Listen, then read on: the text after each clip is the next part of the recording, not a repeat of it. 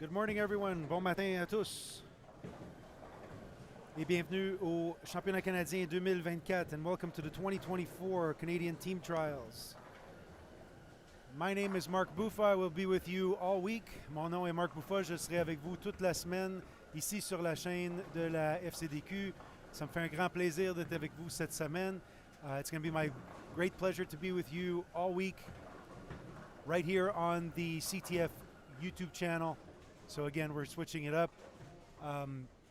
We are bowling 3 shifts, so 6 games this morning, 6 games this afternoon, and 6 games tomorrow morning. Then cutting to 50% of the field, and then onto the finals on Friday.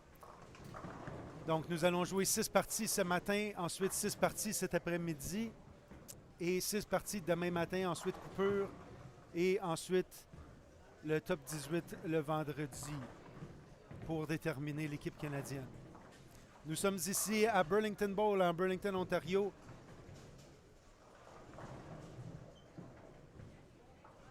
Et tout le monde essaie de gagner leur chance sur l'équipe nationale, soit junior et adulte. Cette année, il y a un gros changement au niveau de l'équipe senior, master qu'on appelle, où est-ce que la qualification pour celle-ci sera maintenant au championnat CMC, le championnat mixte. Donc, c'est la raison pourquoi vous ne voyez pas aucun joueur senior ou des joueurs avec un plus à côté de leur nom dans le rendement.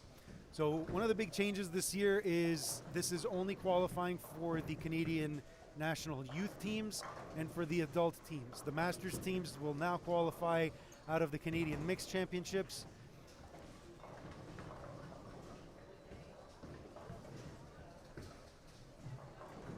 And that is why when you look at the standings, you won't see any players with a plus next to their name because there is no more differentiation there to see who's going to make the senior team. So again, thanks for being with us, and please drop me a comment if everything seems good with the stream and the audio quality.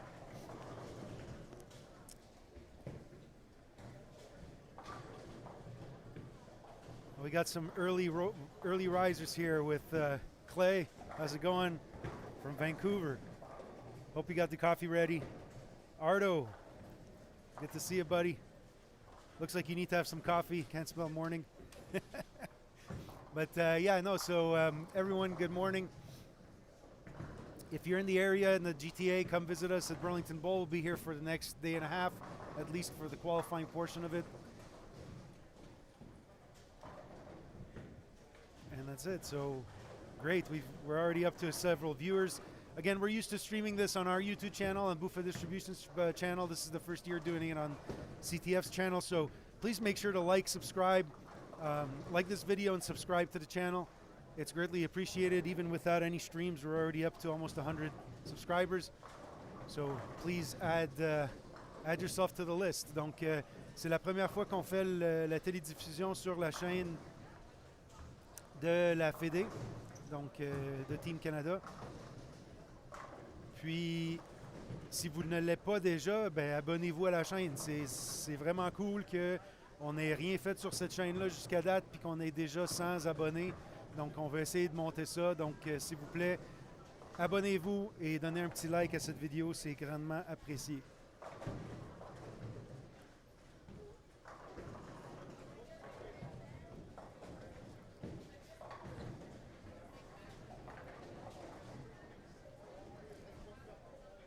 Good morning, everyone. It's great to see the messages. Great to see the usual suspects as usual.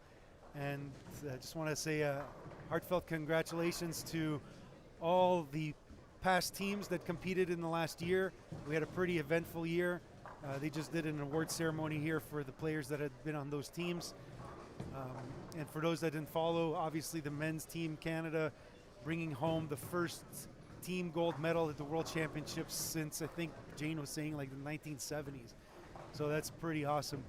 Donc, on avait une petite cérémonie ce matin pour les joueurs qui étaient partie de l'équipe 2023, qui avait gagné de quoi. Puis évidemment, la cerise sur le Sunday en 2023, c'était l'équipe masculine qui a gagné la médaille d'or aux championnats mondiaux au Koweït.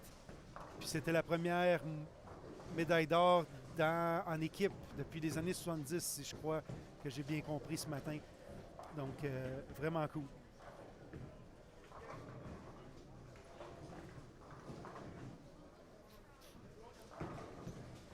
So those of you know how we like to work. It's obviously the first couple of squads. There's not really much to cover since everybody's kind of getting their feet wet. So the comments that you feed me obviously enable me to ramble a bit and explain a little bit about either the event or what's going on or lane play or things of that nature. So please feel free to drop a comment. It definitely helps the conversation. Donc, comme vous le savez, avec les diffusions qu'on fait, les commentaires que vous faites nous aident grandement avec la discussion pour rendre ça un peu moins plate pour tous. Donc, n'hésitez pas à nous écrire pour m'aider à faire un peu de jargon ici puis là. Puis, soit répondre à vos questions à propos de l'événement, à propos de la fédération, à propos des relays qui vont jouer, à propos des stratégies de jeu, etc. Puis, si jamais j'ai des anciens joueurs qui se promènent, qui sont ici pour être spectateurs, je vais les faire rentrer ici pour discuter avec vous. On a aussi Ty Rose qui est avec nous cette semaine. Donc, peut-être que je vais lui demander de venir nous donner un petit coup de main. So we also have Ty Rose here walking around. He's the new head coach for Team Canada. So we'll try to get him on stream and give his input on the new position and also what he sees out on the lanes.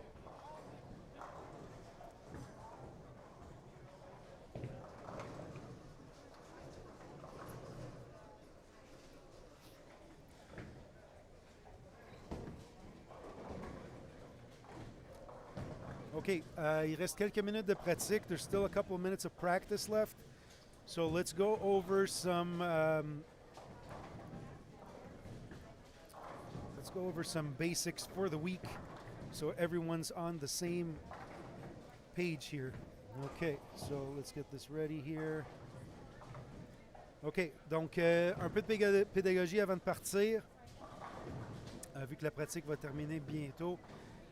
Donc, première chose, si vous allez sur la page de la Fédé, OK, so first thing, make sure to go on your smartphone, go to 10pincanada.com, OK?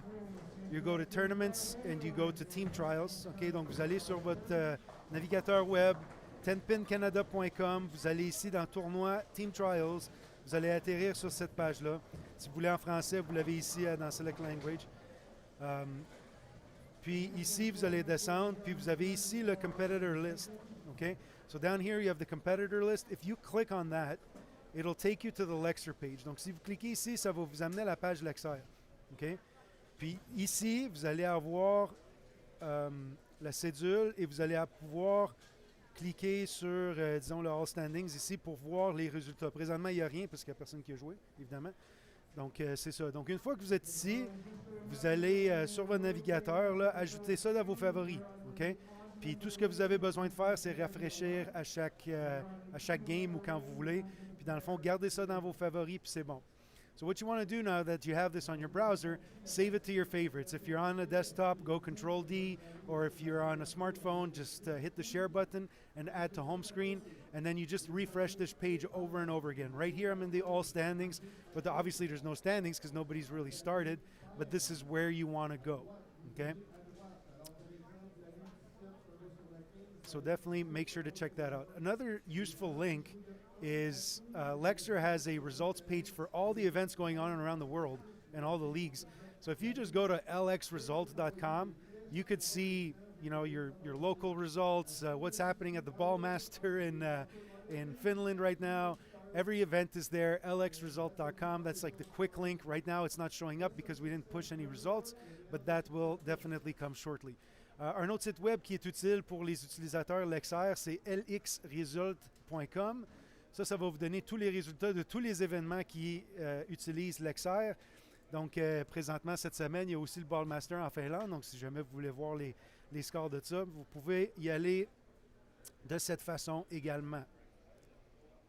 Évidemment, vous n'allez pas trouver le site web comme à date là, sur lxresult.com parce qu'évidemment, il n'y a pas de résultats, donc ça ne l'a pas poussé.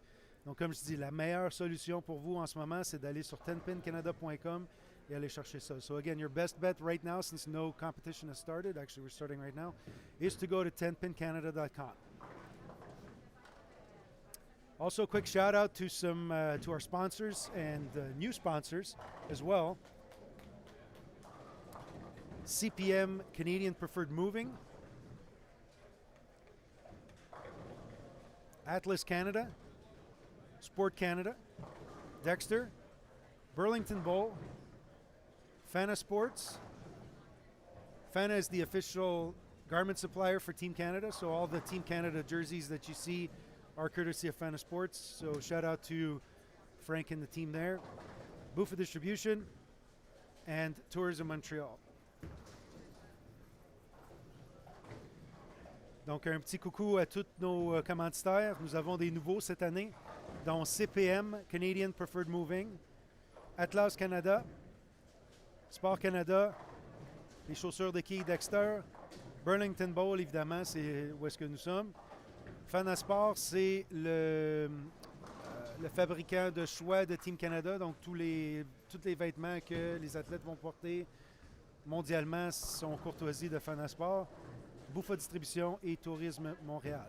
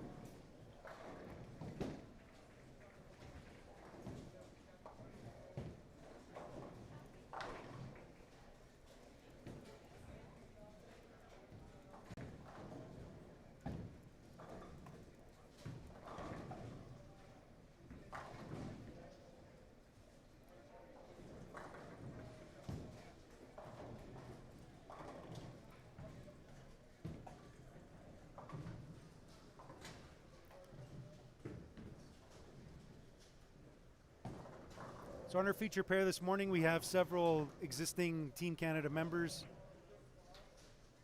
We have Cindy Dawson on the left lane, who was part of the Masters team last year. We have Donald Hull coming up here on lane 13. Jacob Emu as well.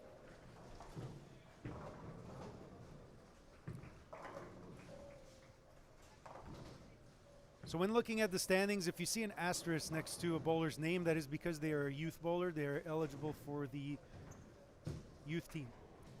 So basically what it is they will take the top 4 pinfall, like the top 4 total pinfall winners, I guess, of the youth category. So whoever has the highest pinfall with an asterisk next to their name makes the youth team.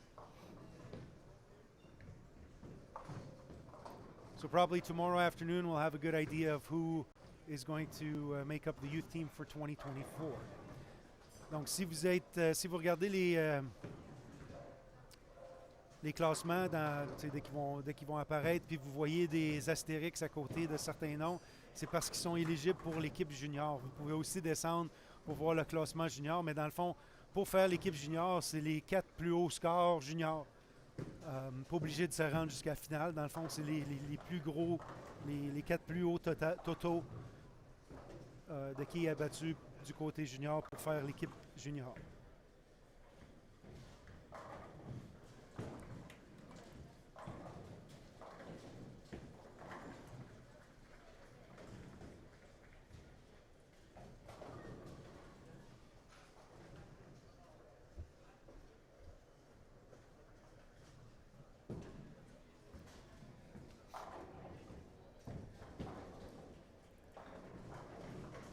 On a de la visite, Guillaume.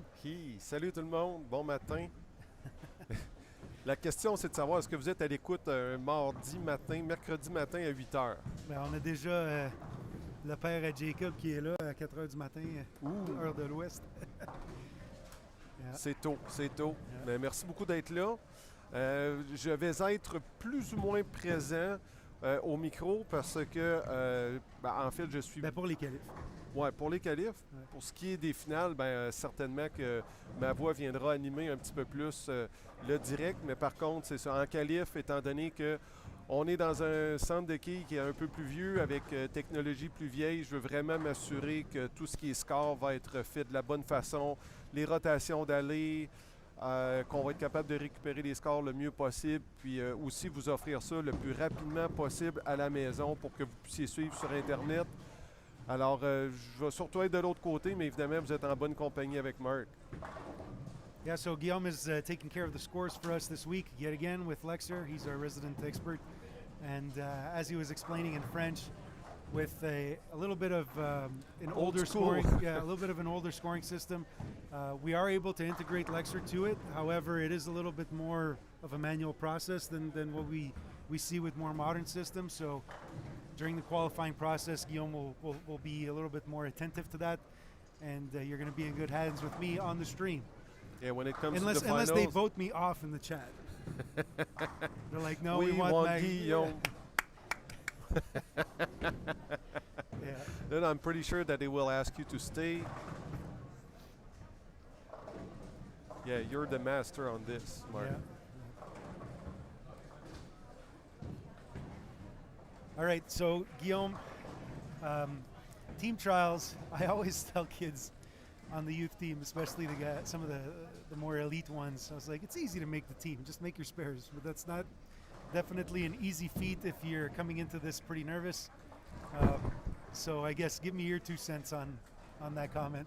Well, obviously making the spares is always the key. I mean, even for like local tournaments or anything, if you don't make your spares, you may strike a lot. But I mean, like in the 9th frame or 10th frame, if you need that spare, you need to, stay focused and, get the things done. Because if you don't, you may lose your spot or you may lose your the cut or anything. So, I mean, it has always been the key. I remember myself here in 09.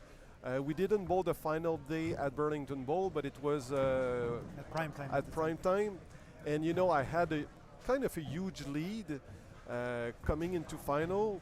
I was second, but I finished 6th because I couldn't strike at all during the finals. But what kept me alive was the spares.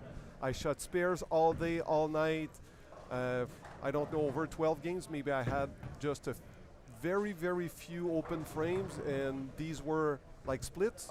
So made my spare, and even the 10th frame of game number 12, I needed the spare to be top 6, and I made it. So imagine I just lose my mind here and there because I cannot strike and have higher scores. Of course, I would have been out of the top 6. So obviously make your spares, but I noticed these days that scores are way, way higher than it used to be back in the days. I mean, we could score 205 and be top 6. Make the team. Yeah, my first team, we didn't even average 200 to make the team, but that's because there's more education out there, not just coaching-wise, but even just on YouTube. Like, people know how to play lanes now. You know that on a short pattern, you're not supposed to play out, or in, sorry. And those were things, like I remember my first team in 2003, guys were playing 5th arrow on a 32-foot pattern. Oops. It's like today, like no one had urethane. Like we were all trying to make something fit. And now that's a big thing. So like today we're bowling on 40 feet and you're seeing a lot of purple hammers still, which is good because on a medium pattern, especially on the fresh, you want to combat a little bit of the fact that you don't have that much hold. Well, it's 40 feet, so you kind of do, but still control the pocket, stay out of trouble, and those types of balls give you that, right? And like I said, in the early 2000s, we didn't really discover that till probably like 05, 06, that we kind of woke up because we saw other countries doing it, like Korea and stuff like that at the World Championships. And now they're readily available because manufacturers are making them. But if you go back 20 years, we didn't have any urethane at all. I remember going into old bowling centers looking for like 1980s U-dots and stuff like that. So the angle as well, maybe stuff like that. The wine U-dot was the baby.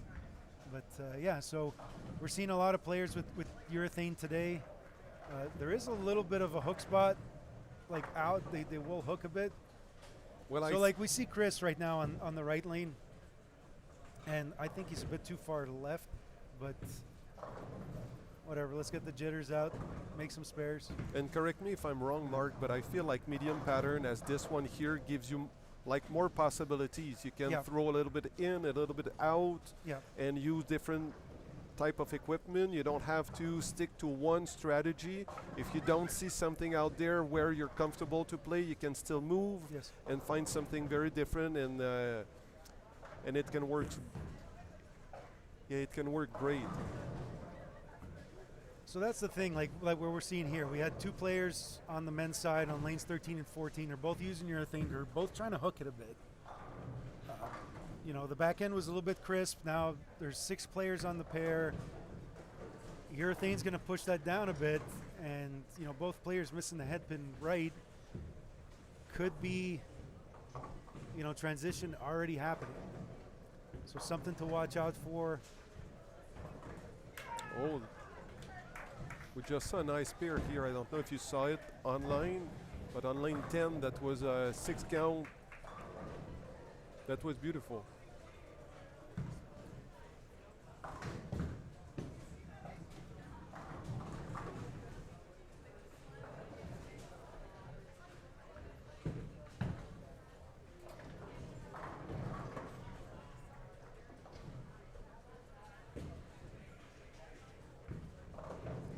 And there's only a few senior bowlers this year, Mark. We have one on lane 13, Donald Olg, looking to be on the men's team, the regular men's team. For some reason, I mean, that CDF could explain, could share with us, they decided to change how the senior team gets to qualify for the Team Canada. Yeah, I mentioned that earlier. Oh, when you were in did? Here. Yeah. Okay. But obviously, with Donald being back here on this tournament for the last couple of years, we do know that, you know, he has great chances of making the adult team. He's very committed to this tournament. Just remember, last year he posted something on Facebook saying, "Hey, I'm sorry about all my friends I didn't see, but I came here to do one thing, and it was to make the team," and he did. And just also remembering that he missed a spare, and you're always like, okay, 10 burpees, and he went just next to the table, and he did 10 push-ups. Yeah. So that tells you how confident this guy is, and it's great to see this guy, because for me, you know, being born in Rivière-du-Loup, you know, I had no clue who Donald was, and you know, I could see that, you know, he knows your father well, you knew him as well. So good stuff with Donald.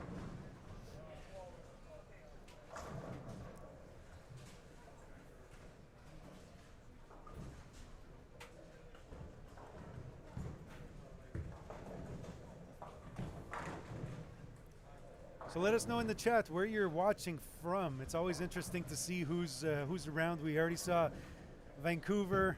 We've got Hamilton in the room. We've got people from Montreal. Trois-Rivières. Three Rivers. So let us know where you're watching from. Faites-nous signe dans les commentaires pour savoir d'où vous nous écoutez. C'est vraiment cool de voir toute la participation à travers le pays entier. Puis un grand merci d'être avec nous tôt ce matin. Puis si vous nous écoutez à la job, ben gardez ça dans votre oreille. Le son pas trop fort. C'est ça, en arrière-plan. Assurez-vous d'être productif aussi un tout petit peu, là, Ouais. un minimum productif. Puis, Restez pas trop longtemps aux toilettes non plus. C'est ça. Si vous voulez une petite musique d'ambiance, d'ascenseur, là, je peux vous mettre ça.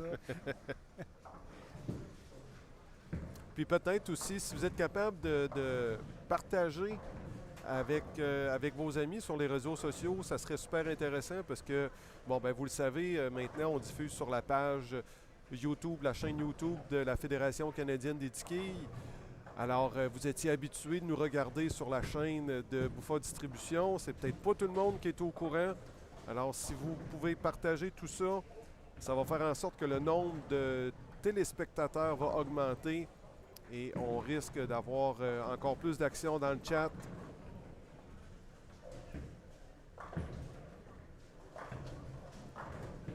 And if we can ask a little bit of help from you, being the first time that we live stream on the YouTube channel page of the CTF, people were used to watch the stream on the channel for Buffa distribution. So make sure that you share that, and people can subscribe to the CTF channel on YouTube. Shout out JR Pro Shop. Jordan Jung. You probably won't see him this morning because they're only skipping one pair to the right. Is that correct? Left goes left, right goes right, okay. And they bowl the next pair. Okay. We might get Russ Molina. Remember last year? I can't. You don't remember? No. No, the chat was going crazy because all his friends were bombarding the chat. Okay, I thought because he was good looking and he is good looking, but you don't remember that? No. No. Okay. I guess I was doing some work in the office. So if you are a Russell Molina fan, let us know. All right, so we got Hanover, Ontario, Hong Kong. What? Arnold Chan, welcome to the stream. Oh, wow. Beautiful. Yeah, are you cheering on the guys from 900 Pro Shop? Let us know. Sean Coots. Sorry I won't be able to see you this week at the Manitoba Open. Obviously with this happening, and I haven't even bowled since the 440 closed in April, so. Not even at the office? Not even, 0. Oh you know, God. I probably got like 5 games at the office. Total? Yeah, I never bowled there. So Brendan has more games than you. Guaranteed. Guaranteed. That's JP as well, I guess. Well,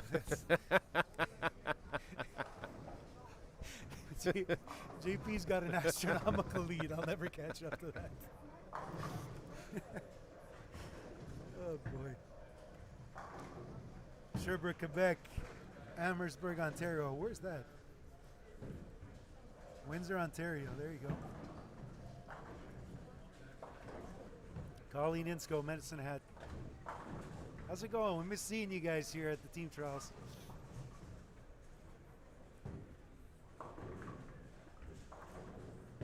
From Sarnia. How's it going, Kenny?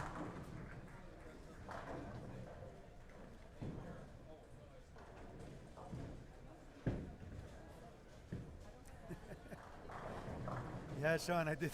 Actually, I think I had 4 balls. I had two ball totes.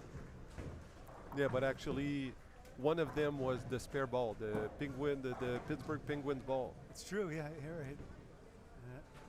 You have a good memory, Guillaume. I didn't remember that.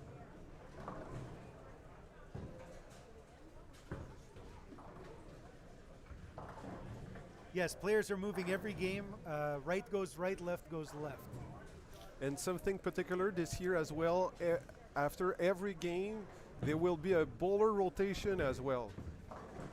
Okay. So for example, here Donald is second. Okay, for game number 1, he will be first game number 2, and he will be third game number 3. Really? Yeah. Okay. That's odd. The players asked that last year. Brand new information. Why?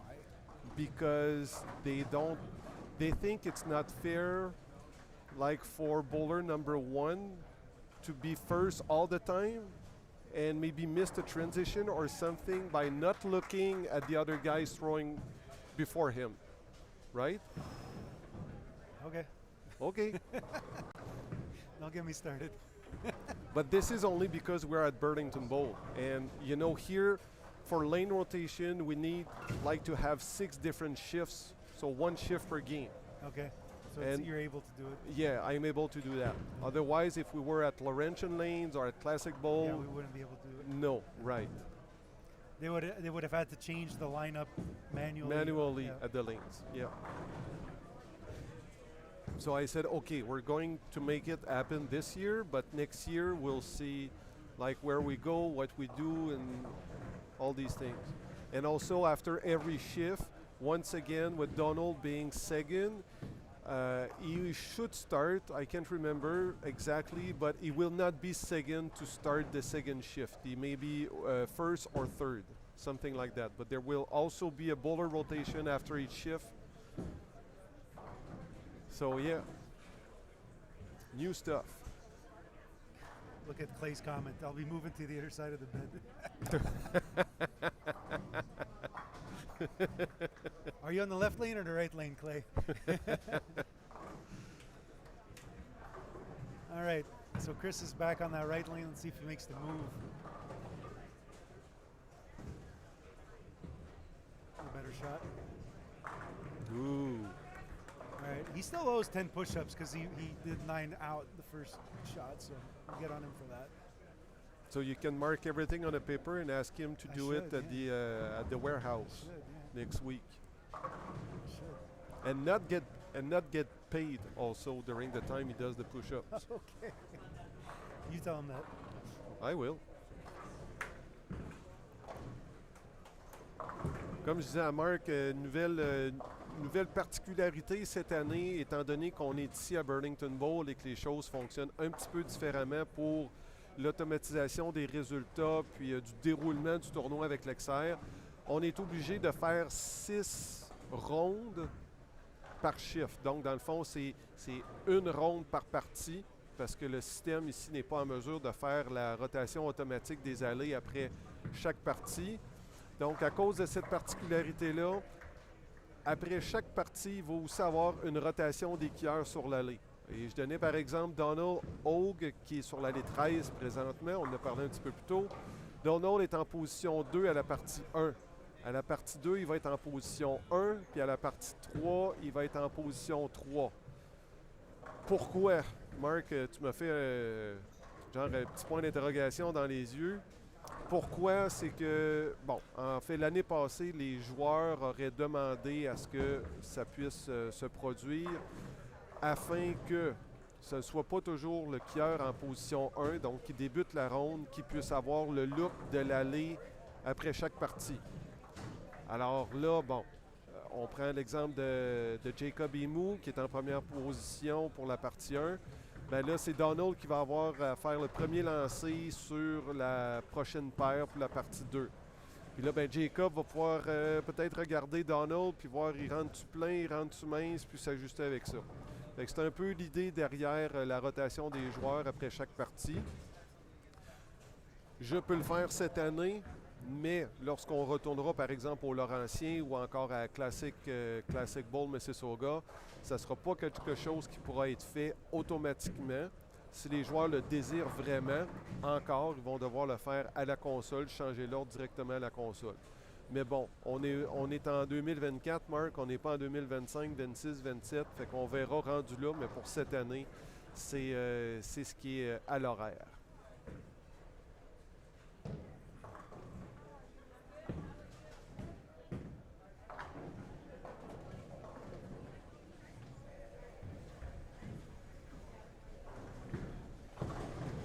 OK, on a monté le son des micros. Merci Eric pour ça.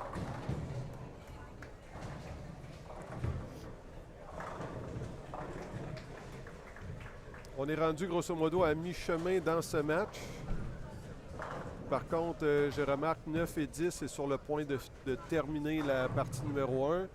Et certaines paires sont rendues au 7e carreau. Alors, ça dépend un tout petit peu. On a certaines paires à 6, la majorité des paires à 5. Alors, il va y avoir une petite différence de rythme entre les paires, entre les parties. On va essayer de s'ajuster, évidemment, le plus rapidement possible du côté informatique afin que le déroulement puisse se dérouler. Le déroulement se déroule. Un petit peu de répétition, mais afin que ça puisse être le plus efficace possible. So we have a question here in the comments about the camera setup. With there being so many players and being in a 40-lane center, it becomes very hard for us to do the commentating on every pair. So we decided to just do a one-camera setup, especially for qualifying. And as the action gets a little bit more specific, we can move around. We do have some mobile cameras to help out with that.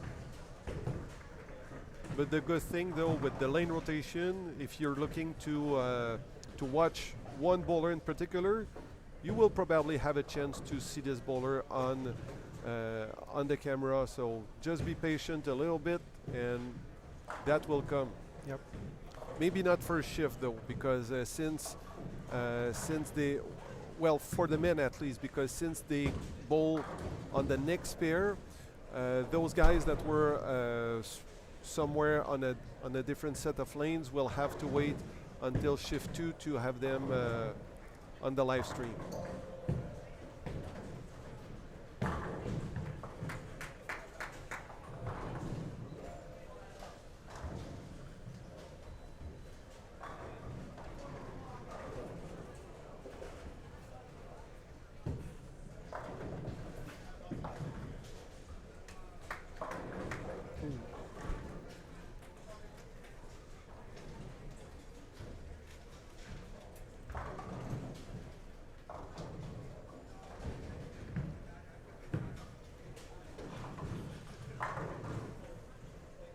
So how many bowlers bowl for colleges, university? There's quite a few actually today. The exact number I couldn't tell you. Probably an easy 8 to 10. That was my guess as well. Yeah, I think most of the youth team might. On the women's side, I know Jade Cote, There's Carly on Carly lane as 12. well.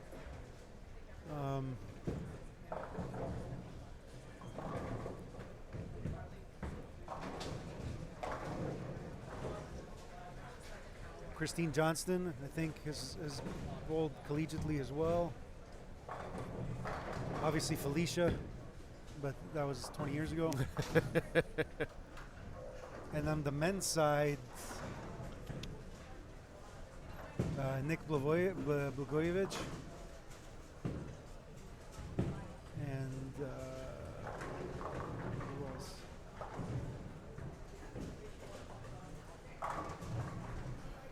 Like I said, probably about, I'd say guesstimate between 6 to 10 in the field. And obviously when you see them, Karen you'll Bouchard, say, yeah. Isn't she done? I thought she had finished. she didn't even know that she wasn't in college. She's doing her master's. Oh, wow. Yeah. Or she did her master's. I don't know if she's done or not.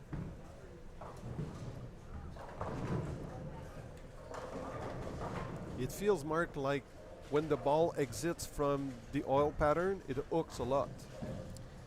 Yeah, there's not much hold, and the ball's hooking a lot. So we see like Kurt here just made a big move left. I don't know about that. I always thought on some of like the shorter, like sub 40, 40 and sub, try to stay around the track area.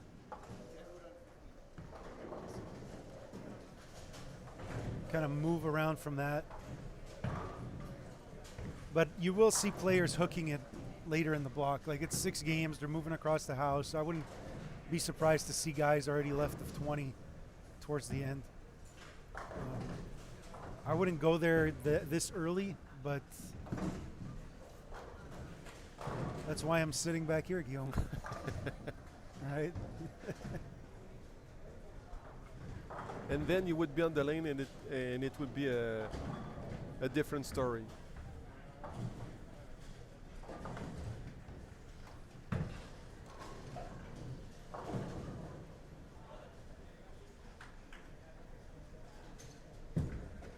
So just a quick reminder to everyone, please visit 10pincanada.com. Go to the tournaments link, click Team Trials, and in there you have all the relevant links that you would need. Also head over to the CTF Facebook page. You put the not the lane rotation, but you put the schedule there, didn't you? No, Yesterday? I didn't. I thought I saw it this morning. Okay, well, if you saw this morning, it was because CDF did. Okay. I don't have any access to the Facebook page myself. Yeah, so to head over to the CTF Facebook page, there is the lane draw there. And if I'm not mistaken, on that PDF file, you should see also every lane number. To know who's going to be on the feature pairs every game, Unfortunately, I don't have that information, but I can tell you that the next game basically will have the right lane, so you'll see lane 10 and lane 15. That'll come onto the feature pair, because again, right moves right, left moves left.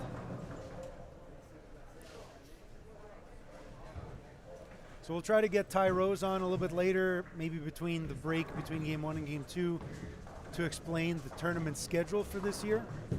From what I understand, there is a youth tournament this June, I think he was telling us. Can't remember. So there will be a travel for the youth. However, he didn't mention much for the men and women, so I don't know what's up with that. Mark, I have to leave. Yep. Already. Bye. And I'll come back during the day. Sounds good. Thanks. Je dois quitter tout le monde. La job commence. La job sérieuse commence avec les rotations d'allée. Souhaite-moi bonne chance, Mark. Yeah. Enjoy. Puis on va se revoir possiblement un peu plus tard. Merci.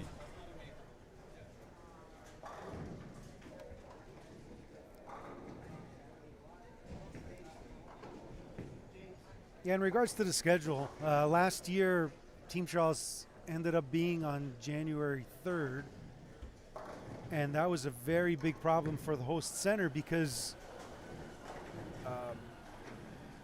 school's out and there was so much open play that it hindered on the host center. So that's the reason why I think that the CTF had to move it back a week in order to accommodate the bowling center a little bit more. And I think it did work out. Now, obviously, yeah, it does take away from kids going back to school, especially in Quebec with the teacher strike. They were just starting school for like the first time in over a month. So we don't have, so obviously for some of the Quebec kids that could have been a little bit of an issue there.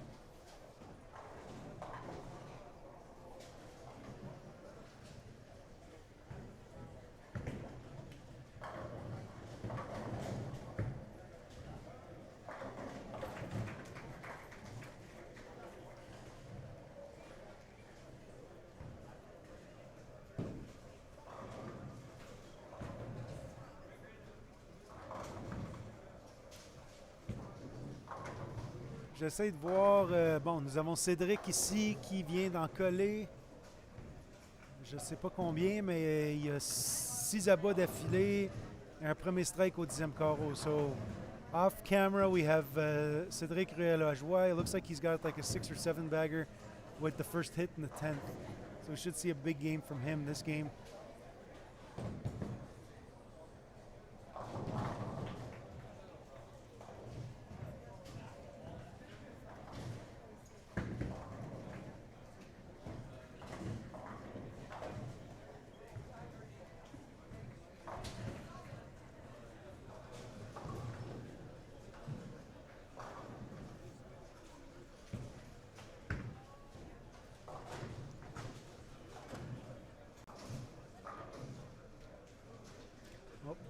Not as big as I thought. It's going to strike spare for 2-10. Donc, peut-être pas le meilleur début des games parce que il pourrait jouer un max de 211. Donc, désolé pour peut-être une excitation prématurée. So scores look relatively low this morning. Not really seeing anyone go 250 plus on this end of the house at least. Which is what you want to see at these national championships. You don't want to see a score fest. You could, because some patterns that are sport patterns are hittable and really promote the skill of being able to strike a lot. I remember during my tenure with the national team, if we bowled on 33 London versus 34 Stockholm, there was a 33 Sydney, I think it was. It was a huge difference in scoring pace. The relatively same pattern length, but just one was so much tighter down lane, and the other one had so much free hook to the right. As long as you stayed right of 5. It was very hittable. So when you see a scoring pace that's low like this, don't leave too many designs. Stay close to the pocket. Make your spares. Move on to the next pair. Get out of trouble.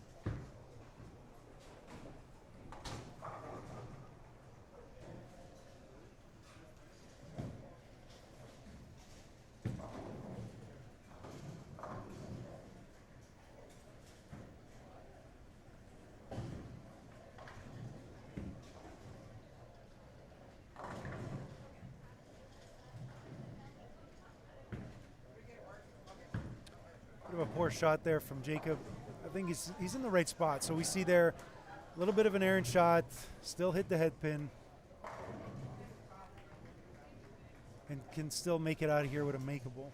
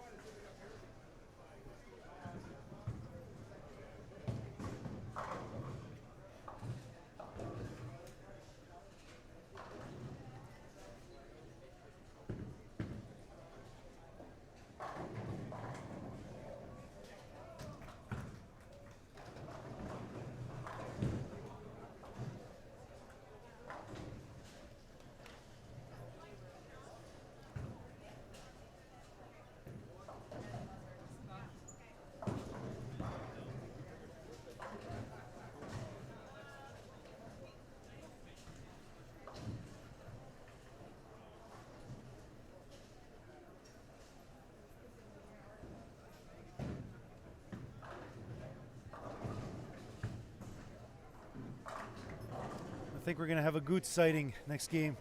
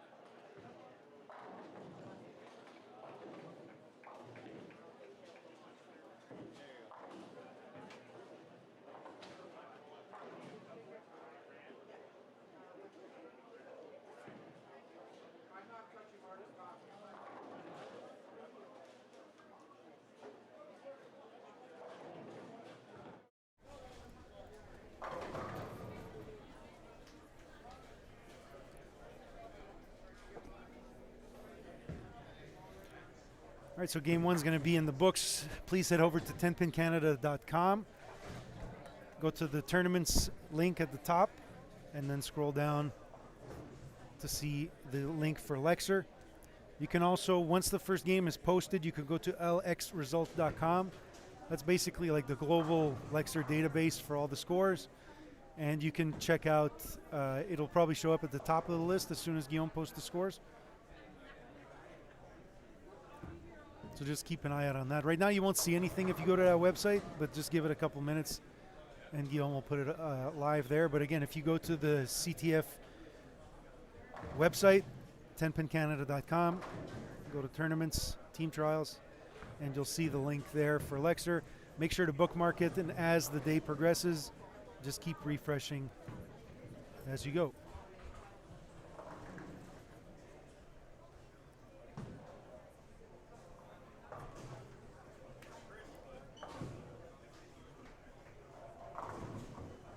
All right, so relatively low scoring pace from what I'm seeing this morning. If you're rooting someone on and you're texting them back and forth, tell them to make their spares. Stay out of trouble, make the makeables.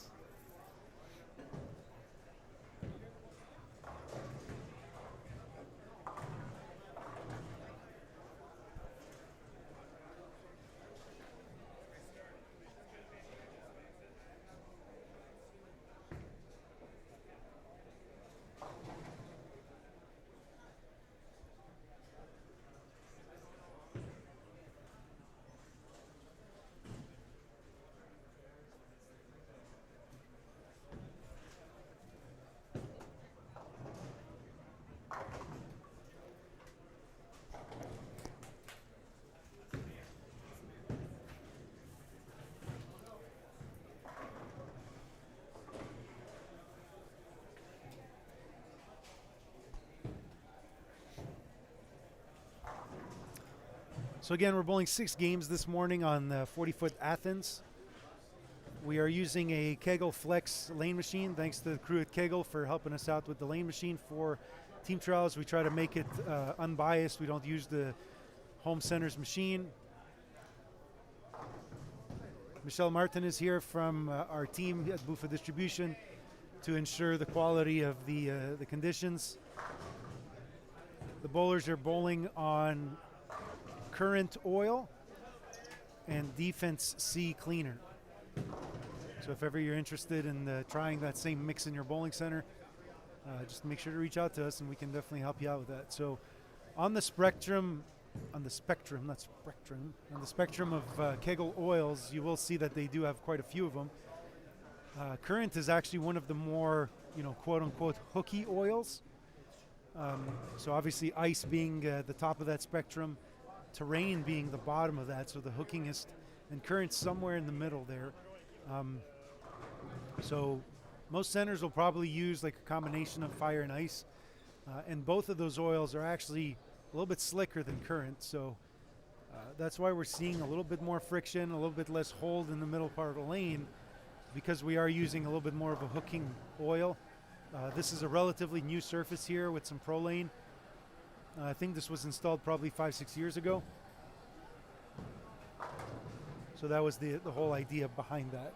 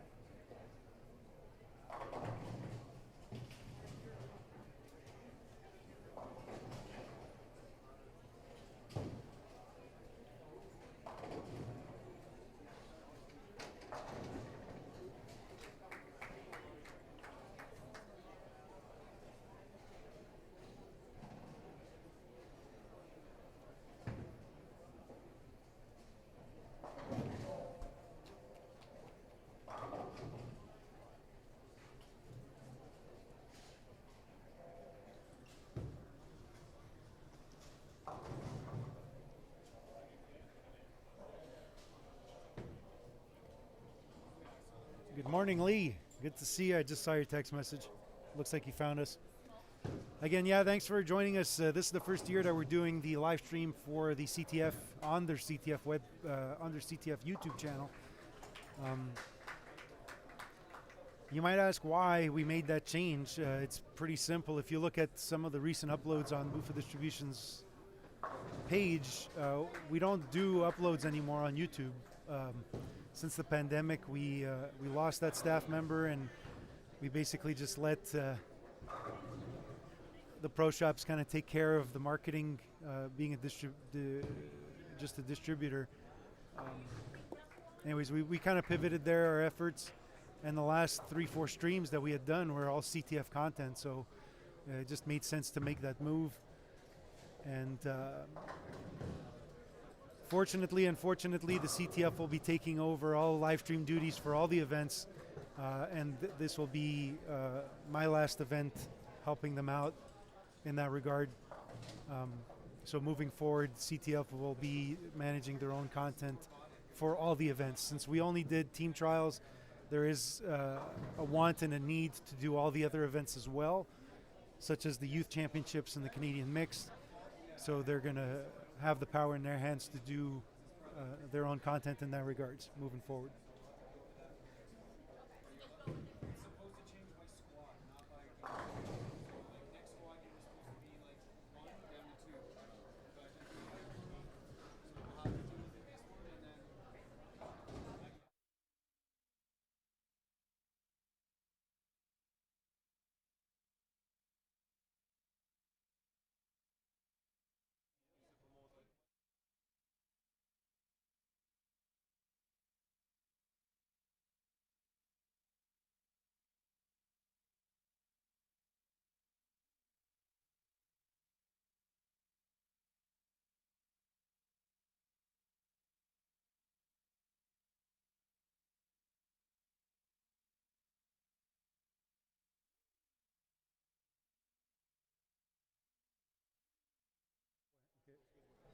Merci.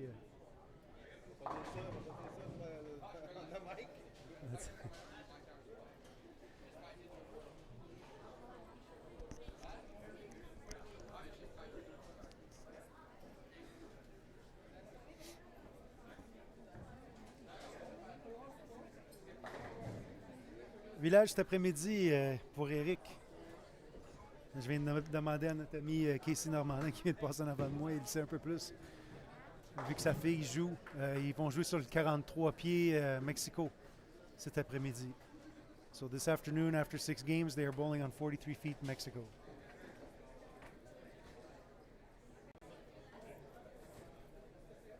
Yeah, we're going to try to get some special guests as they walk on by. I want to try to get Ty today after game 1 just to kind of get his impressions on what he sees and what's happening. That would probably be the first guest of the broadcast. And then as the week progresses, we see more and more of the youth bowlers, not the youth bowlers, the past team players that come in. You know, we see Art Oliver in the chat, probably Uncle Joey, Joe Kayak will probably pass by.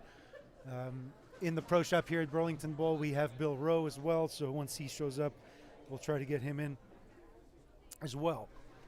Donc, nous allons avoir des invités spéciaux au cours de la semaine, ça c'est garanti.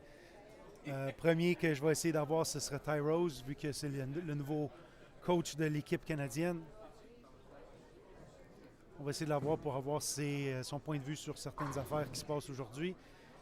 Et aussi, s'il y a des joueurs passés, des années passées qui vont faire le tour, on va définitivement les utiliser pour nous aider avec le contenu. Entre autres, nous avons ici dans la Pro Shop Bill Rowe, un autre membre du Temple de la Renommée qui est ici. Donc, dès qu'il va se pointer dans le bowling, on risque de l'utiliser.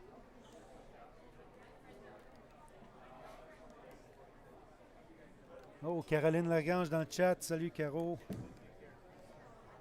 Merci d'être parmi nous. So, Jacob, thoughts? It's tough. It's tight. It's tight and it's tough. All right, hang on. All right, we got the first guest here. Hang on. All I'm over here, guys. Yeah. So first guest after game one, we had Jacob on the feature pair. So what's up? It is very, very tough out there today, mainly because the outside of basically 5-board isn't hooking. So therefore we gotta play some tighter angles, but it's still a 40-foot pattern. So if you miss inside a little bit, it's still hooking pretty early. Everyone's just trying to figure it out for now. So, one game, let it go, move on to the next one, right? Yep, and I think you had the right strategy. I saw some guys trying to chase it in a bit. Right. Listen, the highest game I've seen right now on these pairs was like 211, so I don't think you need to, there's no Hail Mary. Just stay out of trouble. You did make all your makeables. You had a bunch of splits there, but right? Am I mistaken, or you owe me some push-ups? Not yet. No? Okay. Not yet. We'll see. Maybe later. We'll see. But, That's good. Yeah. All right, so best of luck on the high end. Thank you. Yep. See you, everyone. Bye. Too late. Too late. Every year, Mark puts me on at least once. There you go. Might as well. I'm going to Hopefully for a better reason next time. That's it, yeah. Go shoot 300 on the high end.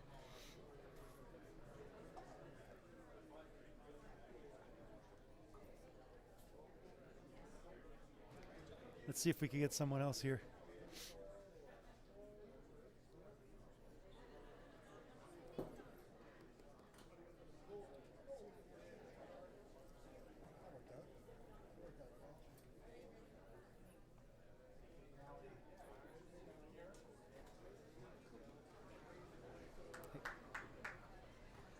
All right, game two, turning on now. All right, we got Youth Team Canada member Alexandre Auclair on the feature pair on the women's side.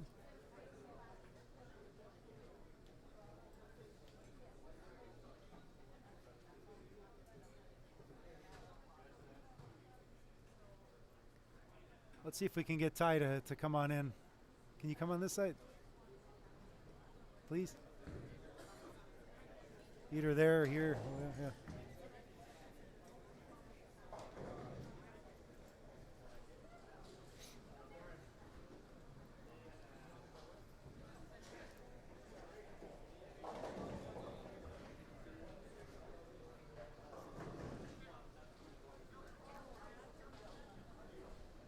All right, we're gonna get coach's eye here from the first game. All right.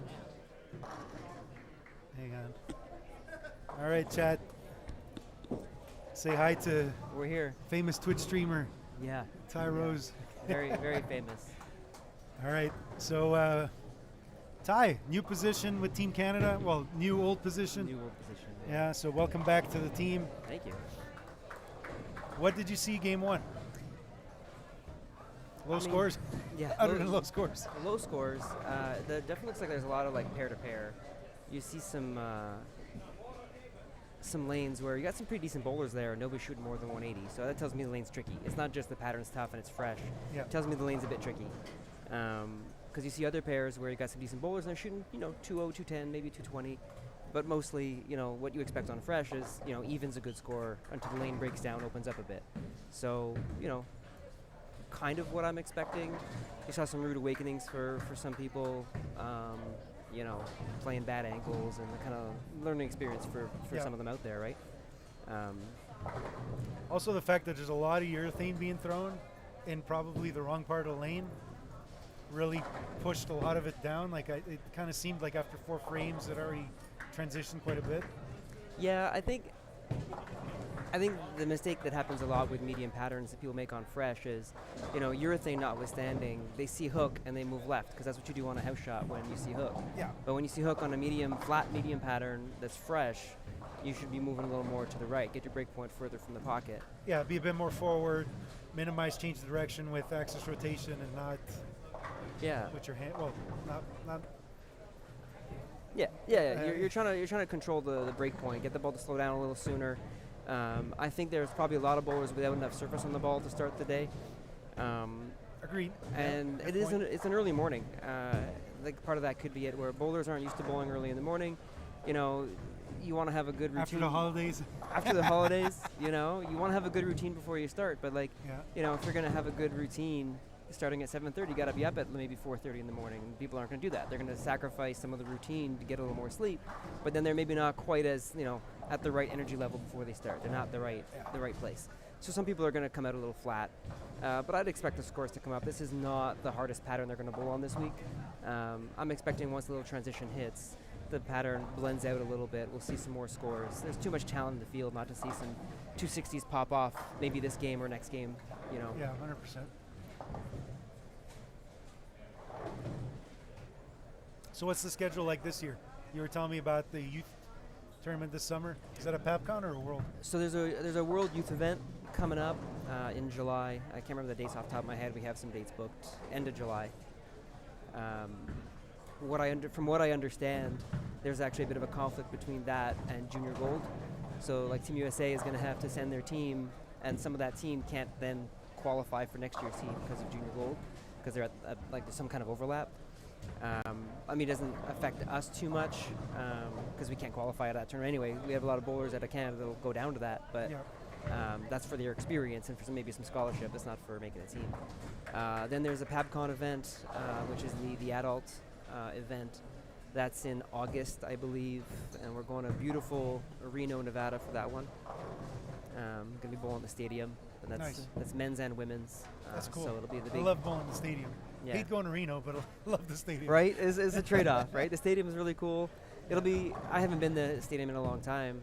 Haven't bowled USBC Open, and I think I bowled there once. And so I'm looking forward to it. And that's what it's for. It's made for like events like that, especially with teams. Because I'm just picturing the atmosphere there. It's really big, but they got like some of the stadium seating is still there. I think, right? Not all of it. Not all of it. They took the top tier off. Yeah, but I haven't been since the remodel, but I've seen the pictures and stuff. Yeah, but you don't need the top tier for that. But there's some seating for fans and teammates that are watching and stuff. So you've been to the stadium at South Point several times, so it's like take that, but just with a higher ceiling, basically. And make it like all along, not like back to back. But I'm looking forward to those. There's also potentially one more event that is we don't have it. It's one of those that's probably happening but not confirmed yet, so I can't really speak to it. But it would be another PABCON type of event somewhere in the North and South America range. Like there's like the COC or whatever it's called there. Yeah, like that. I don't think we have dates for that yet. Like that's so not planning on anything yet, but But no, it's it's funny coming in here yesterday for practice day. It was like, welcome home. Like I was. It's kind of cool to be back and doing this again. Yeah. All right, let's show our age a little bit. Oh God. Okay. Two-handed bowling, something that wasn't around when we were around, right? You won nationals in 04. You're talking about team trials? Yeah, you won team trials in 04, right? In 04, yeah. Yeah. So we can kind of get an idea of, what age bracket you're in. That wasn't a thing back in the day, right? Like we had some thumbless players that were okay, like Steve Gagnon in the Quebec region, right? But now two-handed, like you look at the youth field, and on the men's side, boys' side, on the youth side, it's over 50% of the kids, youth, right? Yeah. My son bowls two-handed. So give your spiel on it. What do you feel? We see a lot more diversity now with styles with two-handed versus before. So it's as the style has grown and evolved, we're seeing more of. When it first came out, it's funny you mentioned, I won in 2004. Just after that, we went to Guam, and we got introduced to two-handed bowling with Belmo and Oscar for the first time, right? And that was the beginning of them coming out, and the kind of their explosion onto the scene, and two-handed bowling becoming a thing. And so, like early on, it was okay. We're going to copy them, right? And then two very distinct styles there as well. Yes. Like a lot of people today don't know Oscar as well because of his injury and stuff. He didn't really get a chance to make so many shows, but he dominated the European tour in the early 2000s versus Belmo. Yeah, like it was always cat and mouse. Yeah, and he was the first two-hander on TV because he made the U.S. Open. Exactly, yeah. Right? When he was with Hammer and he was throwing a big blue, that was something. Yeah. But it was it's one of those things where I think as the style has evolved, also people are like realizing, just like one-handed bowling, like you got a lot of like key things you want to do, but there's variations because not everybody's body's different, or not everybody's body's the same. So depending on your body shape, the length of your arms, your torso, stuff like that, you're seeing different styles of two-handed bowling that is equally effective, and you're starting to see more of like 4 or 5 kind of variations of what you tend to see and what you want to have. And so for the two-handers coming up, it's more about kind of figuring out what are the key elements you got to still do, and how does it change for your style, like in terms of your size of your torso, your flexibility, stuff like that. But one thing is for sure, you need to be more flexible and mobile to bowl two-handed than one-handed. There's a lot more body movement. You see like the core rotation in a one-hander, they don't have to get to a full 90 degrees. A lot more two-handers are, minimum 60 all the way to 90, whereas, one-handers, some of them get to 90. Yeah, you will have some more static styles. Like if we look at some examples on the PBA, like a Chris Vi and a Kyle Troop versus a Simo. Yeah. Right. Like there's a lot less spine tilt. Yeah, those two are much more. Yeah, I was shocked when I talked to Kyle Troop. I interviewed him for an article for BTM, and I was shocked when he said he'd always been a two-hander, because he looks exactly like you would think a one-hander who adapted to two-handing would look like. Agreed, yeah. Right? Agreed, yeah. So he said he bowled two-handed his whole life, but he probably bowled two-handed his whole life with one-handed coaches who are just trying to say, okay, we'll let you bowl two-handed, but we'll teach you to bowl like a one-hander type of thing. And not to knock what he does, because obviously he's world-class, but I don't think that's what you're necessarily going to teach. As we have understanding now of how that game works, you're probably not going to teach someone to throw the ball like Kyle Troop. Even if with the same body type, you can probably find someone, more like Osku, a little bigger, a little more solid. But we don't see that as much anymore, like the more explosive finish at the line. Yeah. Like I think, like even the power hop has kind of disappeared. Remember that? Like that used to be a big thing in the early years of that, and just to create a little bit more stability and all that. But we do see some really good players coming up that are a threat this week, right? Yeah. Like we have one on stream with Chris Bedard, right? Like if he doesn't get in his own way, he's got a pretty good solid game. He's in good shape. Yeah. It could be a game changer. Yeah, and we're starting to see it on the women's side too, internationally. Not here nationally in Canada, but some of the Swedish girls, man. You're seeing them learn how to do it, and there's no reason that like everybody couldn't do it. It's just getting the right technical elements. The timing's a bit different from one-handed. The body position's a bit different. Yeah. And the big thing obviously is not having the thumb in the ball. You can learn how to generate revs real fast. It's funny, the development of a one-hander, is you start off speed dominant and you got to work hard to get rev rate. And the development of two-handers is the opposite. You start off rev dominant and you got to be able to generate speed if you want to be good. Yeah. And there's no reason anybody couldn't learn. It's just a question of either getting the right coaching, but also kind of figuring it out. Like you and I grew up. We had access to coaching and we got good coaching, throughout our lives. But a lot of what we figured out how to do for ourselves was, spending hours just fooling around or practicing by ourselves and finding out what worked for us, getting those tricks that we wanted to learn. 10,000 hours. Right? You got to put them in. And those 10,000 hours don't always end up with a coach behind you. It's actually better that they're not, because you got to figure stuff out yourself. And that was the big thing too. Like when I went to college at Wichita State, we always got you got good coaching out there. It's like we had one session a week with the coach, and if he had nothing to tell you, he didn't tell you anything. Yeah. Like he was just, and half the time he wasn't even showing up on time. Coach L. Shout out to Coach L if you're watching. I'm taking shots 20 years later. No, that's it. It's like you feed off your teammates. Yeah. Right? And how many times we had practice sessions together at Lawrence and Lanes with the secret code on the touch screens to get so it was just spending time on the lanes and, like you said, just trying to figure stuff out, and also try to emulate a player that you would like. Like we had in our time, we had the RDS championships, right? Yeah.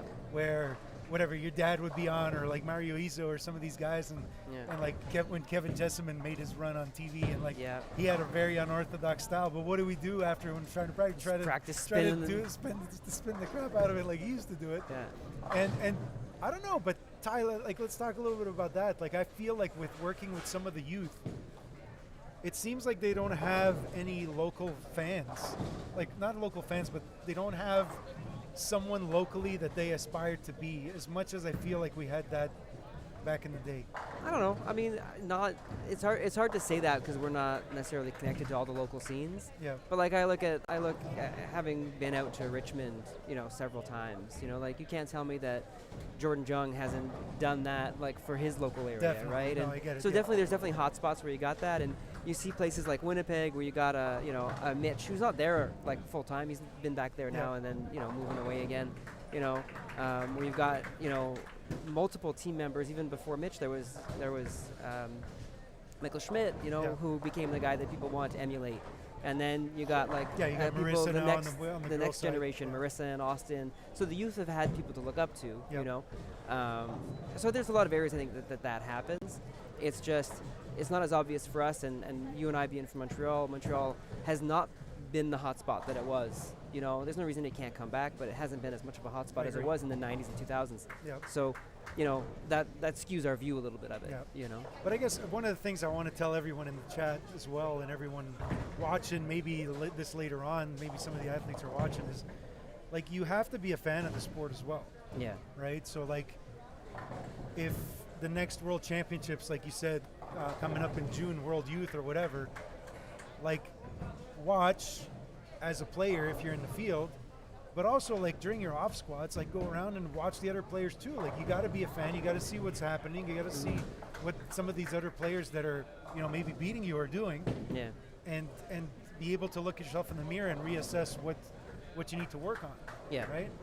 Like Yeah, I for sure. loved watching guys like Steve Hoskins on the PBA, like that just ripped the cover off of it back in the day, Yeah. and just try to emulate that. And that's how you learn how to hook a ball, right? Yeah. And I think that's why two-handed bowling got a little bit more popular, because you just saw so much of it, right? Yeah. And then over the last couple of years, or whatever, the last decade, that's all you've been seeing on TV is two-handed, Yeah. two-handed, two-handed. So it's like, okay, let's copy paste, and here you go. Yeah, it's interesting to me because like you mentioned, two-handers, you don't see quite the speed dominant, like the Oscu superpower game. A lot of them are a little more finessey. They have a lot of power still, but you see a little more finesse coming out of that game. I see how the two-handed game is kind of getting a little bit closer to the one-handed game. Some of the elements are getting closer to one-handed. And then I think back to some of the, like I've seen one-handers, back in the day who looked two-handed with what they did, the body rotation and the forward lean. And they, we Close teach them, good, eh? we teach them to do a little bit less of that, but they were onto something. They generated power because of that. I think that one of the challenges for a lot of kids growing up these days is there's just almost too much information. You got a lot of coaches and parents who, have learned stuff and have a lot of information, and they're just throwing it all at the kids. And the kids have YouTube to watch and try to absorb everything. So you got 85,000 messages coming to you about how to bowl and how to do something, and less figuring it out for yourself. And I think that on the one hand, they develop physically a little quicker, but like mentally, tactically, they develop a little slower because they didn't figure it out themselves. They were just copy pasting, right?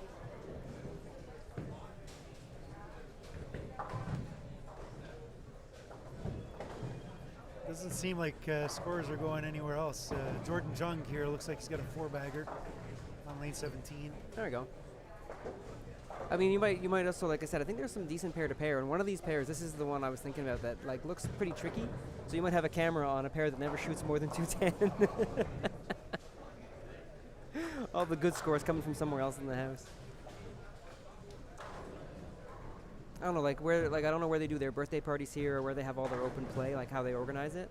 But that's usually a good indicator of, if the lanes are going to be in good shape or not. If there's birthday parties that's where that part of the tournament is bowling on, those lanes are going to have a lot of friction in like the middle of the lane and nothing in the track to like have something to bounce off of. So who are some sneaky players you're looking at this week? Maybe some people flying under the radar that people at home might not look at first when looking at a standing sheet, but someone that you're kind of keeping in the corner of your eye this week. I mean, there's people out there. It's tough because I haven't been around for a few years, so some of these names are new to me too, right? So I can't speak too much to what they're going to be able to do. Come on, But you've been like- watching the streams, man. Don't lie. I mean, a little bit, but doesn't mean I have much to go off of. But I mean, I think with some of the PBA guys that have that conflict with the Players' Championship that aren't here, it opens up the field Yeah. on the men's side, Yeah, I told a couple guys yesterday, I was like, you want in? now's a good time. Yeah. You know, like jump in. Yeah, you know, and so like there's a few guys out here who, you know, a couple of years ago I remember saying I thought Darren Alexander was someone who's going to kind of be a dark horse to come and make the team, and now he's made the team a couple times, and now he's a world champion, you know. And so now I'm looking at the field, looking at, okay, who looks like they've got something, you know, and it's hard with just some practice yesterday and other stuff, but I look at some of the youth bowlers that are on the team. Nick Blagojevich is a great example of he's getting the experience and the coaching down in the States. He was always talented. I remember working him when he was like 13 years old and like thinking this kid throws it good, you know, hopefully he's got a head on his shoulders, and he does, you know. You know, he's somebody who's been close to the team. I see him taking a run at it, maybe making the Stepladder. You know, I see guys, you know, some of these Ontario guys who I've known for a while, you know, who might make a run at it, you know.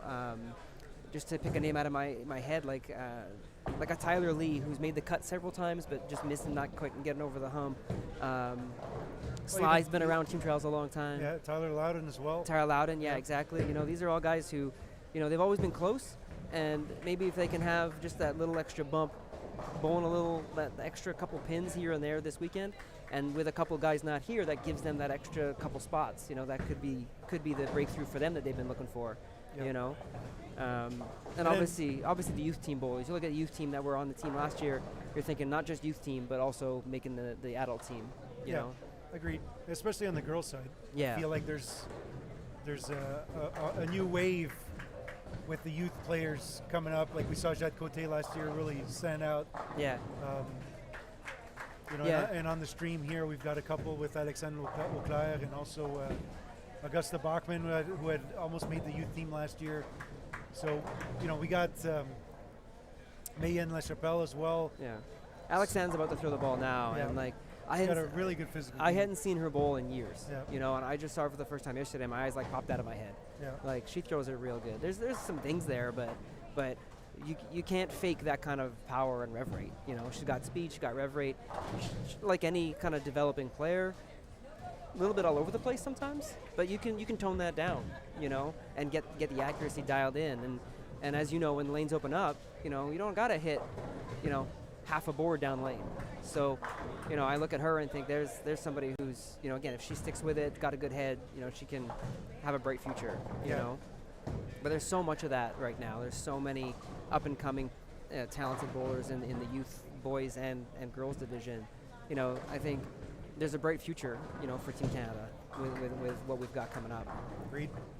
We even got Goots here on lane 13 coming up. He's always been sneaky close, right? Yeah. He's been close on multiple occasions, and hopefully this year is going to be his breakout year.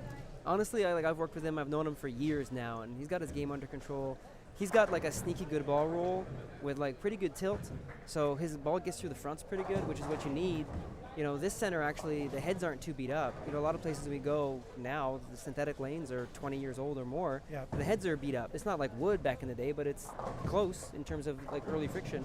So when you got a guy like that can tilt it a little bit and still have forward roll, and then get around it when he needs to. Goots' problem sometimes is, you know, I've worked with him a lot, so I can say this pretty honestly. You know, he tends to be a bit extreme. He either likes to play pretty straight or get into sixth arrow. You know, so he kind of gets himself trapped playing straight a little too long, and then he has to make a huge jump, and he maybe gets too far left. You know, but if he can kind of chop up the lane, you know, gradually, properly, he's got a great ball roll that could go, you know, go deep into this event. You know.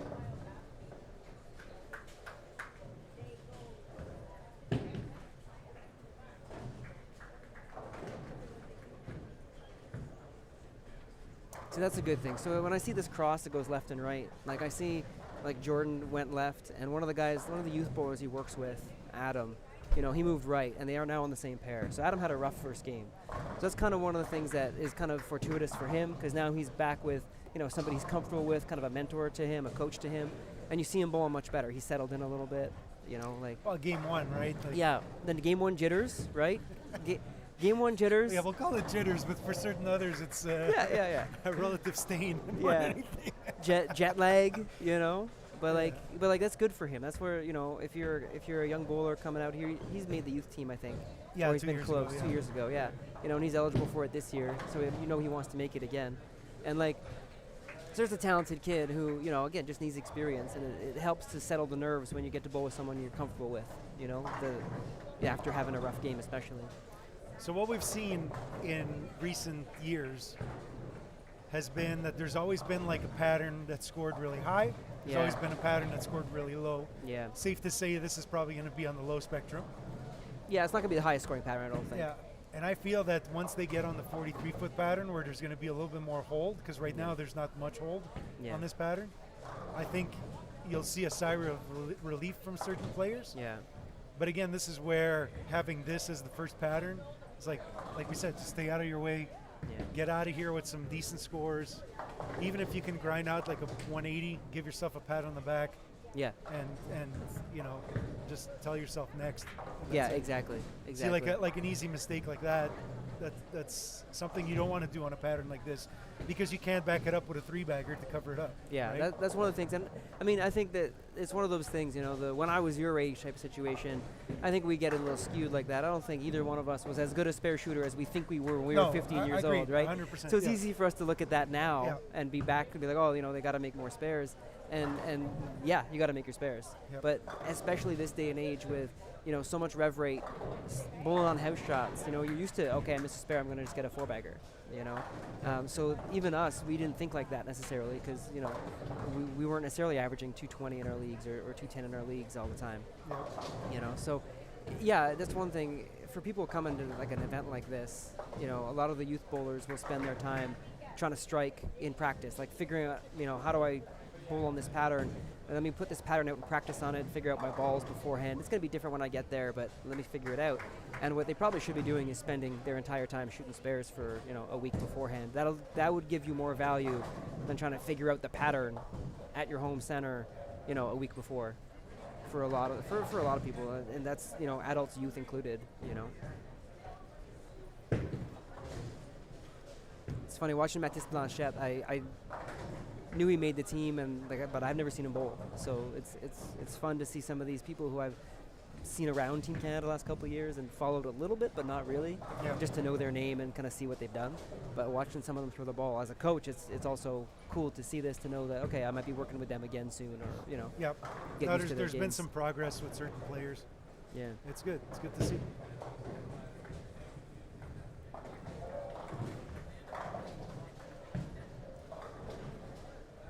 So do you have any plans nationally to travel, develop coaches in certain spots, or right now the focus is just high performance? I mean, it's two different things. One of the things, so I was heavily involved in coach development while I was coaching the national team, and I was doing coach development stuff even after leaving the national team. That was still part of what I was still doing, working on the program. We redid one of the courses. One of those things that happens though, like COVID didn't just mess up people's lives in terms of going to work and going to school, and it kind of put a pause on all of that coach development stuff that we were doing too. So now it's getting back into it and getting these courses. One of the courses is in for approval right now to be delivered online, so that instead of waiting for us to have 12 people in one local area to either get a coach developer out there, like fly someone out, or like someone that happens to be there. Now we don't have to wait for a big group of people. We're going to offer this course. The first one is going to be a 3-hour course, let's say on a Friday night or a Thursday night. Sign up if you want to, and we can have coaches from all over the country tune in to a Zoom meeting or something like that. So we're in the final stages of getting that approved. The only problem with that is the on-lane portion obviously can't happen. So that becomes, okay, well, how do we deliver on lane? And then at least that way it's a smaller course to do, and we can get people the basic foundation stuff quicker and easier, right? And then the online stuff, we can do some traveling to get out there and get that going. Correct. But yeah, there's a lot of stuff that needs to be done that kind of got paused or derailed after COVID, and just trying to get the momentum back of doing that. We got to train some new coach developers, got to train some new coaches for their local, provincial level, and national level. As a national coach, you want to see not just the youth develop and the bowlers develop into national team players. You want to keep your eye out for coaches that are developing and becoming, potential national caliber coaches. Right. You know. But developing the game at the grassroots is also what makes this field better. Exactly. Years and years forward, right? So Yeah, that's one of those things. It's like not a chicken and egg thing, because you got to get the training done and development done, but you've got to continue. And you can see we had a really good jump in like the teens. That became a really big focus, and we got a lot of coaches trained and did pretty well. But then there was a lull there, COVID and post-COVID, and now we got to get back on that train. Yep. There's demand out there, which is great. I'd rather have demand than not, but it's just a matter of getting the courses out there.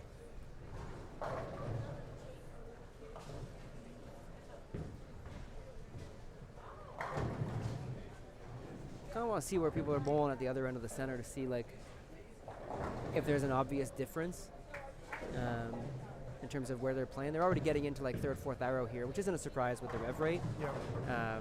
Well, Jordan seems to have it figured out. He's got 148 in the sixth. Yeah. And this. So 4-bagger, spare strike. Yeah.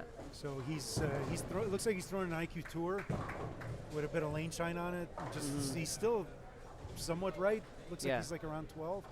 Yeah. Even Jed Cote, I watched her on the women's side. She's throwing a Venom Shock, and she's still further out, obviously. Yeah. Yeah, I mean, and that Venom Shock is probably one of the best balls Moto's got. It's like such a good control benchmark piece. I've never heard a bad thing about it out of, anything else. So that's a great ball to start with. And she's another great bowler who's always had a lot of talent, always thrown it good. And now benefits from getting all that experience bowling every day in the States. I've always said that, there's like some really, really elite college programs that have, great recruiting and great coaching and all that stuff. But you can go to almost any school and get better because you're going to bowl that much more. You're going to practice every day. It's hard to be worse when you're practicing every day, bowling tournaments every weekend. That's it. Right? Yep. And the regimen is there. Yeah, and that's not meant to be a knock on her school, because I don't know if her school is one of the really good ones or one of the really bad ones. I feel like it's probably in between. It's probably a pretty good school because she's getting better. But like when you look at going to the college scene, I think it should be, if your goal is to make Team Canada, bowl professionally, take a shot at the PBA or PWBA, the college scene in the U.S., especially for girls who have NCAA options, like it's hard to say don't give that a shot, because where else are you going to be able to go to school and bowl every day, and if you love it and you want to take your shot, that's the path, I think.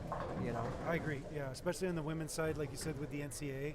Yeah. Because you could pretty much get a free ride at a really good school. Yeah. Like some of these schools, like Vanderbilt. Yeah. Hey, that's a good, like, not just bowling program. It's a good school. Yeah, exactly. So like you get out of there with a degree. It looks pretty good on a resume. Yeah.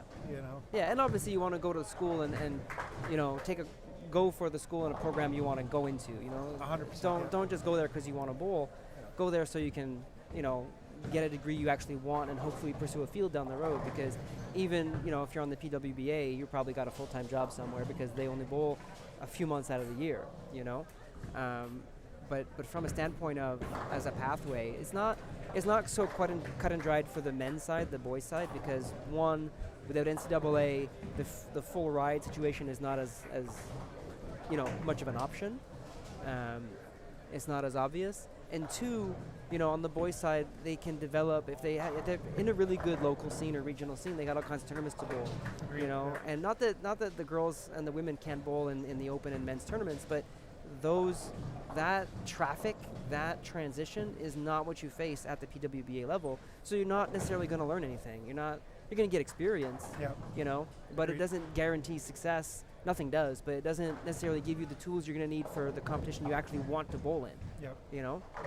Learning to play sixth arrow as a 20-year-old young woman is great, but what's it going to do for you if you're bowling on PWBA? Not much. Well, we saw that with Caroline, right? Like when she would bowl the stuff back home in Quebec, she would hardly ever cash.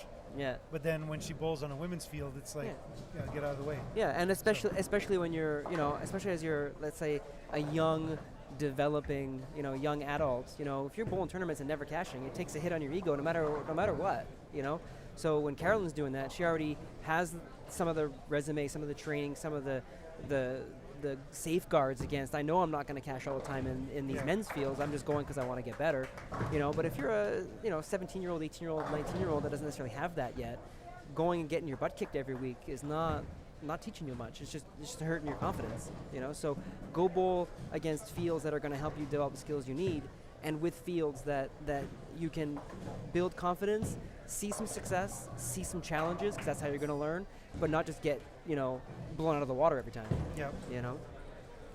But no, I agree on the schooling thing. Like, that's the biggest thing people ask me. Like, where should I go? What do you want to study? Yeah. What's the program you want to be in? What's the best school to bowl? No. What do you want to be? A doctor? You want to be a pharmacist? You want to be a mechanical engineer? What do you want? Right? Yeah.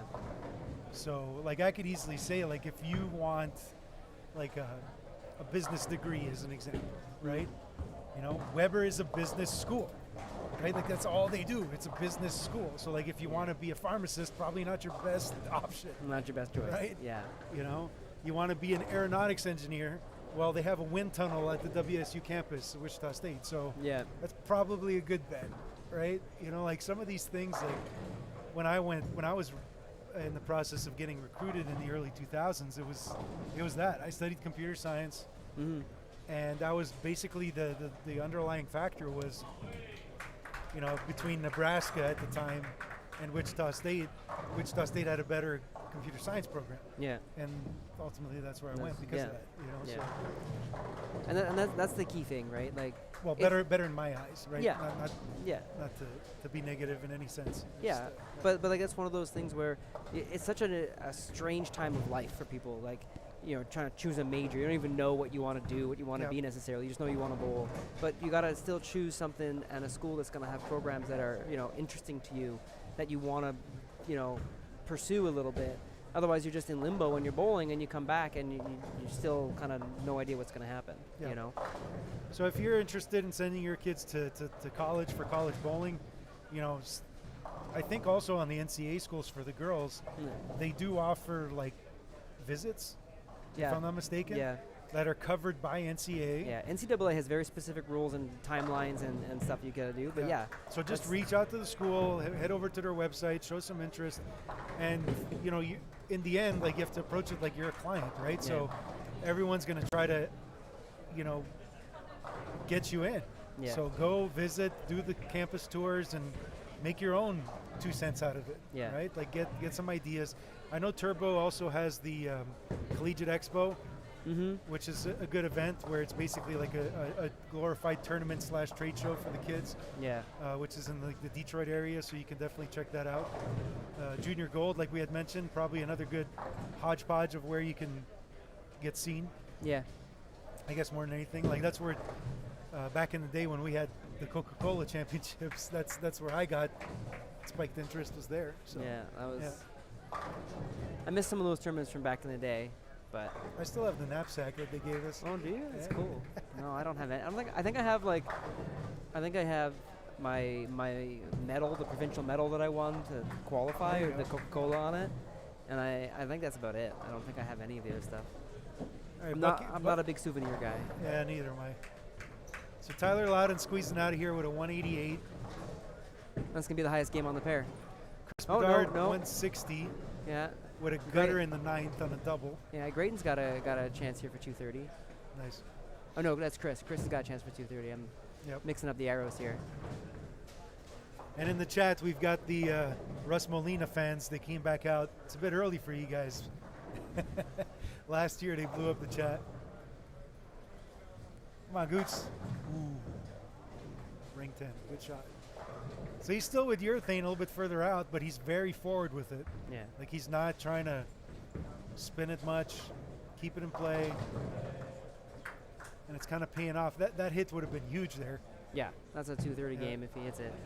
So it just got some thumbs up from G Musso. I guess he bowled good. Did he cross the other end of the center, or does he go up somewhere? He was here before, so he probably went to the high end. Not probably, he did go to high end.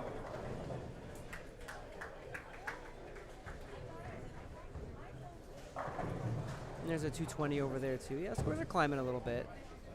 Scores are climbing. See more doubles.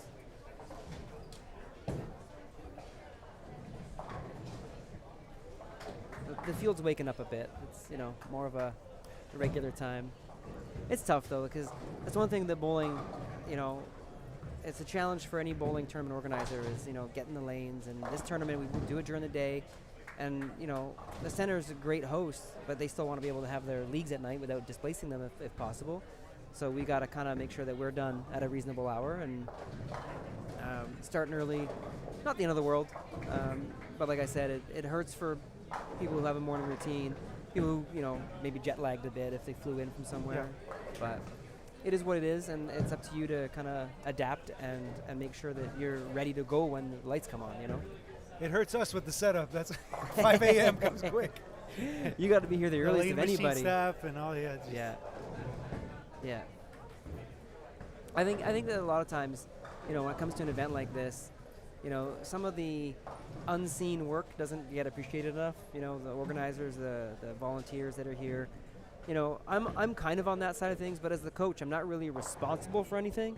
So I kind of show up and help out a little bit. But, you guys that are here, you were here, you spent the whole day yesterday setting up the live stream stuff. Michelle doing the lanes was here yesterday for 2 shifts, and he's going to be here 5 a.m. every day doing the lanes here. The volunteers that are doing scorekeeping, the center staff, they're doing the best they can to help manage this. Yeah.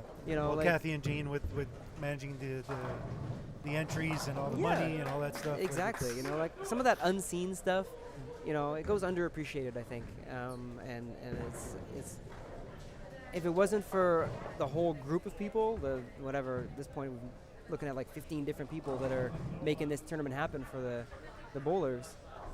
Some people get more face time out of it. As the coach, I rightly or wrongly, I get some face time with the bowlers, but I don't deserve any credit for the tournament. I'm just here floating around and trying to do my thing and be helpful. You're the ones that are up here at 5 in the morning doing the work. Yeah. So, question in the chat about several players. Donc, on a une question dans le chat. Désolé pour... on est parti sur une tangente en anglais.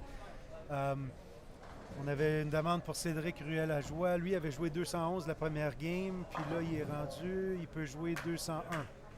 Donc, il n'est pas trop dans la chenoute. Notre meneur, Mathis Bibeau. Probably shouldn't some of that chat in French, eh? That's it, yeah. Mathis Bibeau qui mène après une game va jouer 199 avec un strike ici au 10. So should still be in good shape. Mathis, who's our leader. All right, so. Yeah, on voit avec les scores qu'il y a plusieurs qui ont vu 220 en partant. That's good. Mais pas de grosse game. On n'a pas vu un 250, 260. Ça pourrait venir avec un peu de transition parce que on verra, mais c'est ça. Après ça, il y avait, c'était qui l'autre que vous demandez? Mathis Blanchette. Mathis... He's right here.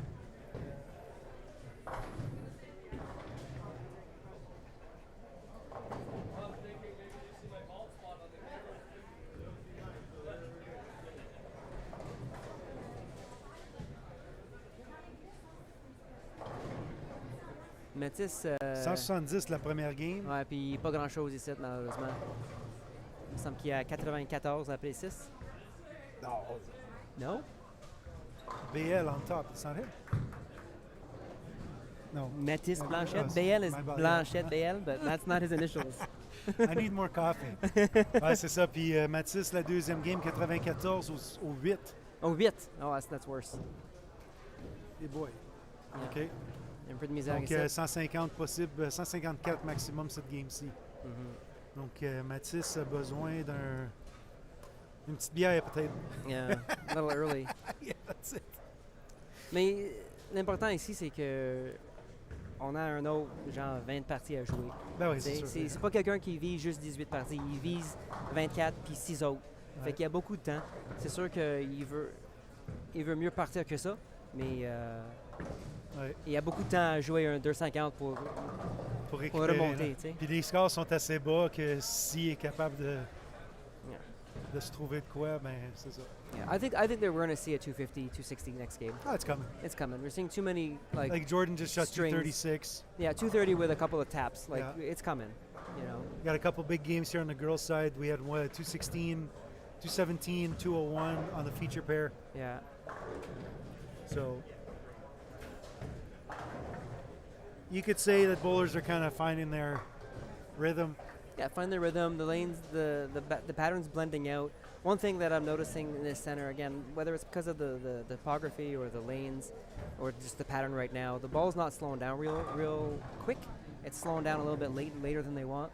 So once some of those heads disappear a little bit, the ball slows down a little sooner, and they're going to start to see that shape they actually like. A lot of times people overestimate what they want in the back end, and what they really need is like some earlier or mid-lane read. And once that starts to be produced by the lane, that's why you see the scores go up a little bit. The balls are slowing down at a more reasonable rate. They're not going from a bunch of oil to fresh back ends that, aren't. That's why urethane is often in play on the fresh, because it blends that out real well.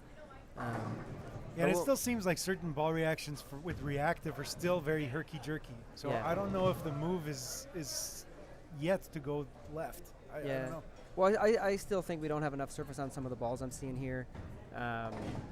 And yeah, there is always a tendency, especially with high rev players, to get left quick. And again, if you're using a quick response ball, it forces you left. So if you're like, I like this ball, so I'm going to use it. Oh, I went high, I'm going to move left. Oh, I went high, I'm going to move left. If you use a smoother shape, you're less likely to be pushed left right away. So it's kind of a cycle that you got to get out of by changing balls or changing your mindset. Yep. Or just wait for it to come to you and hopefully don't do too much damage. You know. So now in between games would be a good time to go to the website. Like I said, go to tenpincanada.com. Go to tournaments. Hang on, let me share my screen here so you guys can follow along. Go to tournaments, team trials, and here where you have down here, you can click on the competitor list and it's going to bring you to the lecture page, and just bookmark this page. So as time progresses throughout the bowling center, once this is bookmarked, just refresh it, and hopefully as we update the scores, so here we still have just one game since they didn't get to updating the scores yet, since there's still some bowlers cleaning up the end of their game. And you can follow your favorite players, and then in here you have all their stats and everything, so make sure to definitely check that out. Also, if you go to Lexer's results page, LX result, and you refresh this, we see all the tournaments from across the world here. So we see here Canadian Team Trials is in the list. So if you want a quick result here, lxresult.com, scroll down, look at Canadian Team Trials, and it will take you to this exact same link, okay? But again, bookmark, that's probably the best way to do it. For the players that are here, there's QR codes on the screens, so make sure to check those out and bookmark that so you can get your scores right away. So, good stuff. So chat, let us know if you have any questions, comments, what you would like us to talk about, if there's any special requests you would like to have in terms of getting someone on stream. Mathis, c'est fini en abat, fait que 154. Yeah. Il finit plein. So I'm probably going to have some players come up to me here in the next couple minutes and be like, ba ba ba ba ba. I'll be like, how many spares you miss? I'm going to be the grumpy dad. You're going to be the grumpy guy back here? That's fine. It. How did Travis do the first game? He shot 2-0. Okay. He was controlling the pocket, clean. I think clean with a double, basically. He's a guy who's been bowling really well. I don't think he's finished outside the top 5 in Players Tours recently. Yep. So he's one of those guys who's been on the team before. I think I talked to him yesterday, and he really seems like he was in one of the better places mentally that I've seen him in a long time. He lost some weight too. Yeah, so I was really happy to talk to him yesterday and see that he was doing so well, mentally and feeling good about stuff. When you add to the fact that he's bowling real well right now, I think he's one of those guys who's probably going to bowl real well this week. And he's sleeping in his bed. Yes. Because he's 20 minutes away from here. Yeah. And it makes a big difference. Yeah. For someone like you that doesn't get a chance to travel as much as you used to, it's probably just different, right? Not having the same bed, not having the same pillow. I almost brought my pillow with me, because I'm just so numb to it because I travel so much. But it's for people that aren't used to it, and some of these people maybe it's their first tournament, their first national tournament. For some of these youth bowlers, it is for sure their first tournament or their first experience like this. Yeah. So there's that whole intimidation aspect of it and everything. Yeah. So but good stuff. Unfortunately, Russell is now on the high end, so we can't fetch him. So we'll try to get him. But thanks, tie-dye guy, for being with us.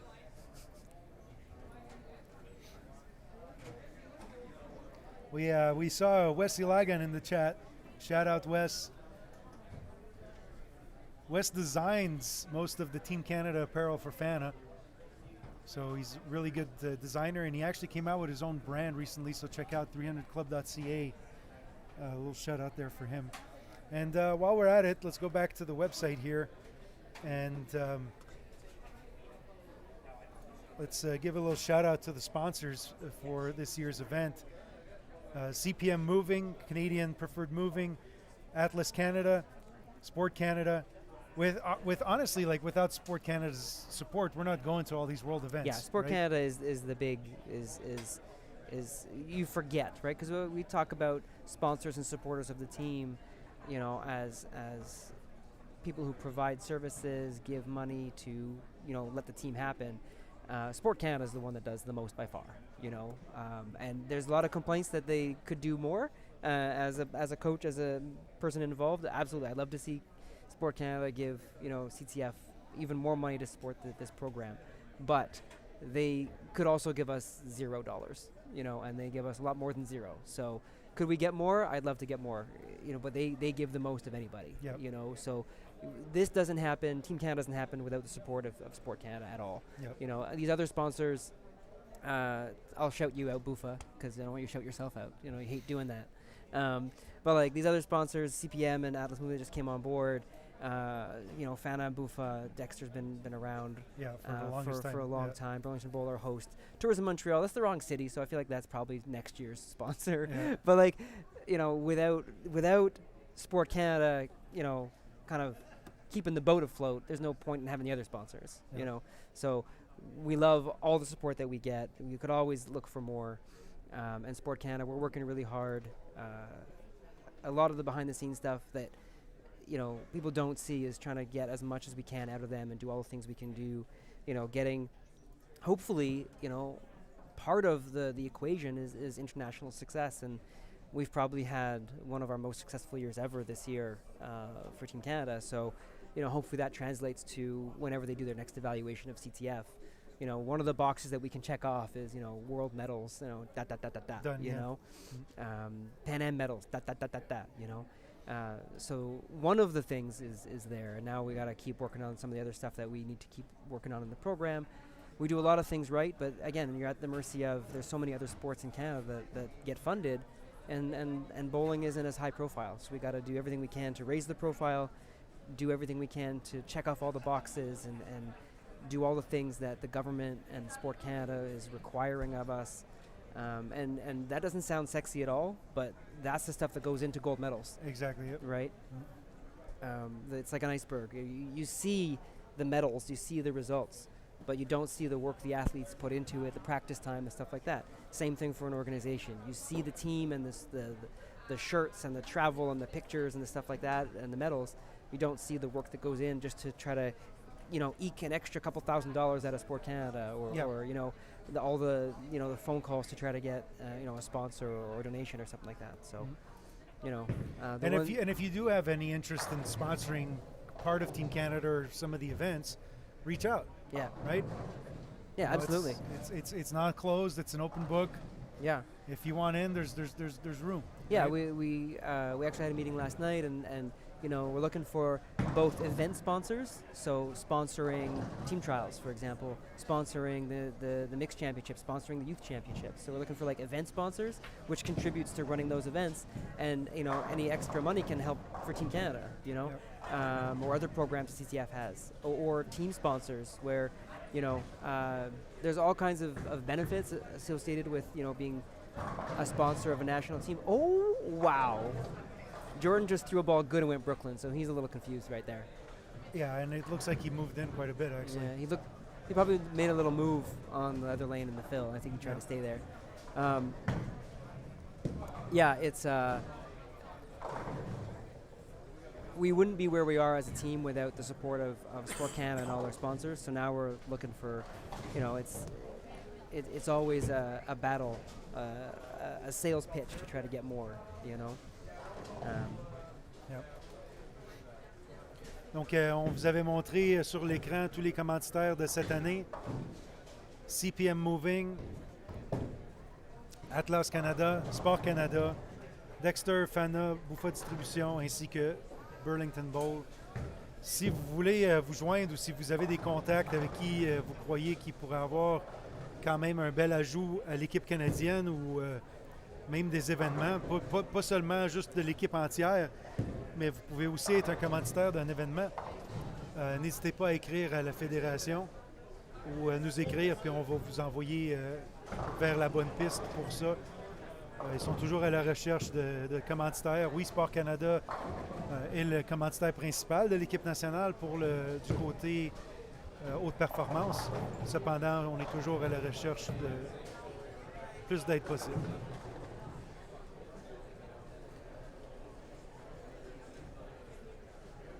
Donc, les fans de Mathis Blanchette, vous l'avez maintenant à l'écran. Il s'est vraiment tassé à gauche.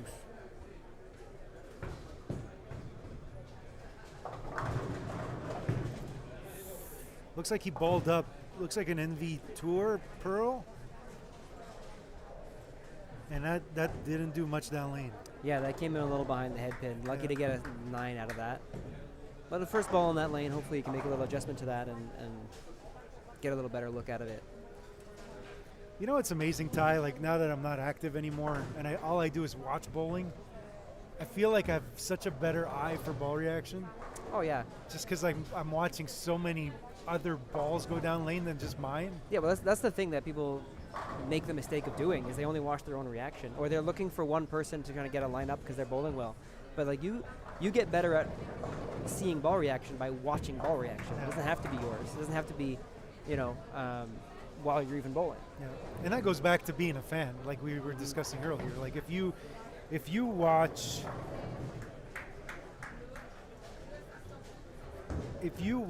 Goots move left too. If you watch a PBA telecast and you just watch it for the glory of the score, Yeah. right? You become numb to it. But when I watch a PBA telecast, I'm watching the moves, the subtle changes that they're going to make, and honestly, like even if you're new to it and you're like, I can't see what Mark's seeing, pay attention to what Randy says, because Randy's got a really good eye for some of that stuff. Yeah. Like he is biased with the Storm guys a lot. Like you will see that, which is understandable, right? Normal. But he will explain it very well sometimes, and especially when you're in these major championships, like when Belmo makes these runs and stuff like that, like the small adjustments that he makes, and you see it in fill shots, like you said, or even like some Hail Mary moves that they'll make like in a 6th or 7th frame later in a game.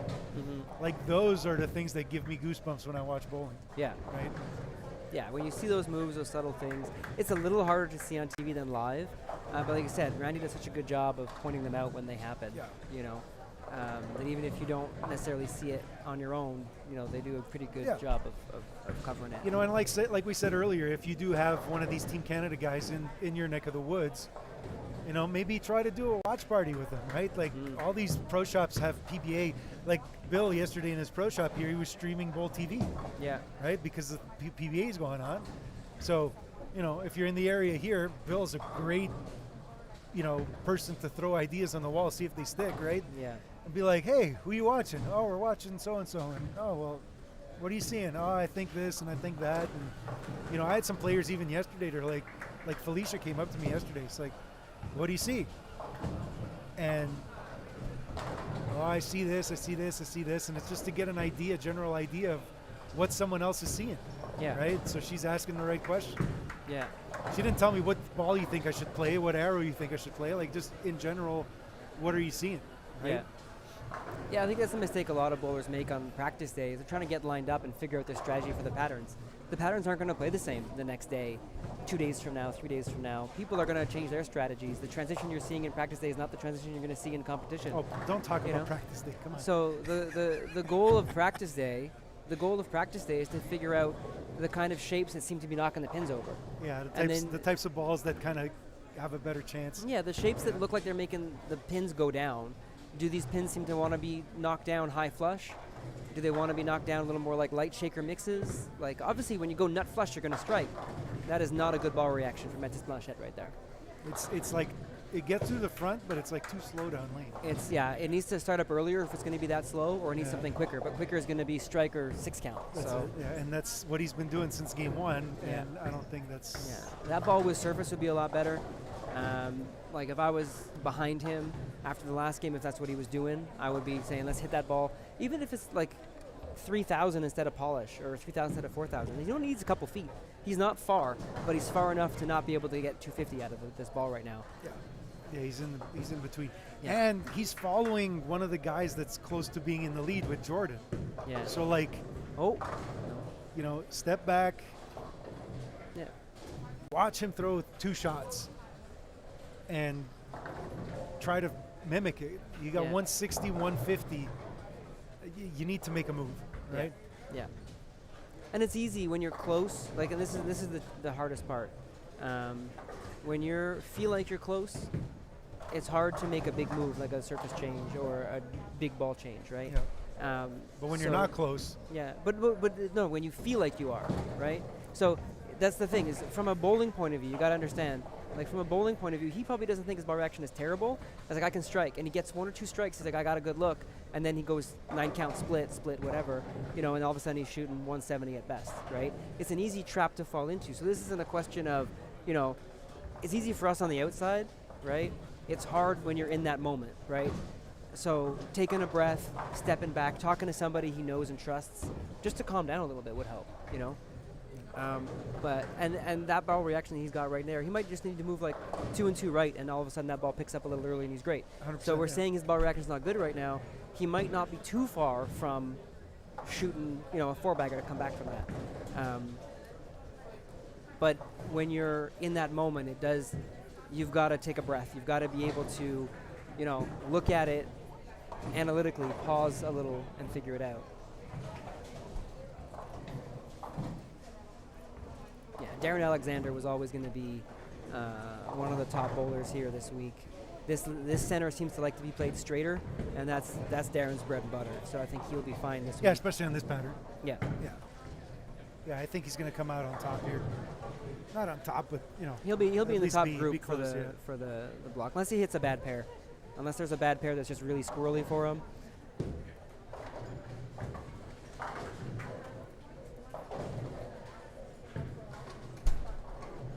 I didn't think Jordan had 170 the first game. Jordan, yeah. He did?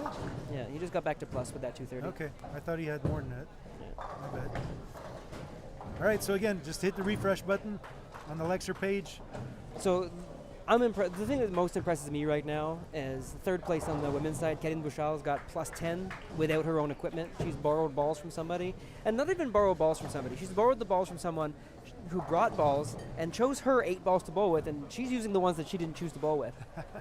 So they're the balls that were the cast-offs. So Karine got here, and unfortunately her equipment didn't come here with her. So now she's trying to bowl without her own stuff, and like the fact that like she's just been unflappable with it, just I'm going to do what I got to do, is a testament to her mental strength. The fact that she's plus the first couple games is pretty impressive. Got a deadwood on 13. They should clean that up because... Yeah, there they go. They're waiting for it. Isn't that a rule?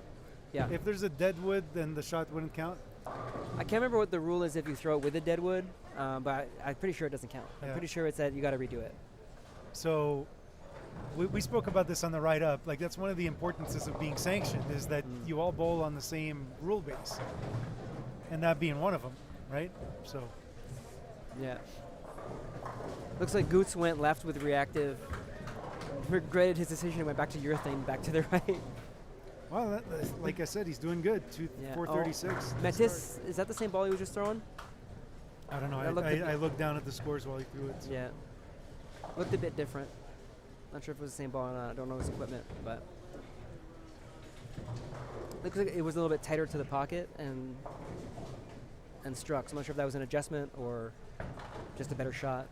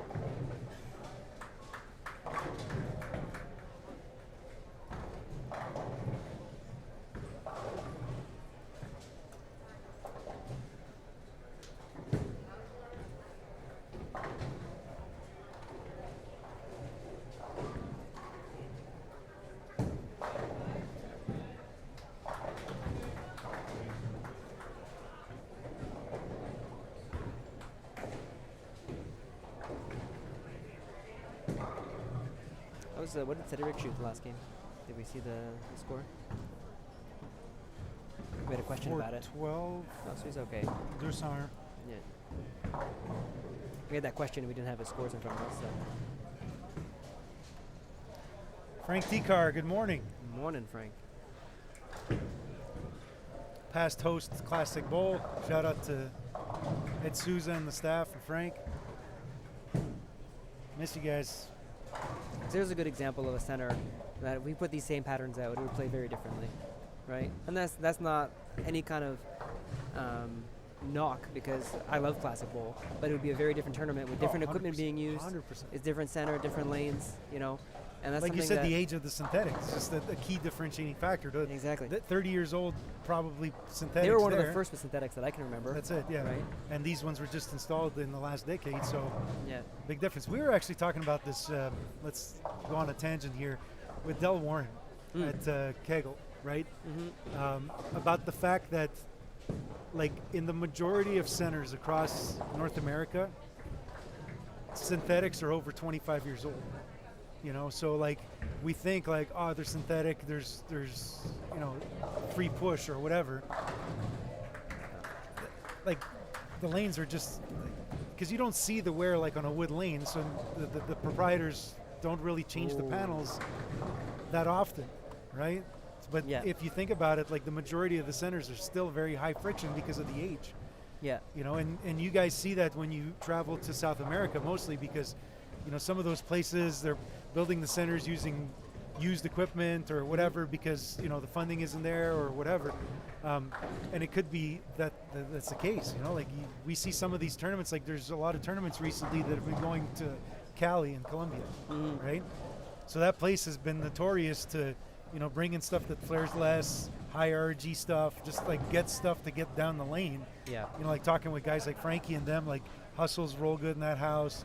At the senior event this summer, I drilled up for Carrie Watson. I drilled her up a Revenant, which is like 258 RG. You know, like so something gets down the lane. Yeah. Because you know when you know the characteristics of the house, you need to make it fit. Yeah. Like the year that when we won the World Championships in 2013, we had gone back-to-back years at Sunset. The same center, yeah. So we went in and we knew what worked. We had a pretty idea of what was going to be okay. You know, yeah. so. It's always good to know where you're going, and I, you know, we have a couple of our young staff members like Mathis Bibo and Chris Esden that are bowling this event, and they're coming up to me and it's like, hey, what do you know about Burlington Bowl? And what was the first thing I did? I called Joe Kayak and I called Bill Rowe, and I was like, guys, what's up? Yeah. And they're like, 1, 2, 3, 4, and the end pairs. He's like, yeah. Night and day. That's normally what happens with end pairs, You right? know, They're always a bit different. But still, and you know, like even Billy was like, I feel like approaches here are tacky, and I feel like there's nothing special about the lane surface, right? Yeah. Like some places where you're like, oh well, it's hook at your feet. Like you know, like this house is notorious for that. Like I remember when I used to bowl the high rollers at the Orleans, right? So we would bowl the mini eliminator at the Orleans, and we would bowl the high roller at Samstown. So Samstown would hook like crazy, and the Orleans just felt like I was bowling downhill. Yeah. Like the ball would never slow down. Yeah. So you just, and again, dating myself early 2000s, but that was the thing, and that always stayed in my head. So. Yeah. So one of the key things to learn as a bowler is, you know, the flatter the pattern is, the less important it actually becomes. Because once it's flat, the topography of the center and the surface of the center becomes much more important. When you're bowling on a house shot with, you know, 35 milliliters of oil in the middle, exaggerated it disguises here, it, yeah. But it disguises it, right? It makes all the lanes play similar because the oil shape creates the shape. Yeah. But once the pattern has no shape or less shape, all of a sudden that topography becomes super important. I had an interesting conversation with one of the bowlers before, because he had asked, you know, what's the center like, and he got told, you know, it hooks 2 feet, 2 feet longer. It's 2 feet longer than typical you'd expect to see. Okay. And then watching the practice, I went back to have the same conversation with this guy, and I said, what do you like? And he's a good bowler, and I'm like, so what are you seeing? He's like, kind of giving me his thing, like his feedback, and I said, yeah, it looks like it's just playing true. And it was an interesting, like, when you work backwards, you think everybody's used to playing on higher friction surfaces. Yeah. So they're used to patterns that are playing 2 feet short, not that these patterns are 2 feet longer. They're actually playing closer to their real length, so to speak. So what plays 40 here actually plays more like a 40, versus if you go and play a 40 at a 30-year-old synthetic center where the fronts are hooking, it plays shorter than 40. So that's why the balls that people are working, that might work at a higher friction center that's a little bit earlier friction. Let's say classic because they got a little bit older synthetics. Yeah. A little earlier friction. The ball that works there, I'm going to strike like hell on this pattern. Okay, I'm going to bring it over here. It's going to slide 3 feet longer. Okay, but that's not because the center here. It's because that center has more friction in the front. This one has less. But Exactly. Yeah. These lanes are newer. They're a little truer. And that's where the practice session comes into play. Like you said, what balls tend to look better across the house. No. Yep. See, that's the thing. And what we just talked about, he thinks he's close with that ball reaction. He's got a double, so he's got some confidence. But he leaks it right, it never has a chance, right? Yeah, As long as he leaked it right and he didn't catch it. So yeah, as long as he throws it good, he's going to strike. But if he throws too many shots like that, that's where the 160 comes from. Where you think you're there, you think you got it, but not quite, And like a lot of younger bowlers, especially, it's my fault, I missed it. I got to throw it better. No, you get the right surface in that ball. You throw it like that, you strike. still gotta throw it good. I told so many people yesterday, like, oh, what do you think? This and that. And he throws it good, and then I said, okay, throw it better next one. Oof, almost popped it out. You gotta throw it good, but good is relative. And if you got the right ball, the right line, you can miss a couple boards right on this pattern and strike. Yeah. With his rev rate, No, definitely. You can't can't throw it off. average 240 hitting a dime. Yeah, no one does that. When all the stars align and the planets and the Yeah. you can. Yeah.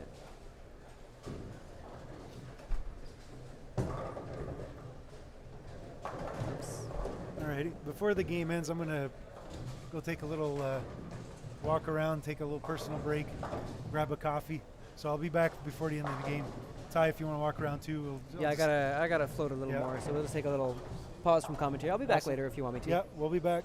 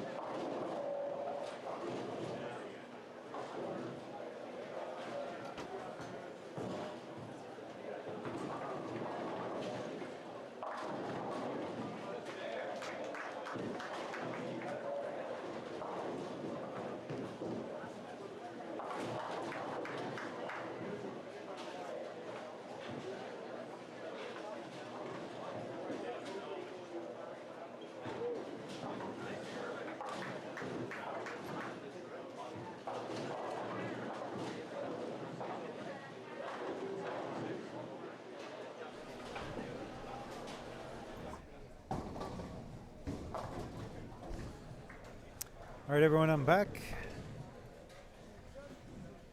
Score updates, yeah, you can check them out. Just go to the scores here, and you do have them after 2.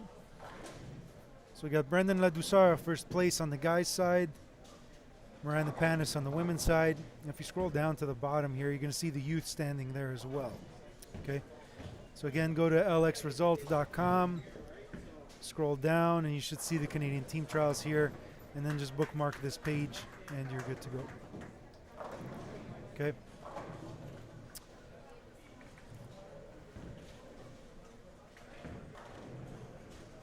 I'm going to also get the scores on the screen scrolling on the bottom. I'll be doing that as well.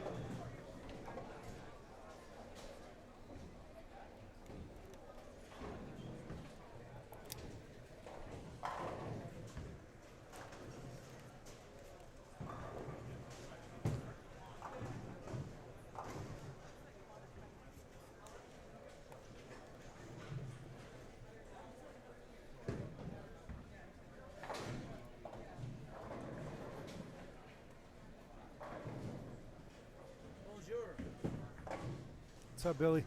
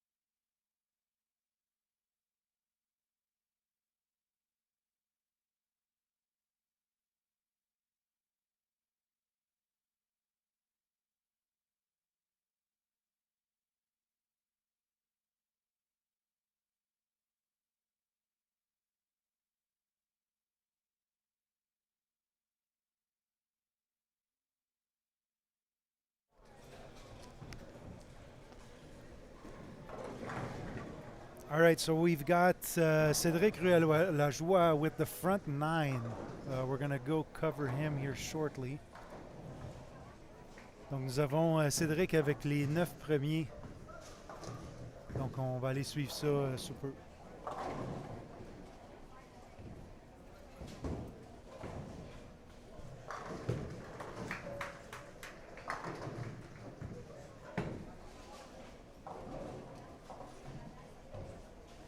Okay, so we got front 9 for Cédric here. We're going to go check him out.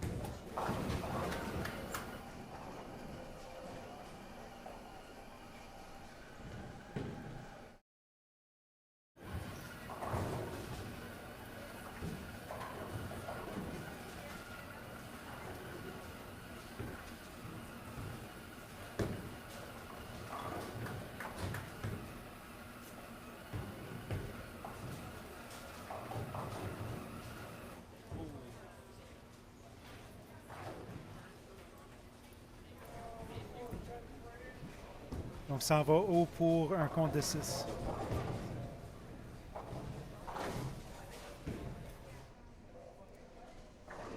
So, very big game there from Cedric. That's going to help him out in the standings, definitely. So, too much camera pressure. Too much camera pressure. Yeah.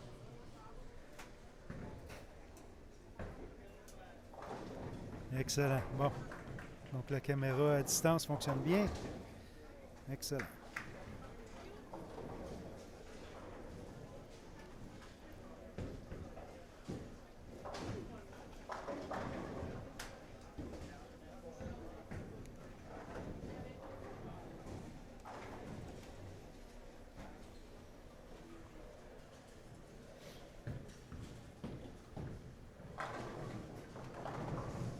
So we see players now starting to open up the lane a little bit. As we saw Cedric there playing pretty deep on the lane.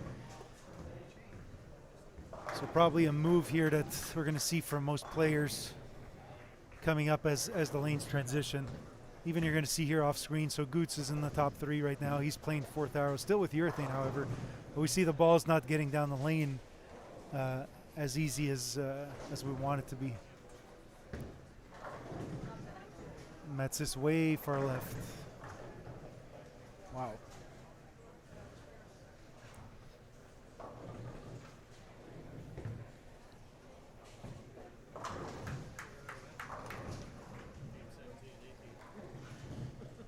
Not a lot of lefties on the field this year, it seems like.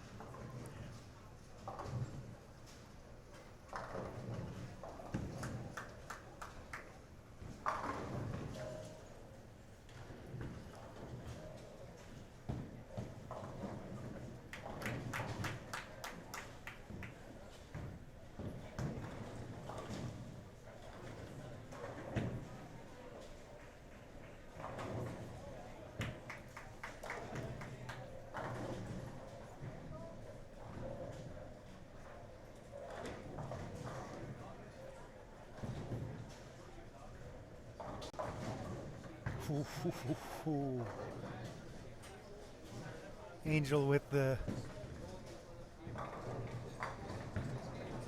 snowplow through the face strike there.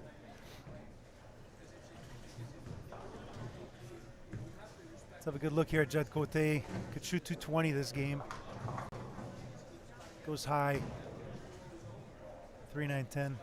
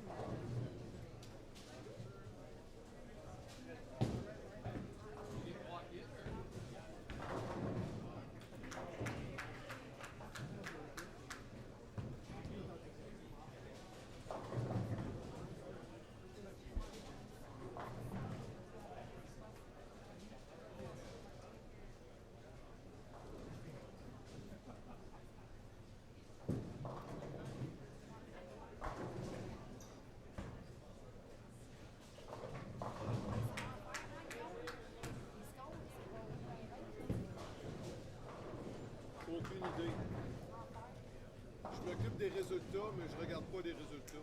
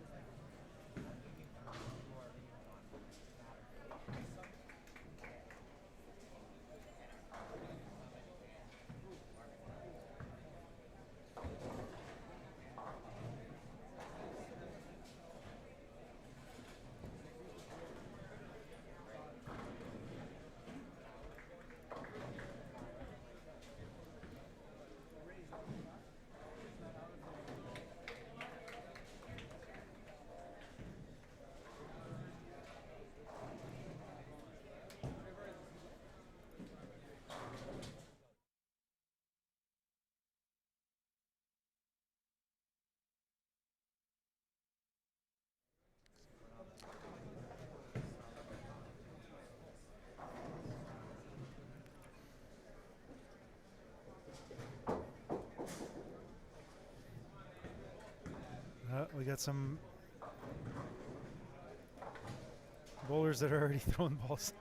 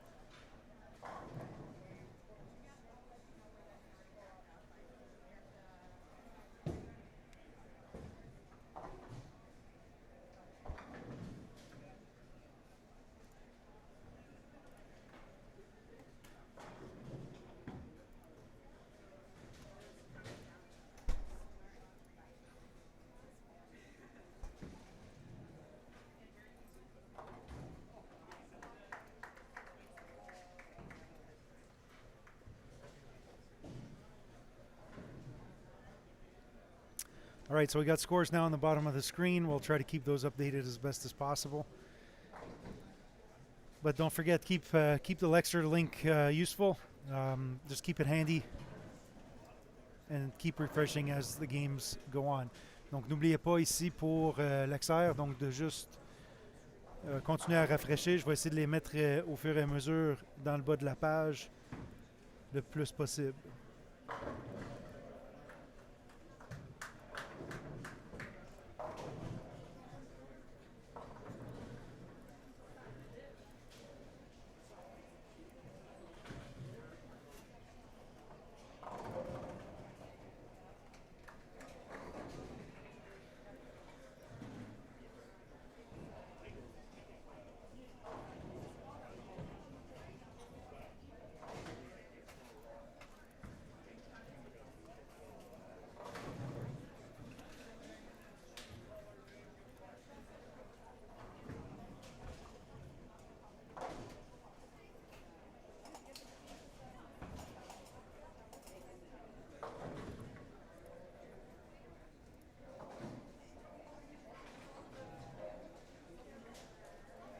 All right, good. Thank you very much.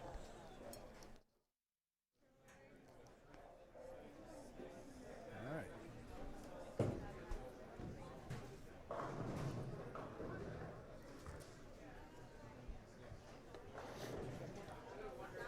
Guillaume is scrambling, trying to do the best he can to get the scores up as soon as possible.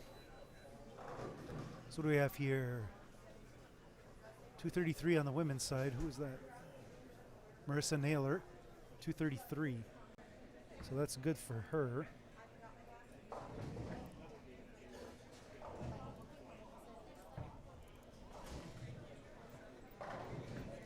So that's really going to help Marissa. So that got her back to plus. So that's good for Marissa.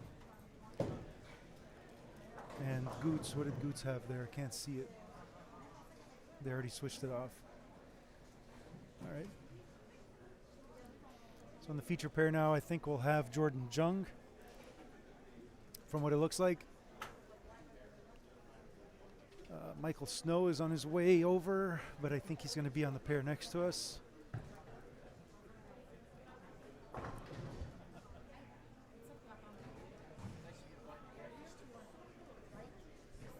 That's good. We got Billy Rowe.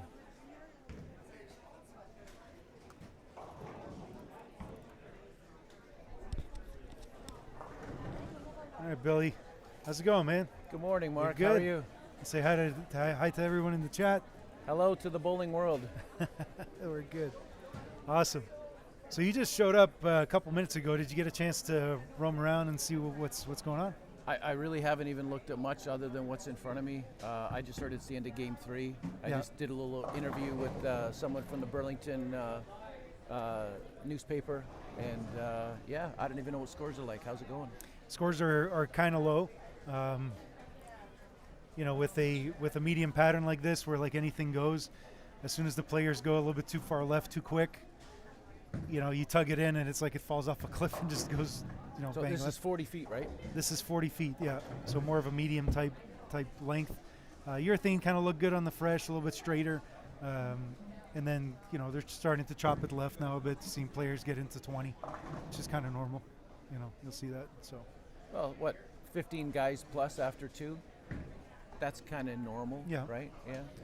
So we were talking with Ty earlier about, earlier team trials like 20 years ago where, we didn't have all this knowledge about lane patterns and how to read a graph and, all these different, layouts and better understanding of all that stuff. And like used to average just, close to deuce to make a team, right? It was Craig Woodhouse always told me, 200, you make the team. Yeah. Oh. Yeah. Yeah, Craig Woodhouse always told me, you average 200, you're going to make the team. Yeah. That was the benchmark. Yeah.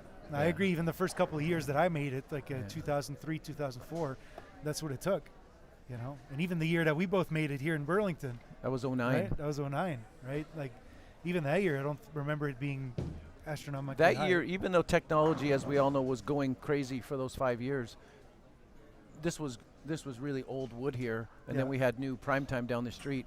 So it was hard, and you couldn't have any extra balls. So, it was really hard. Yeah. Luckily I had an old blue hammer. We're good both places. So you've been coaching a bit abroad from what I see with Woody, like you had mentioned him. So shout out to Woody if you're watching. Yeah, Greg Woodhouse.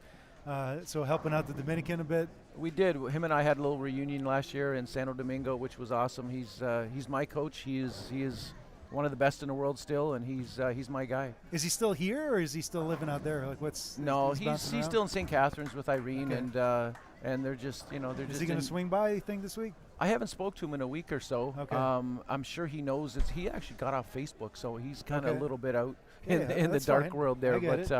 But yeah, I envy that. Yeah, I'll probably send him a message because I have to let him know about Mark for tomorrow, right? So. Oh yeah, for sure, yeah. So they're doing that tomorrow, right? Yes, tomorrow at noon. Yeah. You know what's funny? When we won the trios gold at the 2013 World Championships, they had mentioned that the last gold medal at the time was Mark Doy.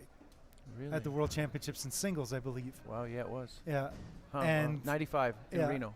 And what was funny to me was that DMAC didn't know who Mark Doy was.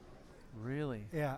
Wow. So I guess let people in the chat give your elevator pitch on who Mark Doy is. Well, he's first and foremost, he's just an awesome person. He's probably one of the best teammates we've ever had. He's a great guy to bowl with, and he's a great player. He was highly effective in those days. Woodhouse, Donnie Schatz, Kachi, myself, we used to travel together every weekend and bowl a lot of scratch tournaments.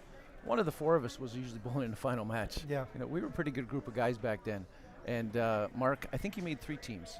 Okay. But I think he made one in, I think it was, he went to Seoul or something, 88, 90. Yeah, when it was like an Olympic. Yeah, he did that over there. Yeah. So It really, was a demonstration sport at the Olympics in Seoul in '89. That's yeah, right. yeah. So he won team trials when it was on the island that year. They bounced around, but so he was at 18. He went to like ECC. He went over there. So at 18, he was strapping on it, and he bowled. I don't know, what did he bowl for 20 years or so, right? And then he just cold turkey stopped. You know what I mean? He just cold turkey stopped. And fortunately, Mark and I have remained friends through fishing. We both have places up at Rice Lake, and we fish a lot. So I see him a lot. Yeah, I suck at fishing. Yeah, So but you gotta coach me. yeah, well, yeah, you let me know. You let me know when you want to come up. We'll go for a ride. But, Here's another living legend. Yeah, Yeah. yeah. My good buddy, Mr. Donnie Hogue. How's it going? What I need. Yeah, it's some Canadian candy bar. Where you got Donnie Hogue? Where's? You plus? Do I have to scroll down more? Or? What do you got? 362 after 2. Would you? So you shot 200? 180, 180, 199. Yeah. All right. Let's go. I keep getting better every game. You can't get too good too early. Whatever you say, buddy. So yeah. But how yeah, many how many teams did you make? I only made 3. No, actually 4. I made 92, and then 94, 96. But back then it was you bowled for 2 years, right? Yeah, it was a 2-year term. Yeah. Yeah, 2-year term. And then I came out of retirement here and made it with you in 09. Yeah. So I hadn't bowled in team trials in 12 years. Yeah. Yeah, it was pretty cool. No, it was cool. And then I was really looking forward to go to Germany with you guys for the Worlds. That was the reason I came out. And then I got offered the job in the Middle East and coached for a bit and had to give it up. So Yeah. that sucked. Yeah, that would have been a good time. it was definitely. cool. Yeah, but So but cool. yeah. Yeah. So we were talking earlier about getting ready for the event.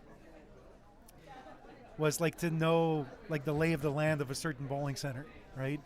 And I got some guys that work for us that are bowling this tournament, and you were the first person I had called. I was like, hey Billy, tell me about Burlington Bowl, right? We didn't talk pattern, we didn't talk No. anything. It's just like, what do you feel when you walk into this place, and you you get it, right? So I guess just for the viewers at home, it's like to understand when you're going somewhere, like you had told me first thing was like, the first thing to me that stands out is the approaches are pretty sticky. I'm always using like a 10 slide sole or whatever. And then, the end pairs do this and, relatively speaking, there's nothing too special. Like it doesn't hook too early, nothing too late. So, No. but you've been to places like we were saying, like coaching with, like in the Dominican, like that place, the Sebulin Bowling Center, like as soon as you let it go, it just like it goes right away, right? So Yeah. those are certain characteristics that and you see, and as you go to certain places, like even here with the Players Tour, right? Like if you're going to Skyway, like you probably know Skyway like the back of your hand, Correct. right? Yeah. But if you go to Classic, Classic plays a certain way, Planet plays a certain way because you've bowled in those places. So, one of the things I tell some of the competitors when they go to these events is, knock on the door of someone that knows the spot and kind of get their ideas, right? Prior knowledge is always good, right? Yeah. But every bowling center has a DNA, right? Has a characteristic, right? Yeah. So the DNA of Skyway is wood, and we all know what wood does. Is it just resurfaced, or has it been 10 years? It's near the end of its life expectancy, right? So it hooks a lot, right? Yeah. So then you factor in the other variables, which we all know what they are. Yeah. And if the bowlers don't know, they should talk to someone who knows, right? Yeah. There's a lot of them, right? Speaking of wood, man, he's probably one of the last ones in Canada. I don't know too many others. If there are, Yeah. I'd be interested in seeing that. And he's but, got a really good machine there, and obviously that plays a part, the type of machine, the type of oil, all that stuff. So, yeah, they do the best they can. Lionel runs a good center. Yeah. And, I think the last time I bowled on wood was here in 09. That's probably the last time I had played on wood. So Actually, I'm trying to think. I bowled in Canada possibly. I bowled a regional last year in, somewhere in Ohio, and it was Okay. wood. Hey, tell us about that. Speaking of bowling in different places, tell us about that the PBA 50 place where you got to bowl the finals in the guy's house. Oh, that was amazing. Yeah. I had, What was it called? Like, if people want to look it up on YouTube, what was the? Well, actually, the easiest way to find it is go to my website, Okay. rowbowling.com, Okay. and I've got a couple links up there to the 2 shows I made. I made a show in Hammond a couple years ago. I made the show last year, but it's the Bud Moore. Okay. And Bud Moore is a great guy. He really puts his heart into the sport, sponsors the tournament, and he hosts the finals in his basement. He's got the best guy den in the world, 2 perfect lanes. Nice. And it was amazing, I fortunately got to, I had a good week and I finished second, and I bowled the semifinal. I lost with, well, I'm not going to tell you guys. You got to watch the show. There you go. But Yeah. it was a really good match, and if I'd have won it, I'd have got to bowl Pete Weber for the title. Sick. And I bowled him a couple hours before that in the position round. I had to beat him by 30-something, and he shoots 300 at me in the position round game Okay. to keep the lead. Wow. So, yeah. Wow. Pete's still pretty tough. You're bowling still next year? I'm still bowling right now. I'm going to bowl Saturday at Skyway at the Players Tour. Okay. Yeah, I'm looking forward to it. Yeah, Awesome. I've been taking a little bit of a break and not going too hard, but I'm going to try and gear up for April for the senior tour. Okay. Awesome. Yeah, Good. Yeah. All right. So any of your bowlers in the field? When we say my bowlers, Like I've got a couple. but like guys that you work with, right? Like I don't you do really- coaching or I like don't really do a lot. no. No, Well, not you must really. drill for some of these guys. Correct. Yeah, Yeah. probably the best bowler in the house, average-wise, house bowler. But he's a very good bowler, and he's a super guy. Rick Frank. Okay. I'm not sure where he was. He was just in the middle here, but there he is, right in front of us, actually, on right straight in front there. Yeah, right there. Yeah. But Rick averages 220 plus in a couple leagues, Okay. and he's a smart person. We have discussions about balls and patterns, and I practiced with him the other day to try and help him out. He bowls all the Players Tours. He's doing all the right things to try and get better, and I have no doubt that he will. It's just I don't know what he's scoring for the first 3. Yeah, scores aren't updated yet. Yeah, it's going to be coming. He's pushing them now. Yeah. He's a little bit more of a straighter guy, and he had said that he was not too worried about the fresh, but when they broke down, those kind of things that happen in transition that you don't see. You don't see this stuff in leagues. In league, yeah. And that's the hard thing. You want to learn and you want to get better. You got to bowl in these patterns, and if you don't see them until a tournament, it's hard to prepare. It's hard to anticipate. It's hard to learn. Yeah. And that's what's getting tough, like in our neck of the woods in Montreal, where there's not really a good presence of scratch events. And that's one thing that I'm kind of envious of you guys here in Southern Ontario with the Players Tour and what Tyler Loudon's doing in creating good grassroots. Right? Tyler's doing a very good thing. Joey Kayak, he started out the Players yeah. Tour, and Tyler's taking it over now. But, they've sold out the last couple events at Skyway. 96 guys, and you had to pre-register online. It sold out in an hour. So they're doing something right. Exactly. And there is demand for it in this area. We get some Buffalo bowlers coming over and stuff, and it's pretty good. We should still do something like, I believe that the model that you guys built with the Players Tour is something that every other provincial association should mimic. Like in my point of view, there should be an Ontario Players Tour, a Quebec Players Tour, maybe a Midwest Players Tour because they don't have the basin, right? So you could probably do like, Saskatchewan, Manitoba, Northern Ontario. With the amount of people. Yeah, and then, BC, Alberta, try to do something there and do like, how many events are there? 8 to 10? I think there's 8 in this area, yes. Yeah. Yeah, So- almost one a month, September to April. And then kind of do like some sort of like point-based system. And then at the end of the year, you take your top 3 from each region, and then you do like a national thing where, Sure. Rose-Zone sponsors 10 grand, and there. Sure, yeah. Ball prices just went up, guys. So, that would be pretty cool. If that would be something to happen. Like we're not going to see bowling on TSN, I think, anytime soon. It's too bad. It is too bad, but I think the one thing is, streaming is now becoming the new TV. Right? 100%. Like my kids never watch TV. It's all YouTube or streaming services, on-demand services, and obviously like with what we're doing here, people are watching us, obviously. So it's. Well, I tell you, when you go in my pro shop, the first thing you walk into and you see is my TV. I got a 50-inch TV. And yesterday I have Bull TV on, right? Exactly. Do you promote Bull TV? Yes. Because it's amazing. You Yeah. know, you don't think it's any good? Try it for $10. Yeah. And do it in the bowling season. You want to do the yearly subscription, watch me in the summertime, that's fine. You don't have to. Yeah. But I had the PTQ on yesterday, and that's how you get better. You got to watch guys that are the best. Yeah. They had 120 PTQ guys there, or whatever it was. There was a lot of guys. Those guys are really good. Yeah. You know, most of those guys average 230 on a bad day. Yeah. You know, so yeah, and you're going to see them bull on patterns you've probably never seen before. Yeah. And we were talking about this with Ty earlier, is to be a fan of the sport and admire some players and watch and Absolutely. watch balls go down the lane and be observant when you're watching a PBA telecast. And Randy does a good job of explaining stuff, and even the guys on Bull TV. Like, oh, this is how players are attacking it. This is what we're seeing. This Well, is, yesterday they had Tom Hess on, Yeah. so he's still exempt player, but he was sitting in there with the Bull TV guys, and he's talking about how he sees the lanes from a very good bowler's perspective. Yep. And he's talking about I just heard 10 minutes, and it was his game plan of practice session. What he was going to do based on what he saw, right? So Yep. those are the things that the elite level bowlers think about and understand, and that's why they're successful. There's a handful of things, but that's just one of them. Exactly. Yeah. Right. So So yeah, it's finding vehicles to get better. There's not as many as we would like, yeah. I and agree. to create them, it's great. It makes the sport better. Yeah. Did you get a chance to watch bowling a bit yesterday, or you were stuck in the shop? I was really stuck in the shop. Okay. I'm pretty busy on a normal day, and then there's a lot of little fires to put out yesterday. Right. Yeah. That was a big one yesterday. Yeah. There was a few, yeah. She's doing good. Karen's So- doing good. So. Oh, the young lady that Yeah. had the bowling equipment, yeah. Yeah. So Yeah. she's doing all right.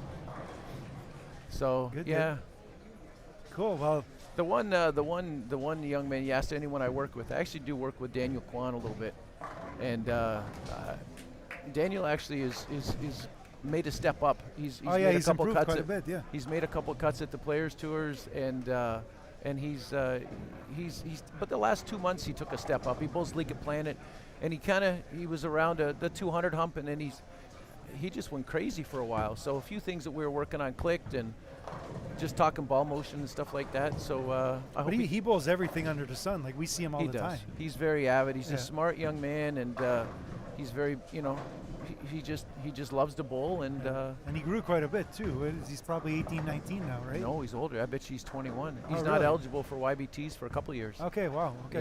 Yeah, and he's got great support from his mom and his family and stuff. Oh, yeah. and they're great They people. follow him everywhere. Yeah, it's great. Yeah. That's what you need. You need a good support system. So Same thing with me and my dad, right? It's just Oh. follow me everywhere, yeah, right? yeah. So I think Jordan's going to have a really good event. He's been bowling really well. Well, he's obviously one of the favorites. Yeah, no doubt. he's thrown it great. His game has improved substantially. He went to work with Mark Baker recently. Oh, he did. Yeah. Wow. You Well, know, that's he- never a bad thing. No, that's it. So He's above average, that guy. Yeah.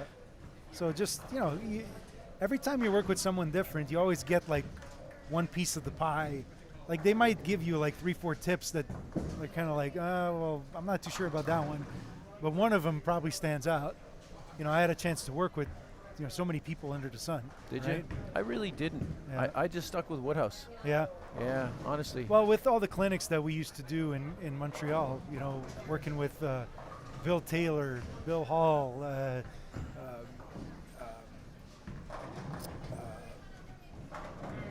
the guys out of Kegel, going there,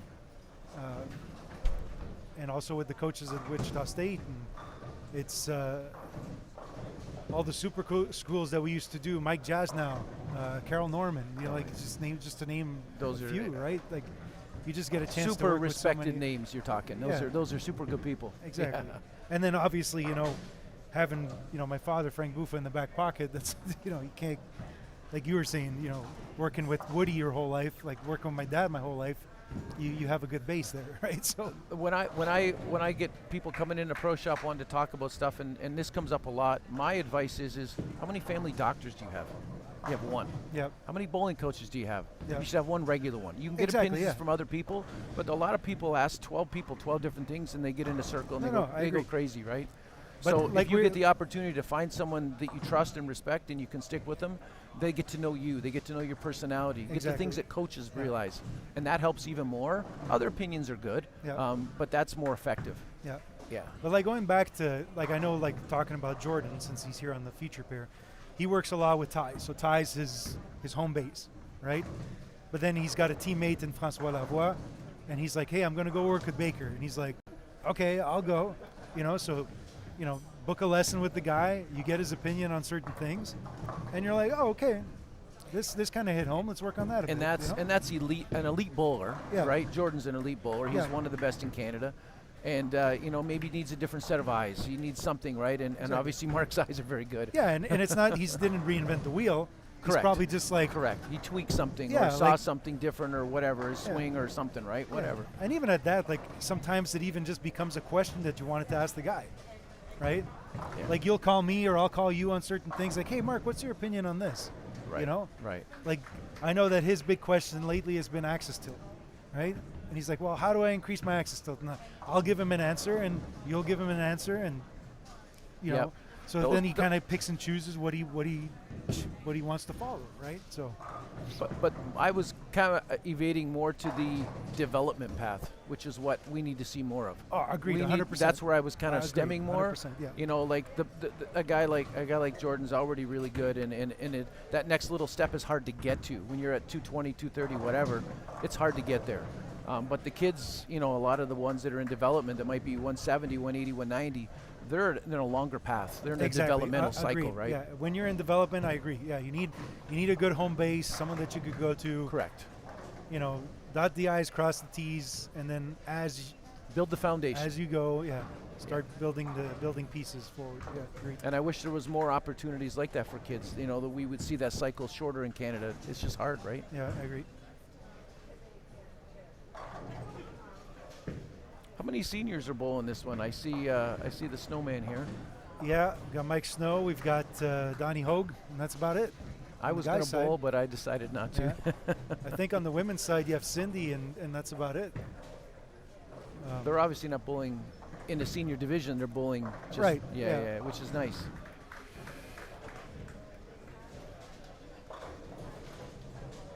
I've seen a few people just miss a head pin right. Is there a little out of bounds out there? Yeah, I think it's transitioned to that a little bit now. Like the other thing too is there's not a lot of hold. Like if you tug it in, it goes. And there has been a lot of traffic with urethane on the fresh right. Like we see Sly here, he's throwing it, relatively fast. That was him looks just on like 14? Yeah, that looks Yeah. like an attitude control. So Right. urethane, and he's what, like around 7 at the arrows, He was pretty So, direct. yeah. Yes. Yeah. and so far so good. So honestly, I would probably still be doing something like that on this. It seems like. You feel that's a bit of a lost art going up the lane? Correct. I've tried to do it a lot more than I do. When I get on these flatter patterns, I try to use a boatload of surface, get super forward. Danny McClellan's the one that sticks out. He crushes them like Yeah, that. when he does, yeah. Danny's still really good. Yeah. But it's guys like that just bowl smart. Yeah. You can lose the tournament in the first 3 games. You don't win it either. Yeah. So the guys that dig a hole, trying to play like the league shots, they get in trouble. But do you feel like younger bowlers today will just, if they want control, that just grab a purple ball I and think not really work on their hand positions? if they don't understand that it's going to help them, they probably would. Because who doesn't want things easy? Most young kids, easy is always better. But in bowling, easy is not always better. Correct. Yeah. So, most times when I go to a bowling center and I do the practice session, I would rule out urethane or rule in.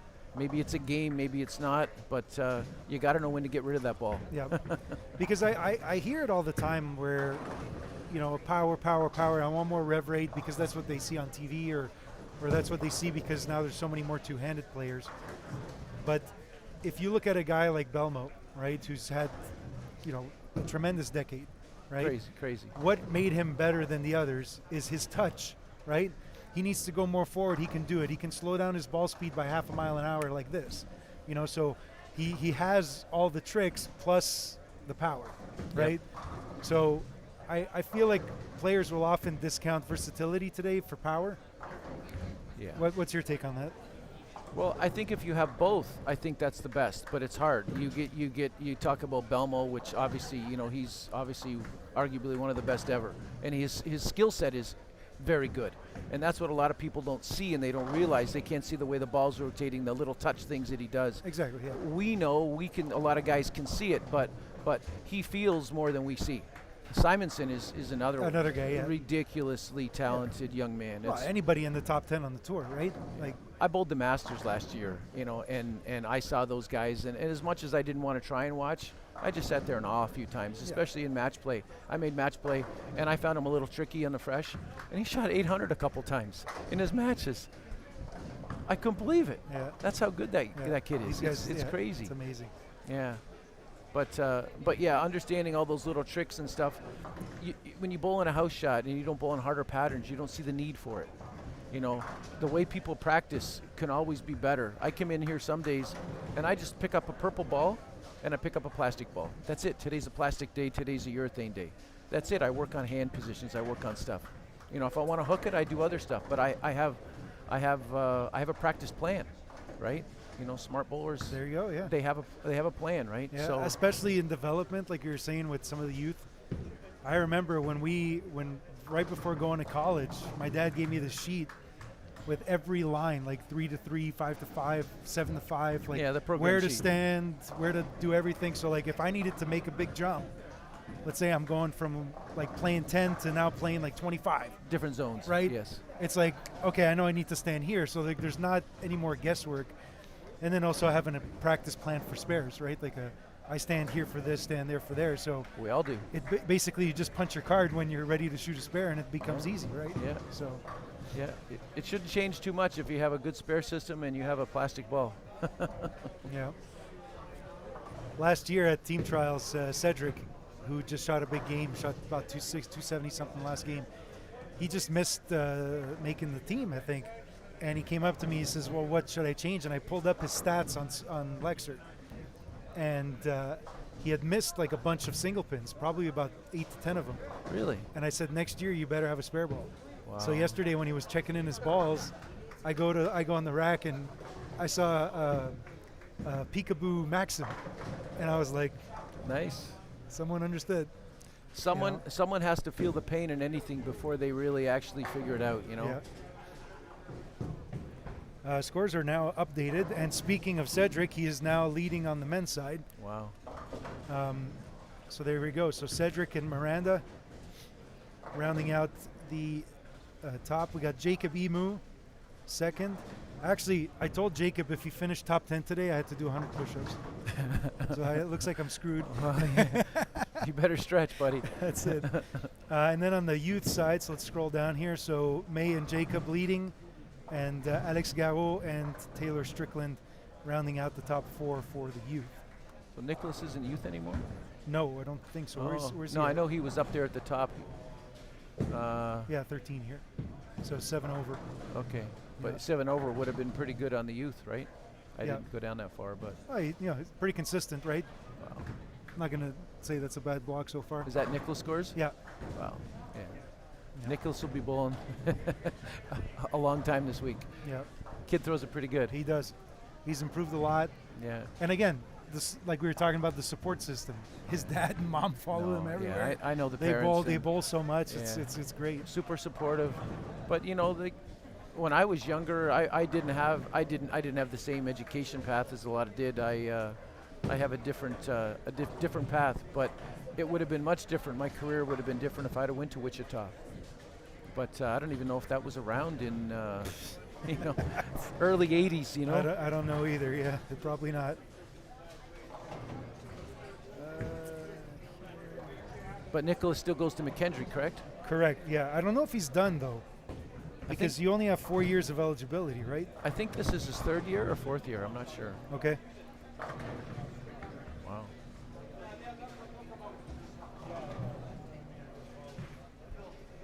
All right, just updating the scores on the screen for everyone. There's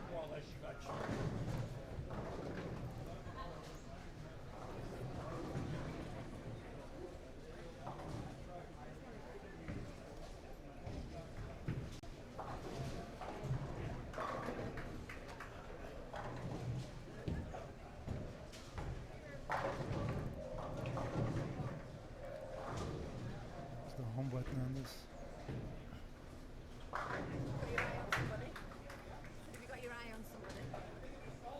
I just watched that one young man on 15 two-hander. A kid? Yeah, looked pretty good. All right, scores are updated on the screen now. We're good to go. So what's Sly doing now? Split? He just missed. I actually saw his shot. He missed a little right. And it came back. Actually, it looked like he got it to 5, but he pockets 7-10. So. Oh boy. Who's the two-hander that just threw on 15, the purple shirt? KID? He's the kid. The kid, yeah. Mathis Bibo. Yeah, so. He's my weekend guy, pro shop guy. Oh, really? Well, I watched him throw one shot, and obviously, pretty good. Yeah, Pretty good. he's improved quite a bit. How old is he, Mark? 19, 18, So 19, he's, something so like he's that. youth? Yeah, Wow. he's a big guy. You know, that's the big thing. He interned at my place this summer, and I rented him my basement, and I have a home gym. That's pretty extensive, so we train together. That kid can move some weight. I told him he should play football, but he has a head injury. He had some surgery done, so he can't do anything. So, but yeah, he's a good kid. He's got a good head on his shoulders, and we'll see him on the feature pair next game. So you'll see. And actually, he's doing pretty good. Well, he's got double, then he's got another double, so he's going 2-teen, I think. Oh, he shot 130 last game. Jeez. Oh, man. Well, Yeah. So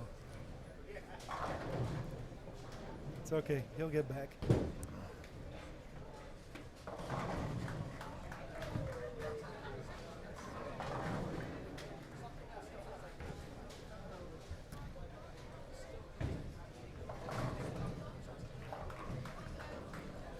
So they're commenting on for Nicholas that it's his 4th year, and because of COVID, a lot of players can now bowl a 50 or so. okay. Good on them. But even, if you were to take a snapshot of Nicholas, 5 years ago and now, Yeah, but right? yeah, maturity. What's not maturity, but purity kicked in. Yeah. He gained probably 2 feet in height and about 60 pounds. Sometimes a lot of things just happen in time, right? Yeah. But spending all that time with a guy like Brian O'Keefe, Yeah, definitely. that's going to help someone with some talent, right? Yeah. And now the situation's changed there, right? The O'Keefes aren't there anymore.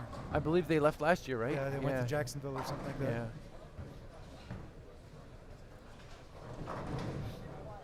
Yeah. But so- most of the groundwork for a guy like Nicholas has been laid, Oh yeah, right? Now guaranteed, he's yeah. to that point where you talk about Jordan, Yeah. you know. Well, even So- Jordan, so many years was close to making the team, and then he makes it, and then something clicks, and then there you go, right? Yeah. People don't realize how big of a step that small little step is. Oh yeah, yeah. But the way to get there is to bowl in the leagues that challenge you, and leagues and tournaments, and chasing it, right? You can't just. And be really, there it's and- surrounding yourself with the people that allow you to be what you want to be, right? Yep. Like I always go back to the 30 years ago. We had a group of 6 or 8 guys. We all bowled together. We traveled together. We practiced. We were a team. Yeah. And we bowl internationally. We go over to Sweden, and they were even crazier. You know Yeah. what the Europe thing's like, right? Yeah. They'd have some bowling centers with showers in them, gyms in them, Nice. right? Lee Anderson, that center there and stuff. They treated it differently, Oh yeah. and that's Yeah. It's impressive. that's why they to were see. dominant. Yeah. And we don't really see too much about the bowlers in Finland, and you see it on Facebook the odd time, but there's so many talented players over Oh, there. I'm sure you might know more than me. I see the odd little snippet here and there, Oh yeah. but there's so much talent. Go bowl the Ballmaster and figure it out, right? Oh yeah, you'll see all these guys that you never even knew it existed, and you're like, where do you come from? It's like, well, they got a good 9-to-5 job and don't really feel like traveling, so just stay home and that's it. You got a Absolutely. really good local base. Definitely. Well, even in the States, right? Like you take the Dallas-Fort Worth region. Like there's probably leagues, like you could go Right. sub in any league and probably walk out of there with $500 in brackets Yeah. because there's so much action going on, right? And that's something we don't see here north of the border. No, Maybe we you don't. guys do here in Ontario, but in Quebec, zero. I've never got into bowling action and stuff, and all the good bowlers were my friends. Well, not action, but I'm saying, brackets, side pots, break okay. the bank, those types of things, right? Yeah, you can get that in the Players Tour if you want to go all in. There might be 50 brackets or something, right? Which isn't bad. Yeah. But But like leagues in the States, there is, some Right. good bracket action even just in league. there must Right. be at Planet. Planet's got a really good league on Sunday mornings, right? Oshawa's got one there too. Yeah. I don't know how many guys, but I think Planet's probably got more guys at Fire. Okay. But I know like Dino and those guys in Texas and stuff, right? Yeah. And, you know, Barnes will show up in Bowl League, right? Well, that's amazing. Honestly, that's what I loved when I was in Wichita, was you're bowling with Justin Romek and Rick Steelsmith and like these guys that I idolized Right. at my young years, and now you're bowling league with these guys, right? Yeah. And even some of the older gentlemen like Mark Jensen, right? This guy's Right. got eagles coming out of his ears, Yep. and then you're bowling with this guy that, you know, I'm gonna wash this old fart, you know, and then all of a sudden he's got a double in the 10th, and what does he do? He buries him, right? So, Yeah, but see, another cliche is good bowlers breed good bowlers, right?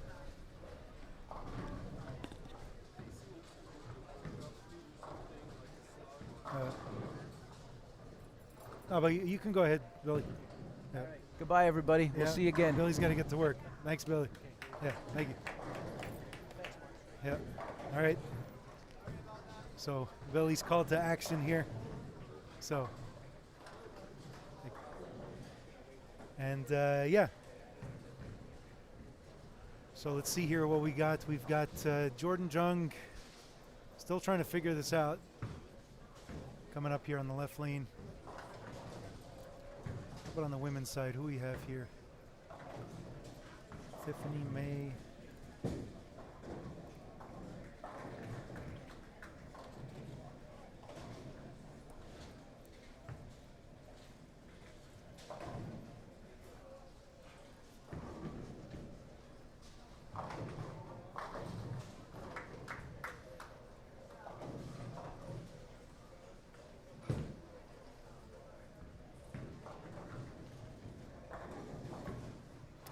We got here on lane 14, Brendan Ladusara currently sitting in third. Ooh, crossover strike.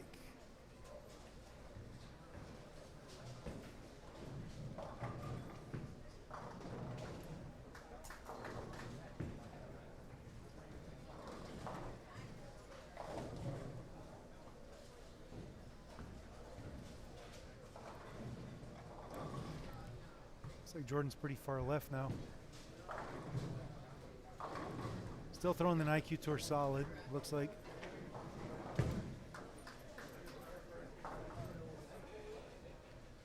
So we got our women's leader on the feature pair as well, Miranda Panis, coming up on lane 11.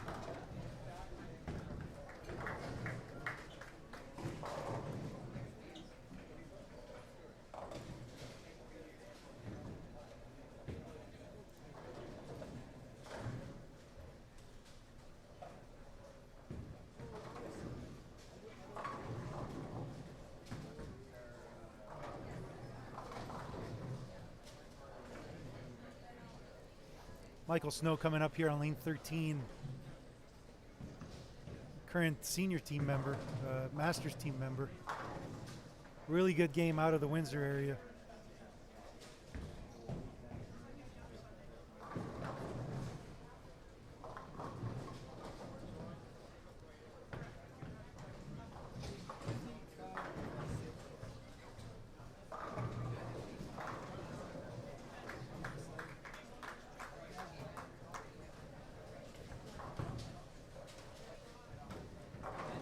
Great shot by May on lane 12. Sly with the pickup on 14. Got a good feature pair this game. A lot of the who's who.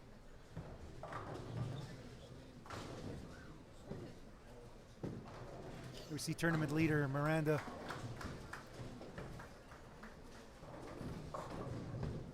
So we do have an out of bounds to the right, as we can see.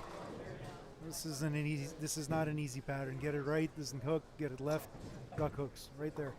Here's the example.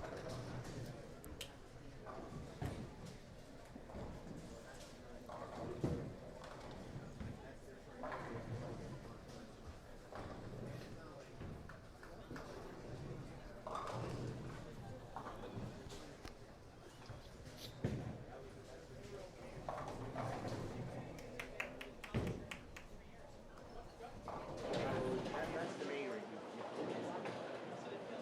The other reason is that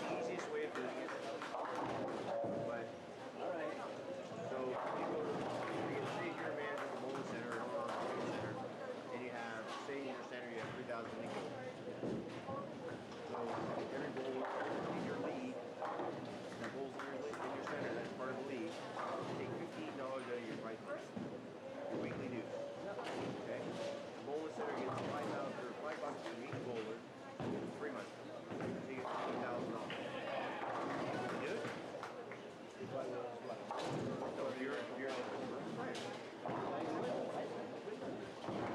Think about it. Your proprietor say, okay, well, CTF has an idea. We're going to sanction all the bowlers in your league, in your center. We need $15 for every bowler in your league to have $5 back to you as a thank you. You have $10,000. You say yes or no? $10 for CTF. So now, if Canada has 60,000 league bowlers, it's going to be $600,000. Another thing too is you don't get paid for work because you know everybody's there. You get paid books, you get paid cards, you don't fucking pay it. How much money do you save? The problem is that we have to go through this. No, you don't go through that. No, just say yes or no. Prior to the goal, you don't go through that. We've had that I don't know how many years.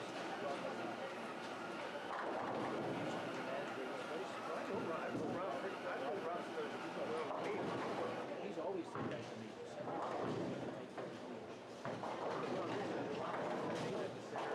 The center should do all the work. Secretary, they're going to do everything else. It's easy. I'm telling you, it's the easiest thing. Then you get like a rule book that last time I read the book. That money has to be within a month. Still a rule?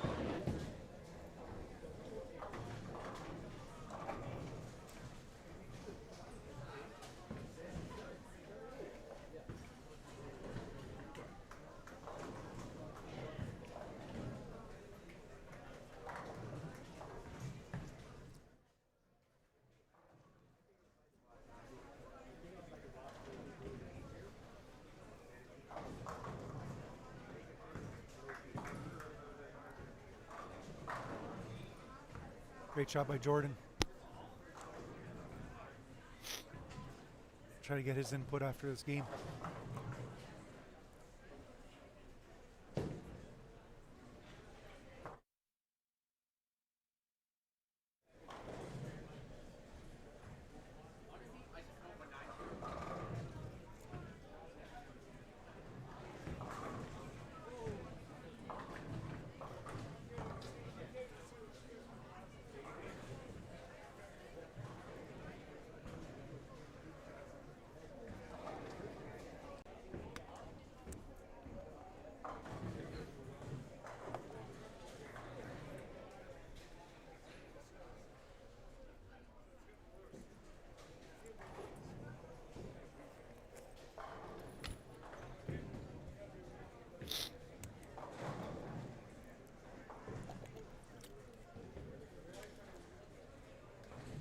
Good morning, everyone. Good morning. Jack Gay in the chat.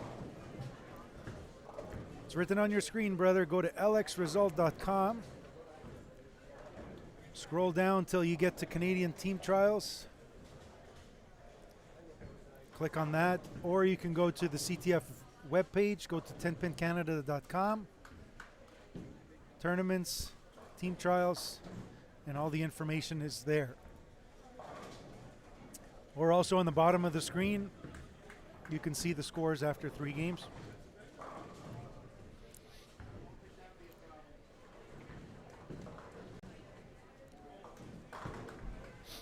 Yeah, Joey is here. I'll try to get him also.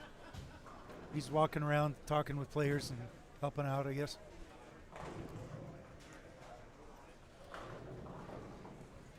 Give him a couple minutes to kind of get acclimated to what's happening, what's been going on.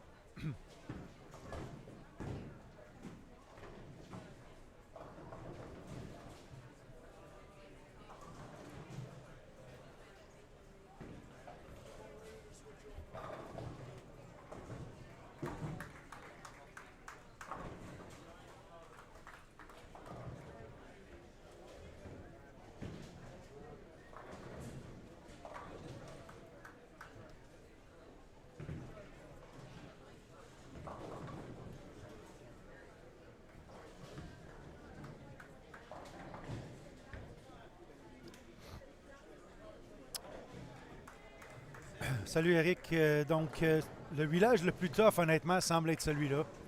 Je pense pas qu'il va y avoir de quoi qui va scorer moins que ça. Je m'attends que le huilage de cet après-midi soit un vent d'air neuf pour plusieurs joueurs ici.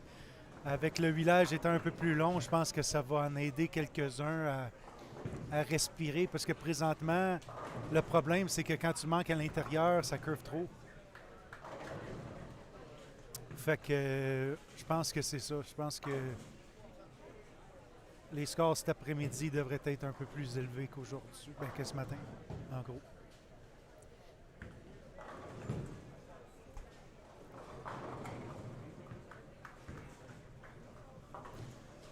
S'il y a de quoi, peut-être Los Angeles, 38 pieds, serait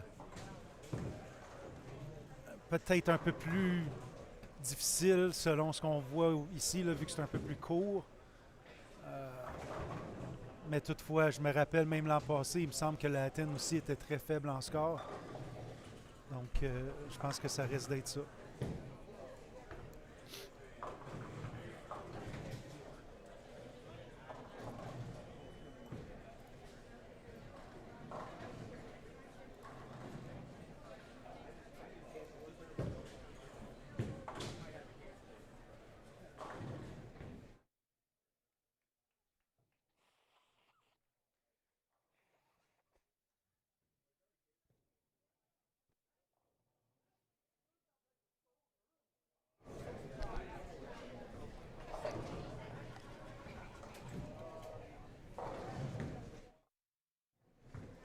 Excuse me, Tom.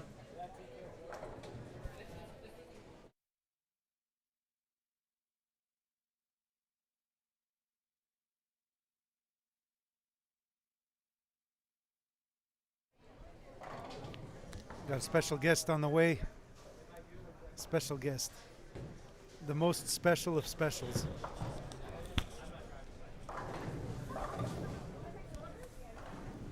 What's up, buddy? The chat asked for Joe Kayak, so I had to bring you in. Who's the champ? The chat, Oh, the chat. yeah. Hello, people. The chat. Yeah. Happy Here, New Year, everyone. Corey's cards. Who's Corey's cards? Corey's cards. Yeah. No idea. There you Corey go. Clayton, maybe? There you go, maybe. I don't know. Or Corey Clayton up? Yeah, true, he is. Yeah. Well, Jack Gay's watching, so. So, buddy, How you doing, buddy? Happy New Year. super senior. Put the mic a bit closer to your mouth, please. Yeah, there Is you that go. better? Yeah. Yeah? So, what's did you get a chance to watch a bit, or you're kind I'm- of just? No, being I'm watching passive? a bit. I'm walking back and forth and taking a look. Everybody's using urethane, all types of balls these days. So, Yeah. Some of the guys are starting to hook it a bit. I see Jordan tried to chase it left a bit, but didn't really work out for him. But yeah, so everybody's trying to play. Everybody's trying to play everywhere. That's the problem. Now you get what you're going to do is you're just going to script with the pattern. well, that's the medium patterns for you, right? Yeah. So, but you got some guys playing straight. I just think with this pattern is if you get on a good pair, depends who you're following. I just think if you migrate left, that's the idea. So, Corey Sear, there you go. oh, Corey's here. Yeah, how's it going? Good, man. Shout out Limestone. Limestone Challenge, Limestone man. Yeah, Lanes, there you Limestone go. Lanes, Yeah. yes. Which we just had a tournament there last month. Yeah. Yeah. So how you guys been doing? Hey? It's been good. It's Yeah, been good. business you good? know, good to be back doing the live stream for CTF this time. That's good. CTF's going to be doing their own thing for all the events now on their YouTube channel. So I'm kind of just helping out here as best as I can, as Yeah. usual, for team trials, and then they'll be doing their stuff for the other events. So it'll be a good thing for them moving forward. So are you saying this is your last one, or? This will be my last one. Really, eh? Personally, yeah. Yeah. Yeah. Well, that's too bad. Yeah, it's I enjoy it, but it's I got a couple other projects I'm working on at the same time, Yeah. and Takes up a lot of time, man. takes up some yeah, it's difficult, but we'll still keep sponsoring the event and Well, that's good. doing the lane maintenance and all that type of stuff. But yeah, Well, I know I've enjoyed the live stream, and I'm sure everybody else. And if I sure hope everybody appreciates it. yeah. You know what I mean? So Well, the live stream's not going anywhere. It's just no, but you guys aren't going to do it, so it's a little Yeah. different. You know what I mean? Like having the magnet on here, saying the boom and all that stuff. We're all going to miss that stuff. So, yeah. but Well, I think all the players really appreciate the effort Guillaume puts into the event with the scores and keeping the scores live online and all that. So that's a huge help in regards to the management of the event. So his effort is better suited there than behind the camera. But obviously he does add some flair to the broadcast. Oh, he definitely adds flair too. That's for sure. Yeah. So we'll definitely miss hearing you guys on there, but. So Joey, let's talk a little bit about like we had Billy on, we had Ty on earlier. Yeah. So obviously we've covered gameplay and all this type of stuff, but you've made a ton of teams, right? Yep. So how many? We had the chance to bowl together. I think out of my 9 teams, we probably bowled together 7 of those easy. If not all of them. At least a 6 or 7. I think. I'd say you and Artie are my 2 like. Not closest teammates, but like the guys that I bowled the most years with. Well, I remember. Yeah, we've had a lot of fun. It's I've made 20 between the regular and the senior team, and I wish I could still do it. I just don't want to do it anymore. It gets to the point where, it takes a lot of time, takes a lot of effort. Yep. And don't get me wrong, I love this sport more than. Yeah. It's no, I get it. I'm in the same boat. It's right the third now, most love of my life. So. Yeah. Oh, thanks, Joey. But no, we've been on exactly. Like we went to Northern Ireland together. We went to Puerto Rico together. Never forget Puerto Rico, but that's another discussion for another day. We need Chris Clerk in the chat. We need someone get Chris Clerk in the chat. Make sure he takes a picture of his shoes. But no, it's it's nice to see the younger people come up now and giving it a shot. And I was talking to a bunch of people, it's like this is their first time trying it. I said, don't get discouraged. I said, No. You're 17, 18 years old. It's like you come out here, you don't want to kill yourself the first tournament you're out here. So just take your time. Biggest thing is making spares. All people want to do is see strikes. Spares matter. And it's you make a couple spares a game, get a double here, double there. You're looking at 2-teen instead of 170, 180. So yeah. But in bowling tournaments, like we were talking earlier, Players Tour that you founded and passed the torch to Tyler, and these are really good events where you can measure yourself and get ready for these types of national events. Correct. Right? I agree. So that's what we try to do with the Players Tour. Is we try to make it as tough as possible. Sometimes it gets a little bit easier because you go to centers, and some centers play easier than others. Yep. And if you put a pattern down and stuff like that, the biggest thing, we try to make it demanding for the fact is I've always been told that spare shooting matters. Oh yeah. And if you go to a tournament and you average 240, spare shoots don't matter.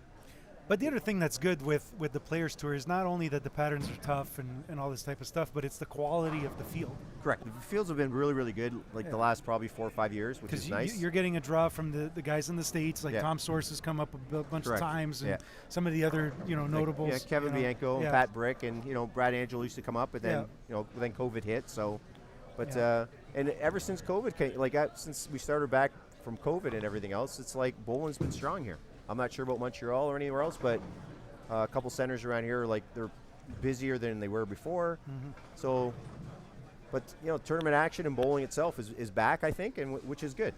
And now we just got to get the aspect of the junior bowlers up to that level and just continue it to grow. Exactly. Yeah.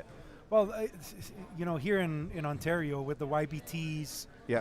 And the Y Bowl Cup and all this type of stuff that they're doing for the youth. Yes. It's great. I agree. Even today, you see a bunch of kids wearing those jerseys from, the stuff that they used to do in Barrie over the years, and even just hanging out with Art the other day and seeing the posters in his basement from those events and stuff like that. It's cool, right? So it's just something that I feel, we got to keep pushing forward, and like I've been saying since the beginning, is to idolize certain people in your geographic region. Right. So if you're listening from the GTA, here someone called you Captain Canada. Joe Nunes, if you see Joey, ask him a question. He's always an open book. And if he tells you to bug off, then tell me and I'll tell him off. No, but the thing about it is there's no wrong question. You might not like the answer, but you're not going to get an answer unless you don't ask a question. And it's just, I try to help out a lot of people. I've noticed a couple people on here, and I'm not going to pinpoint her, but I've been trying to help people like Stephanie Adams bowls in our Sunday morning league, for an example, and she's having problems with her spares. So I try to help her a little bit. and there's somebody bowling here today, and like she always puts so much pressure on herself. It's like she's throwing 15 pounds, but she's got like 20 pounds on her back. Like, why do you have so much pressure on yourself? It's Yeah. the biggest thing. You want to represent your country and make the team, but you're not going to do it when you're under pressure. No, 100%. Just go out there, relax, and just take your time, make quality shots, and like I say, make your spares, and everything's going to fall into place. So, but it's fun to come out here and see everybody, and definitely see some different faces.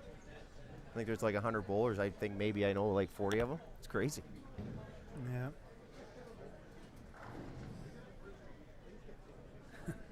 So they're asking if you played. Did you ever play with Richard Lafleur? Weren't you on the senior team with Richard? I bowled with Richard Lafleur in Germany for the Senior World Championships. Yeah. Super nice guy. Yeah. He's definitely missed for sure. Yeah, we're going on probably 4 or 5 years now since he passed. Germany was 2018. Yeah, so it was because he passed right before the pandemic because Yes. we had made that special edition ball for him. Yeah. 2019. Yeah.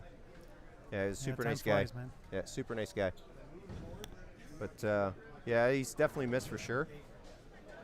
But unfortunately, it's happening. It's sad to say, but it seems like it's happening more and more these days. Well, Joey, it's I'm not 25 years old anymore either. Huh? So we're all getting old. I'll tell you, I was talking earlier, and like how you bowling and stuff like that. It's like, I'll tell you, the second day after bowling's good. First day after bowling's not so good. Yeah. The body doesn't recover quick anymore. No. But it's something you got to do if you want to continue doing it, and you just got to look after yourself. And Definitely. Started doing some stuff on Monday, and I was talking to Felicia about some stuff by email, and she's got me doing some stuff. And anybody who wants to learn yoga, give Felicia a call. There you go. Okay. Give Felicia a call. Yeah, there's another staple on the women's team. She's been on. Oh man, yeah. Probably as many as you have at this point. It seems like it. Yeah. You got Felicia. You got Miranda.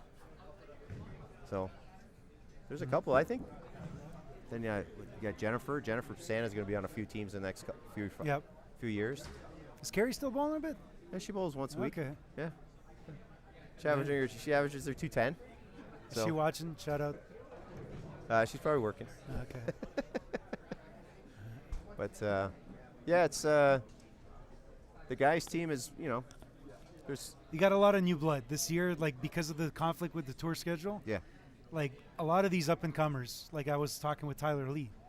I was like, Tyler, like, it's your time, man. this is your time. Like this is like I hate to say it, but like these spots now open up because some of the top tier guys aren't here. Correct. It's not to degrade who's here, but it's basically like the door is slightly cracked open a little bit more. Yeah. Now is your time to shine. You're in your backyard. Yeah, as well. pretty much. He's probably sleeping at home. I doubt that he's staying at a hotel. I really don't know. But like those are big, small. Like I feel like those are big advantages. Like when you know the center, it's not the first time he's bowled here. Right.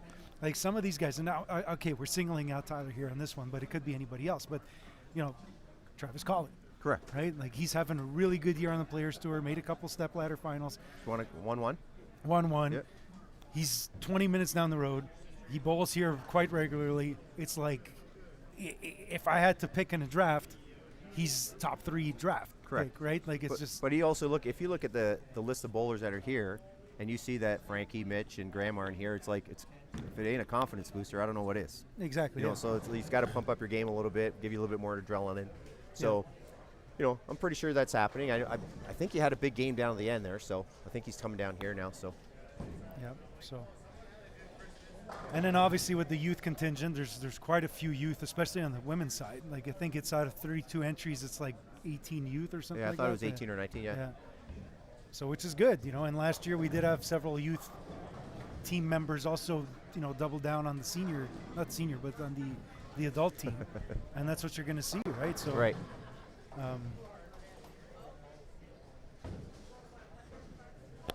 And then even like Edelyn Bassana has had a pretty good year. Like she made a couple cuts on the Players Tour this year as well, if I'm not mistaken. Yep. I still follow it. I'm not here, but I follow it. Don't worry. We know you do. Yeah. Hey, Carmen Chan is saying hello to us. How are you, Carm? That's happening. Shout out to Kennedy. Right, Kennedy. 900 Pro Shop. Yeah, we had a tournament there New Year's Day. The shop looks pretty nice. Yeah, it looks pretty good. Yeah, we also, with the passing of Carmen's father, Alan, Yes. we had done a special edition Black Widow, and I think he sold them in 2 days. Yeah, I bought two, Yeah, so yeah, yeah. it was I've, good. I've known Alan for 40 plus years. Yeah. Yeah. So that was a really good thing that we did together, and it was great. And like when they released the photo of the check that they presented to the hospital, I got so many messages like, "How do I get one? How do I get one?" And the whole idea with this was to support Alan's community, the 900 Pro Shop community. Right. That was the whole thing that I had told the guys. I said we want to support, the community, and we want it to stay within that circle, because if we opened it up and basically sold them online, the eBay guys would have gotten a hold of them, and it would it would have gone past what we wanted it to do. Right. You know, I wanted people like you said, you had a 40-year relationship with Alan. I want you to have that ball. I don't want a guy that's going to put on eBay and make $200 Correct. and not even know who Alan is. That's right. Right? It wasn't the purpose of the whole idea. Exactly. Yeah. So right now, the people that have those balls, they have a sentimental value and attachment to who that was for. Yeah. You know, and Well, that, I know I'm most of the glad that guys. it worked out. I know most of the guys for 900 Pro Shop. I know most of them drilled them. Mine's sitting on my shelf in my basement. Yeah, It's same not- as mine. It's Yeah. not going to be drilled ever. Yeah. You know, Alan was a great guy. He did so much for the bowling. I know he did a lot of work with Brunswick. I think he was with them for I don't know how long. You probably know better than I would. But he did so much work for the community, the Asian community in Markham and stuff like that. So, but yeah, he's But definitely even missed. just bowling in general in Southern Ontario, right? Like, Yeah, exactly. it's amazing what they're able to build. So And I believe he went to. Didn't he work in Hong Kong for a while, or is it Korea or somewhere in Asia? no, he was the rep for Brunswick in Asia for probably about like 15 or 20 Okay, years. all right. So yeah, so So again, I'm not 100% on the specifics, but yeah. So continuing the legacy, that's right. Carmen and Sly. So we just saw Sly on the feature pair. Now he's on 16. He's going up. He's still throwing urethane, and he's actually the furthest right Yeah, of everyone on the men's field. And let's check his scores and see where he's at. But didn't look too bad. Yeah, I think they bowled 4 games. I think Yeah, he had a yeah. nice 4th game, I think. 162-0, 160. So I'll wait for Guillaume to update the scores here.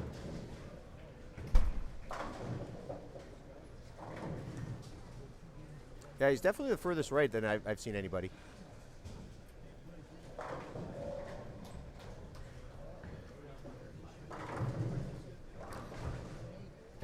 Speaking of Felicia, she's on the feature pair now. Oh, 11 and 12. Yep.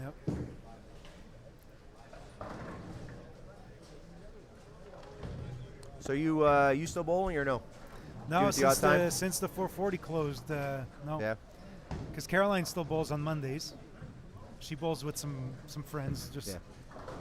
you know, we take league very lightly after having bowled so competitive over the years.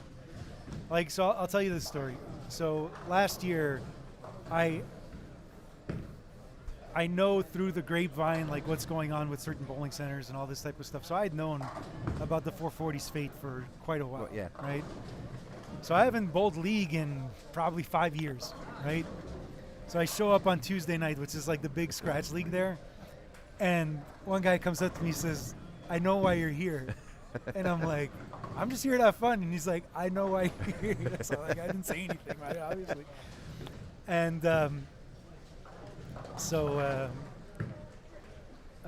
yeah, so that was when we found out about its closure. It just sucks. It was such a hole in the community that it just Yeah, I can just imagine. yeah. But Especially certain centers, like especially that center was like always busy. Always had. That's where you had your Montreal Open. oh yeah, You know, yeah, and I get that question every year. When's the Montreal Open? When's Montreal Open? why not ask again? 2025. Have you been asked It's this year coming. yet? It's coming. Have you been asked this year It's yet? coming. We're working on something. Yeah? We're working on something. Don't worry. Yeah. So don't ask any more questions, people. Just wait. Yeah. Yeah. 2025 probably. So that's something. good. Yeah. October still? That's the last question I'll ask. October? Yeah, we liked that weekend. It Yeah. was good. That's good. You know, I'm not gonna lie. That was so. The whole idea with the Montreal Open was always create one, Yeah. make it work, then build the second one. We were before the pandemic hit. We were in talks with a nameless center to do the Toronto Open. Oh, nice. Yeah. So the idea was to do Montreal Open, Toronto Open, and Western Canadian Open. That was the idea. Okay. Like on the vision board Right. in 2017, when I started thinking about this, that Yeah. was the idea. Always being, sanctioned tournaments with the CTF. Like every year we did them. We had Stan. I think Stan May was at the first one, and then it was Dave Kist had come for the second. Right. And like everyone had to pay for their sanction card and all that type of Correct. stuff. So we want to help support the tournaments that way, and it's good for that. So, but yeah, that was the whole vision behind it. So we wanted to do let's start something. So we put $5,000 on top. Went well. My dad's like, we got to do go- $10,000 to get go some higher. big names. We did it. We got to 418 entries or Yeah. something like that. It was crazy. And then so the next year we were still planning it, and then boom, COVID happens, and Then it's almost like gets back to the back burner, correct? yeah, well, For now.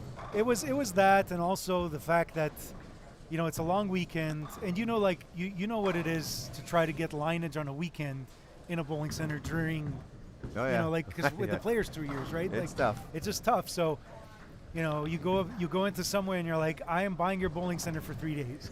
It's like not everyone's going to say yes to that, Right. right? So Correct. that's the hard part.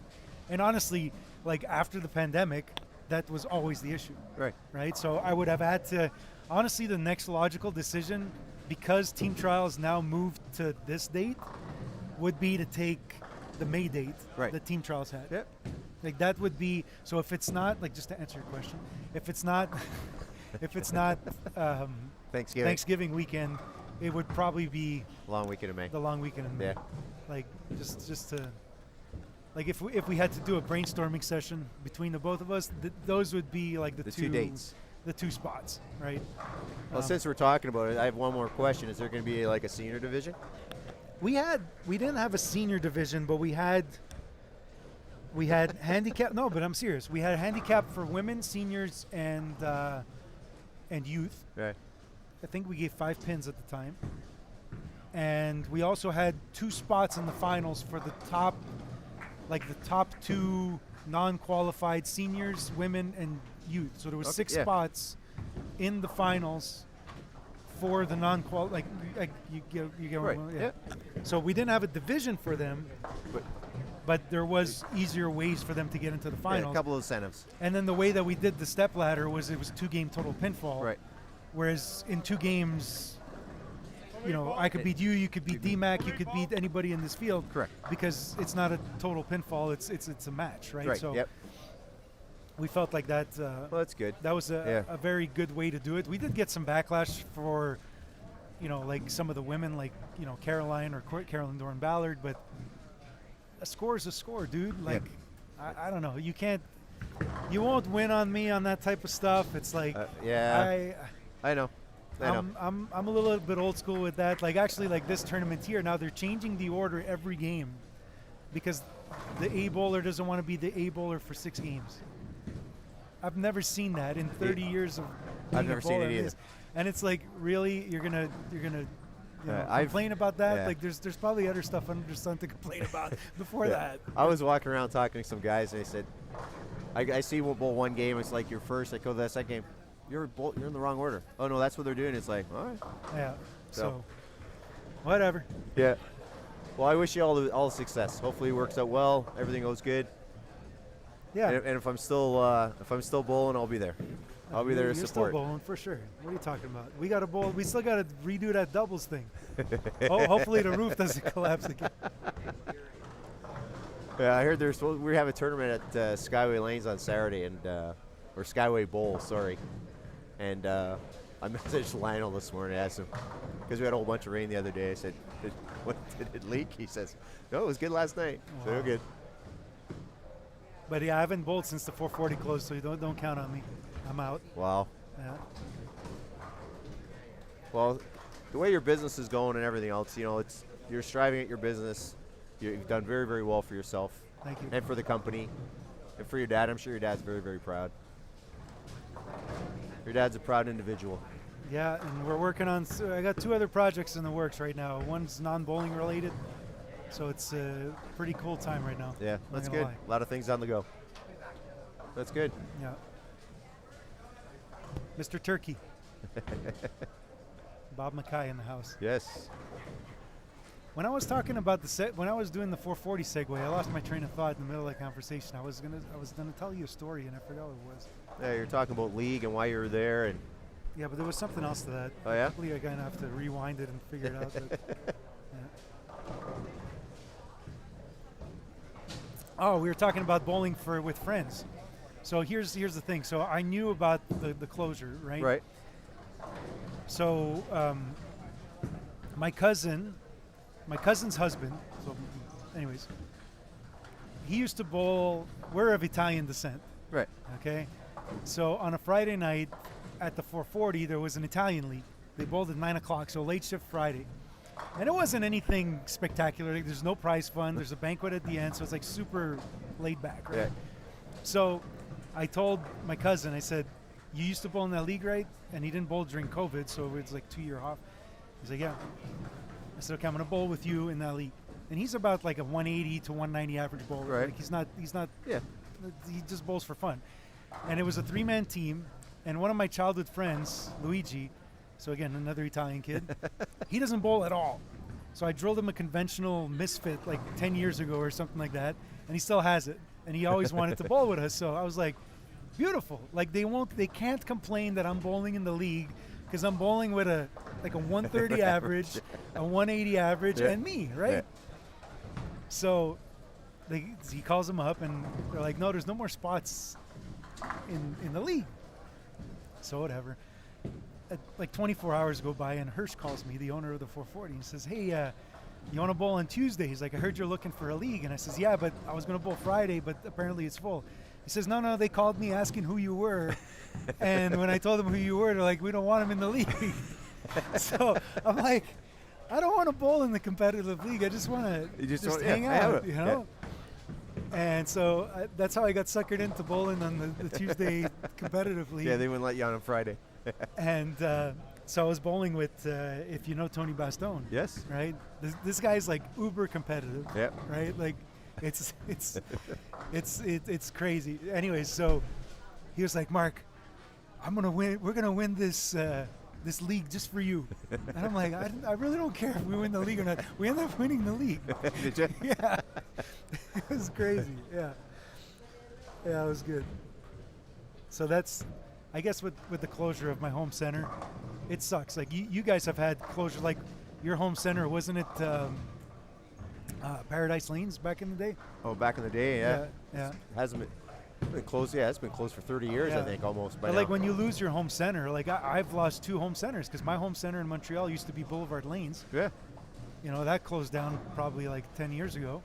And now 440 closed down for me, so it's tough. But I will say I'm rather proud. I won the league championship, and also they had like a year-end or a career-ending tournament at the end, and I ended up winning that. So that was that's pretty good. cool. Yeah. So you got a lot of good memories, which is nice. But, yeah, bowling, the centers are closing down. They're slowing down now, which is kind of good because I think bowling, like they said, bowling is getting back, which is good. So. I'm good. I'm already on 2 coffee. I have a tap. Hello, Melissa. RDO. Yeah, but like I said, bowling centers aren't closing down as quickly as they were like during the COVID part of it. So, like I said, bowling's coming back, and hopefully it benefits everybody. Yeah, and we're seeing a little bit of a wind of change in regards to, younger proprietors now coming in. Yep. Like one of the bowlers here on the men's side, that ex-Duchesne, they just bought a center up in Charlevoix area. You remember bowling the tournament in Clermont? Yeah. Or the doubles tournament in La Baie? Yeah. they own the center across the street. Oh, okay. You know, so Yeah. you know, so now you get another 20 years out of that center. Yeah. Right. Well, the good thing about it too now is the people that are buying them seem to be younger and they're motivated, so they want to like make the business grow, which is exactly. good. Yeah. You know, It seems like the people that have been doing it for like 30 or 40 years, like, well, COVID's here and we're not doing anything. Like, I just want to do it anymore. Status quo is okay. Yeah, you know, exactly. That's it. So So and it's it's understandable. Like everything in life has a life cycle, and that's Sure. it. So it's okay. But definitely, some new blood definitely helps in that regard, and also developing the game and all that. So yeah, and plus the younger people that are buying it too. Like if they're, I'll pick Canada for example. Like I'm sure they're going to call you guys for advice, and you know Yeah. you guys have great ideas, and it's just well, going to make their business you grow. were mentioning Skyway earlier, right? So like, you know, now with some new management and all that, they've been able to put some new thoughts into the place, and you know. And the places, like I used to. Let's talk about home centers. I used to, you know, my father used to be a manager of Lucky Strike Bowl Ram in Stony Creek, but I used to bowl at Skyway all the time. And what Lionel has done is like night and day. Like the place looks phenomenal. He's done a really, really good job. So, but all the power to him. You know, everybody has a dream in life, and that was his dream. And hey, I wish him all the best.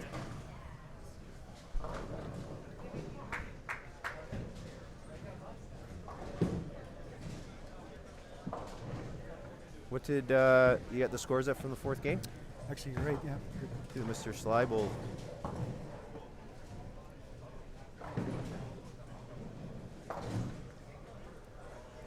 All right. So scores after 4. Darren Alexander making a big jump there. Yeah. Miranda's got a good lead on Marissa now. And on the youth side, Yeah, I'm not surprised. it's still Jacob. early, right? Yeah. Like you can't really look at this now. It's just, Jacob's pretty good. yeah. He throws the ball pretty good. Yeah, he's got a chance to make the actual team. I agree. Yeah. So, you know, I think some of the, you know, Nicholas Blagojevich, Jacob, Yeah. Nicholas has even improved a lot. Alex, like a lot of the youth guys from last year's team, Yeah. they have a good shot at making it for sure. Yeah. Like Nicholas has improved a lot. I used to watch him bowl when he first came out. He used to bowl Y bowl and stuff like that, and it's like Yep. he's improved so much. You know, even talking about some guys that with the smaller field having a chance.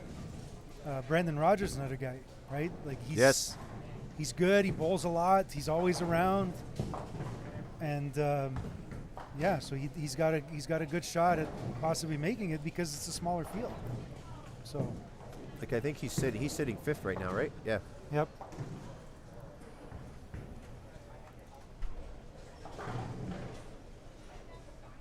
Yeah, but like you said earlier, this is if there's one time you want to make the team, this is a chance to do it.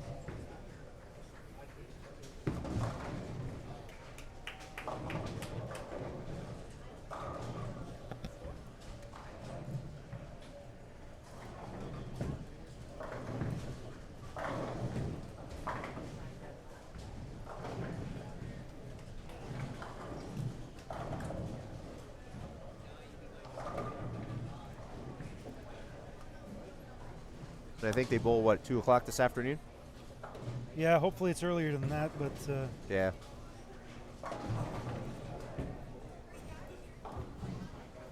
So what pattern are they bowling on this morning? Is it Athens they're bowling this right is 40 feet Athens. I think this was the lowest scoring pattern last year. now? Right. And this afternoon, 43 feet, which I feel is going to be a huge breath of fresh air for a bunch of these people. I agree. You know. Yeah.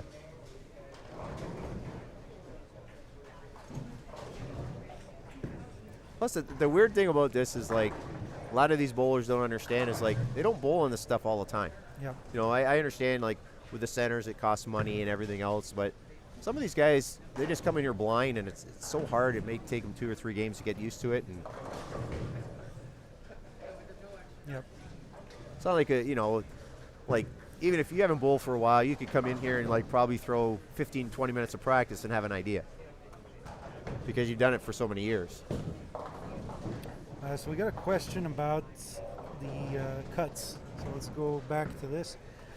Okay, so as you see here, there's a cut number for top 6. So this is going to be your adult team. Okay, so it's top 6 men, top 6 women, total pinfall, make your national team. And then there's 4 coaches' picks at large. Yeah. You have to submit like a resume, I guess, and then they can pick from the pool. So let's say Joey and I submit. We got a slight chance. You have a better chance than I do. No, I don't. You're bowling. I'm not. Then the cut here for 12, that's going to be the cut for Friday. Okay. Is that right? Yes. So why is there a cut here at 16? Oh, no, sorry. Yeah. No, so cut. No, I believe the 16 is for the first cut, which would be Thursday afternoon. Correct. Yes. Yes. And the you're top right. 34 for the men. That's right. Yeah, that's why you're on the street. Yeah. That's it. So after 3 blocks of qualifying, so after 18 games, we cut to the first cut. So top 16 women, top 34 men. After that, another 6 games, and then coming back on Friday is only 12 and 12. Correct. There you go. And then they bowl 6 games, or another 6, and then they determine Top 3. well, the top 6, but top 3 make Stepladder Correct. Yeah, to right, see correct. who's the national Yes. champion. So, hope that was clear in my in clarity.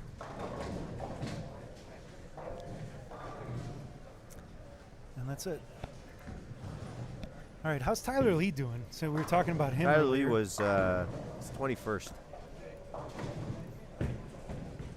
He shot 242 his 4th game, so that picked him up a lot. And we know he likes playing left. Yeah, he does play. He likes to play left. So no surprise that the scores are charting upwards. Exactly, especially for him. But when he gets, he can strike. That's for sure. Yep. When he gets going, he can strike. All right, Matsis getting back on it. Big boy. How's Karin doing?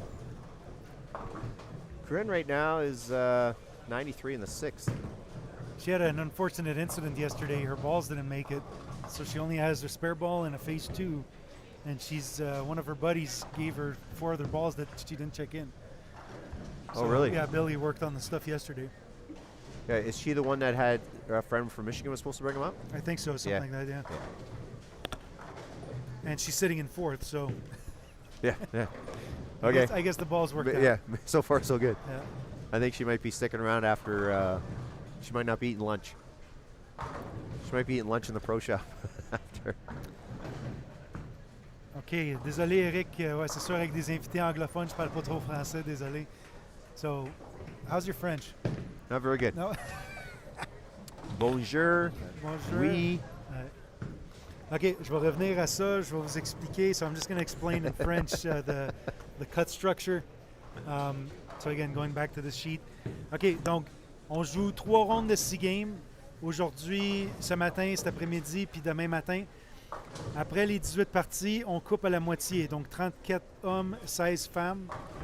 Ils vont jouer demain après-midi un autre 6 parties pour faire la coupure au top 12. Ensuite, le top 12 revient vendredi pour jouer un autre 6 parties pour déterminer notre équipe de top 6 et faire le top 3 pour, dans le fond, la grande finale pour savoir c'est qui le champion canadien 2024.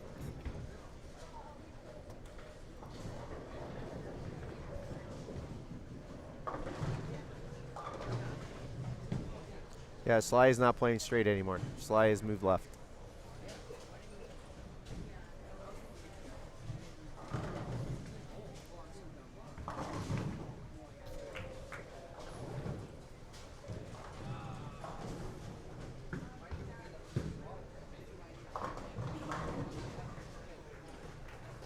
How's Travis bowling? He's got to be up there. 9th. Yeah. 6 over. I'll take 6 over. Oh, I would too.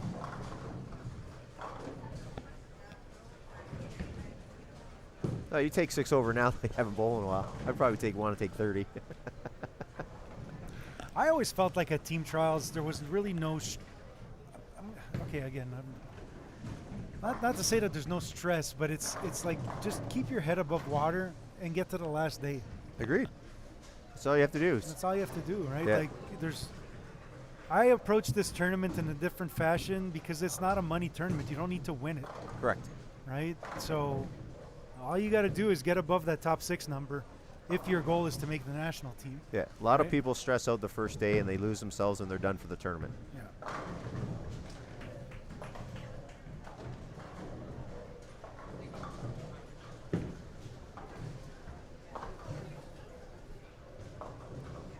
And when you get frustrated after 6 games, and when you leave and stuff like that, you still come in frustrated and you're pretty much done for the day. So So to me, like when I'm working with the kids like Matt Sis here on lane 14, and I work with him, I was like, Right. dude, just stay clean, man. Like just get yourself Yeah. out of trouble. yeah, And unfortunately, he shot 130 the third game, but he's still hovering there. He's 15th right now, minus 7. 15 to 130 is pretty good. Yeah, well, we're saying it's low scoring, but it's the top 12 cut is even, Yeah, exactly. right? Yep. So is it really that low scoring? No.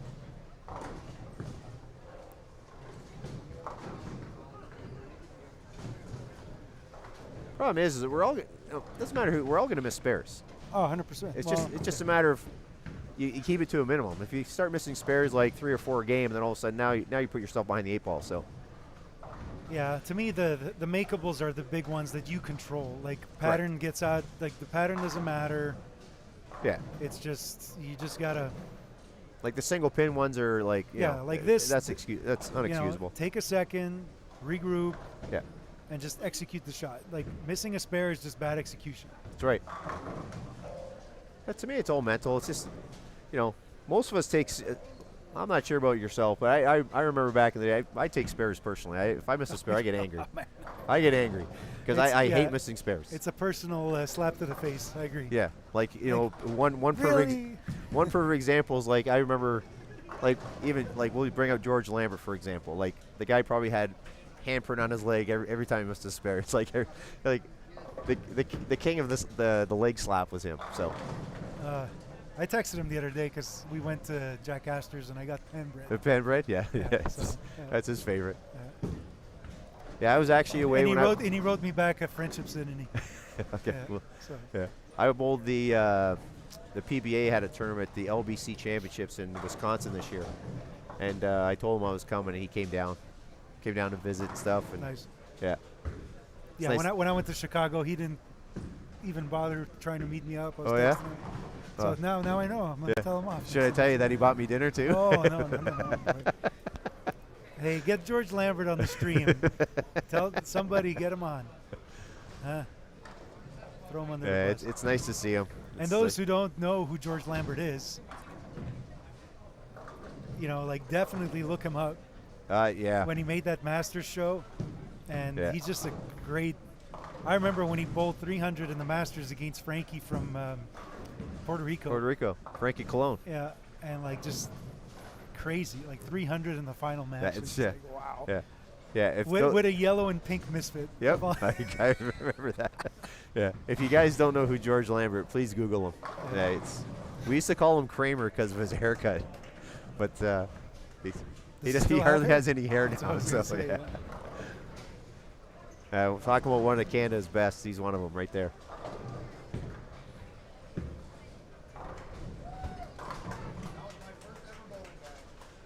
You been on any teams with George? One or two? Me? Yeah. At least 2 for sure. I know that. Because you guys won a gold medal together, right, trios? Yeah, we won trios. Yeah. I was on probably 5 teams with him. Oh, 4 or really? 5 Eh? teams, yeah. Wow.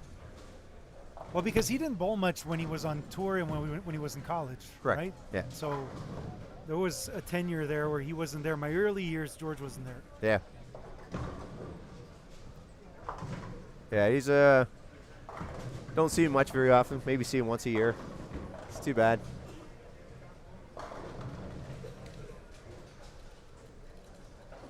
How's Felicia doing? Where's she at? 12? Yeah. I'm surprised. Well, out doesn't really look great on this No. pattern. So, and she's the queen of out. She is the queen. Yeah. You give her 2-2 and Yeah, she she'll can whack him destroy pretty you. good. Yeah. I'm sure she'll be moving up the ladder soon, I'm sure. Yeah, obviously, like if we were to draw sticks or do some sort of a draft for the team, she's, you know, an obvious. Oh, she's an obvious choice. She's an probably obvious top pick, 2. Yeah.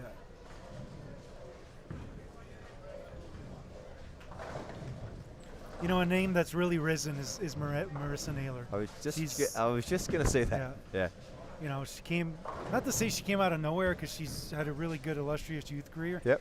But like when she had that breakout year a couple years ago at team trials, it's like you kind of just knew like that was the future. Oh, great split pickup by Felicia there on 11. You just knew like that was the future of Team Canada. I agree. Right? Yeah.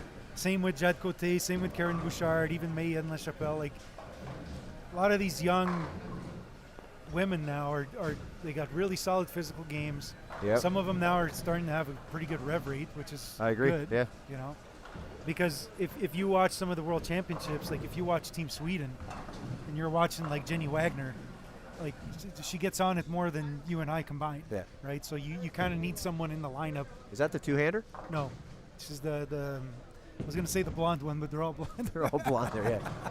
But I should show you a video when we're done. There's this. But the two-hander. Yeah, I know what you're talking about. Yeah, Oscar shared it a couple weeks ago. Oh my God. Yeah, unbelievable. Yeah. Are you kidding me? Unbelievable. It's just like, wow. Yeah. Yeah, it's just I watch a lot of bowling videos and stuff like that, and I saw this one. It's like, you got to be kidding me. Wow. And actually, I'm surprised it's taken that long for it to catch on the women's side. Yeah, there's not that many. Yeah. I'm really surprised too. Because I'll tell you what, like my son's now 8 years old, and he bowls two-handed, obviously. Oh yeah. But there's a huge advantage at that age because he can bowl. I throw him a 12-pound ball. He uses a 12-pound ball. Really? You know, for the first couple of years, I was like, just throw it, like run to the line. Yeah. Right? In street shoes, just like make sure they're clean, obviously. And then like once he started getting at least the foot speed to be able to have ball speed, you know, we would bowl together. He would pick up my ball. So I was like, drill him a 10-pounder, and he likes it.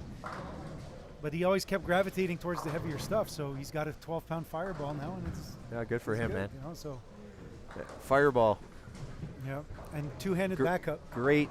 A great piece if anybody's interested in getting a fireball. That is two-handed backup. nice. How about that? Yeah, that's good. That fireball. That's got to be. I'm not sure what your sales are, but that's got to be a great ball, man. That's a good entry-level piece, right? Oh, it's Joey, there's so much out that comes out every year. Agreed. And what I was actually telling Cedric this, it's like everyone gravitates towards what's quote-unquote popular, but there's so many sleeper balls out there. Like I was watching Mitch's video on the Black Widow 3.0 with Jared Pro Shop the other day, and like he even said, he's like, one of the sleeper balls for me was the Brutal Collision, right? And like no one would have guessed about that because you don't see it that often. Like I was working with Cedric yesterday. He had Virtual Energy Blackout, Zen, IQ Tour, Phase 2, and like a Purple Hammer. And I was like, can you be much more of a follower than that? Like it's like the follower balls. I agree. I was like, come on, man. You know, try something out there. You know, like you know, there's some sleeper balls out there, and the Fireball being one of them. Some other ones too, even on the Storm and Rotor Grip side, like the Tour Dynamics, really good. Really good control piece. The Revenant now is discontinued, but that was like a really niche ball because very high RG, high diff. Right. So really different shape. So like if you're, like right now, you're in game 4, game 5 on a sport pattern where maybe you don't need something that rolls super early. You need something to get down the lane. Exactly. There's maybe 2 balls in the market that have those types of numbers. Yep. You know, but like everyone's trying to build balls for 3 games a league. I know. And that's kind of the problem. And that's where some of these niche balls, like we're saying, like even a fireball isn't something you would use in league. But, you know, third round of the finals of a players tour, yeah. Yeah. Or maybe game 5 on this pattern. Exactly, yeah. Yeah. You know, so always check with your local pro shop operator. And don't be afraid to ask about a staffer either. Yeah, ask a staffer, and don't be what's the term? Don't be a sheep. Follow the herd. Yeah, there's nothing wrong with asking a staffer. Like all the staffers should know, and like I have a fireball and I use mine, and Yeah, there's like you said, there's so many sleeper balls out there, but people are afraid to try them. Well, we were even on social media the other day was when the track announced the theorem. Oh my God. Yeah, you were the first one to comment on one of the posts. Dude. You know, so like again, there's always something out there, right? Yeah. Like if you're going through balls and stuff like that, like just stop. Like I drilled a big time special. Oh my God. And that's another one with a very different core that you it's can't. Very different core. Yeah, you can't. Not everyone's making those types of numbers. So again, just like you said, ask staffers, talk to your local pro shop guy, and find a pro shop guy that you. But you have to trust. You have to trust them exactly. Like, yeah.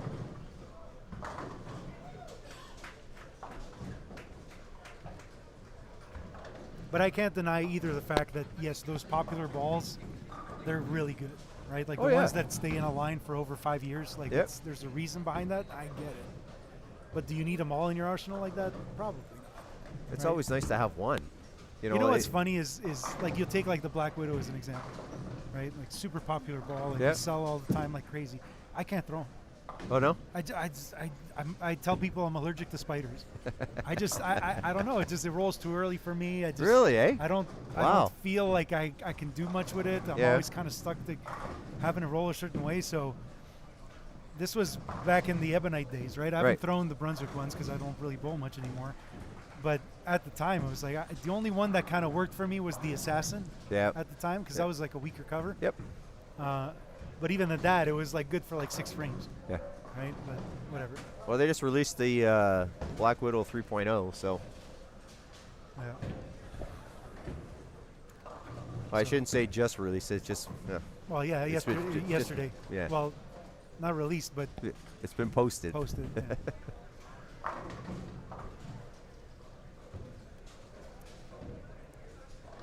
Yeah, like you said, it's everybody wants to try all the new stuff, and there's nothing wrong with that. But I always go to a tournament. I always take 2 favorite balls. My 2 favorite balls are like 8 years old. No, I always take them. 100%, I agree. Yeah. You know.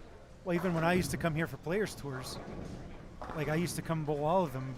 Remember, like I used to go everywhere. And like I just knew like these 2 balls always work at players tours, no matter what the pattern, because it gets to that point. And it was a 505C and a burst. Yeah, those 505Cs. Yeah. I wish I could. If anyone knows where I can get one, eBay. I would pay for it. Yeah, but eBay's too inflated. And we're talking about favorite balls. Just make sure everybody has a spare ball. Oh yeah, please. 100%. With a Buffalo logo on it.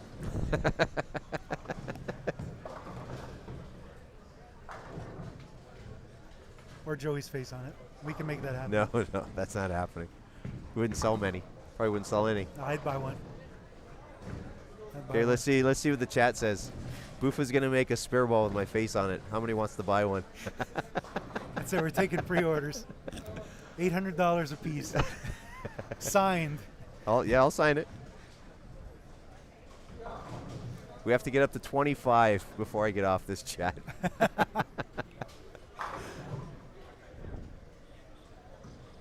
I only get 10% commission. That's it. Okay. Oh, at $800, everyone's making money. Everybody's so making money. As long as you make money, that's all that matters. And we'll donate all the proceeds to CTF. How's that? Yeah, if you make a bowling ball, I'll donate all my money to CTF. There you go. What's your face on it? With my face on it. Let's do it. Let's do it. Come on, chat. We'll get you tax receipts.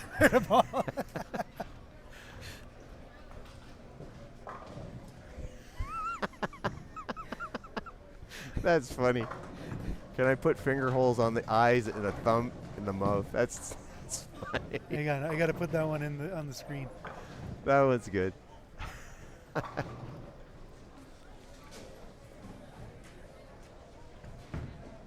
Carmen Chan, I will support that. Austin Descharme, I'm in. Okay. We're cooking now.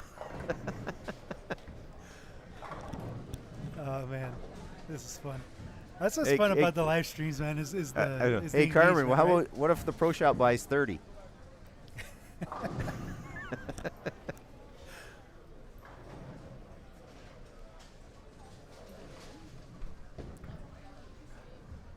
Actually, we could donate half to CTF and half to Carmen and his family. How's that?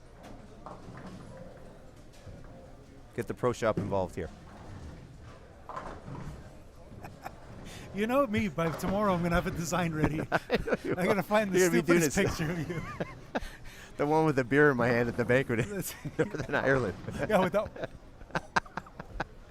Okay, yeah, that's actually a good story. So, so we bowled the Commonwealth Championships in Ireland. What was this, 06? Oh, that was, oh my God, yeah. 06, 07, some of that? Yeah. And, you know, Joey and I, at a very early age, we were fierce competitors. And it's safe to say I didn't like his face, but it's different today. And I think that trip really cemented our friendship. I agree. Yeah. Yeah. And it was a good time. And at one point, like, I asked him, I says, I never seen you have a drink. And so we're at the banquet, and they were serving alcohol because you're in Ireland, right? Yeah. And I was like, okay, I'll have a drink. And there was like little glasses, nothing crazy. Like, obviously, you don't want to get slaughtered at a bowling banquet. But anyways, so Joey's like, fine, I'll have one with you. And there's this picture floating online where he's taking a sip, and I'm there in the background, like with my hands up, like the emoji there with the hands up in the mouth, and you know, like, wow, that's so funny. That's actually a good one, yeah. Let's okay, Sean Cody says, I'll take one. Carm says, that might be a tougher ass, especially with your faces on it. Dave Kiss says he'll take one. Oh boy. Okay, I'll make sure we do a design for that. Makes it easier to not get angry when the ball gets chipped. Well, hang on. I think Caroline's still watching, I believe, because she did comment here for a little bit. Maybe she can work on the design and get us something quick here in the next 10 minutes. Maybe she go on your Facebook page and find the picture. That's it.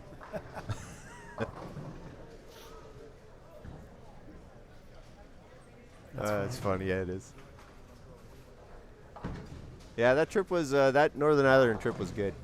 That was a good time. Couple of funny stories. We'll just keep between the two of us. That was a high-scoring event. I remember shooting 279 in the last game of singles to squeeze into getting a bronze medal. Definitely high scoring. That was a funny place, right? There was like a skating rink with a bowling center. They had a hockey team in there. It was called the Belfast Giants. Was a team name. Oh, we might have a mock-up here. Hi, soon. Carol. How are you? And let's do a race. See if Caroline gets to it before Wes does. Let's go. Yeah, they were called the Belfast Giants. And how do you remember that? Everybody on the team was Canadian. How do you remember that, man?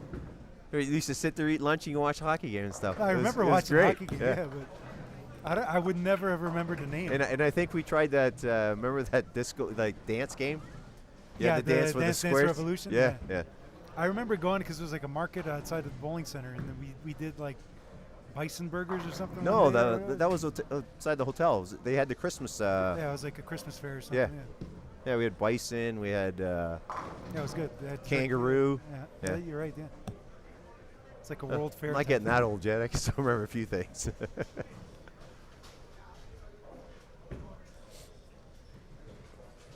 We were reminiscing last night with Artie. I went to his place about the World 10-Pin Team Cup in Amsterdam.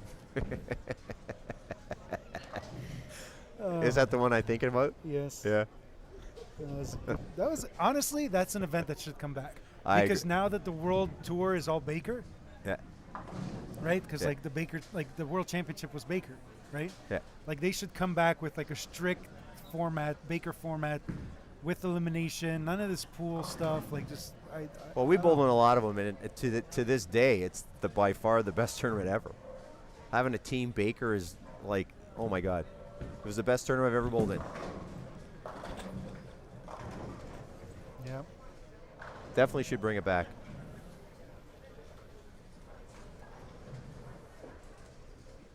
I remember we were bowling that tournament, and like some of the guys were like, you throw a strike, and it's like you're standing on the approach and they're right in front of you. It was so fun.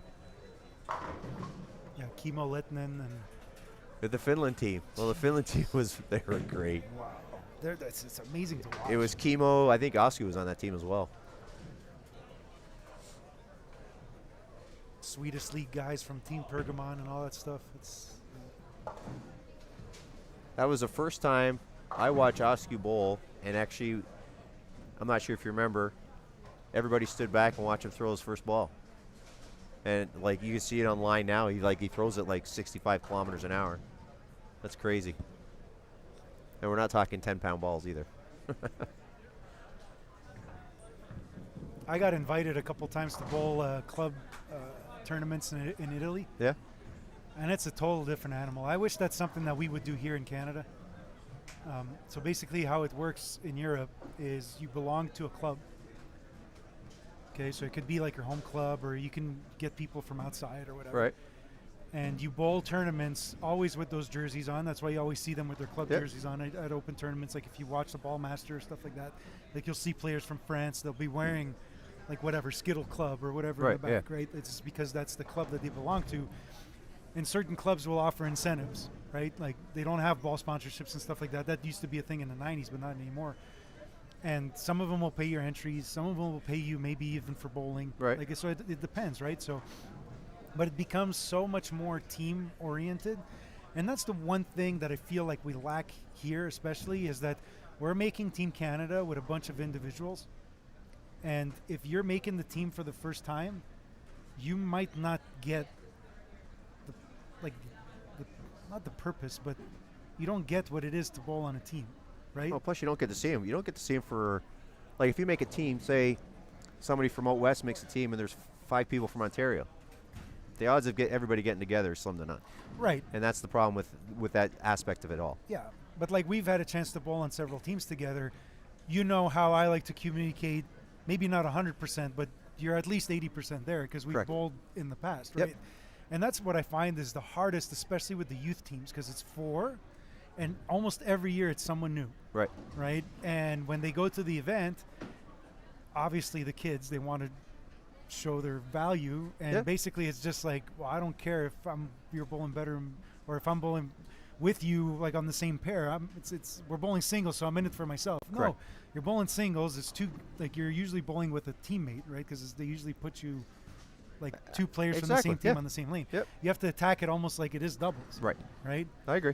Like, hey Joey, like I think you should move, or you're missing a move, like Correct. you're behind it totally or whatever, agree.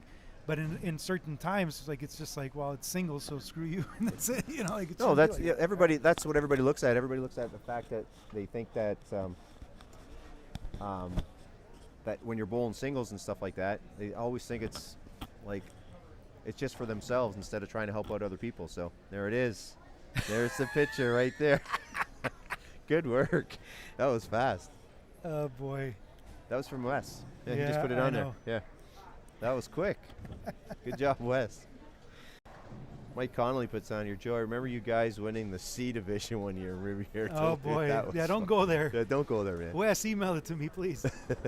Like that I can put it on stream.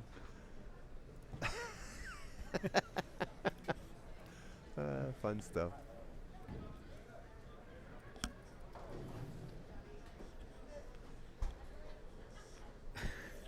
That's good. That was quick.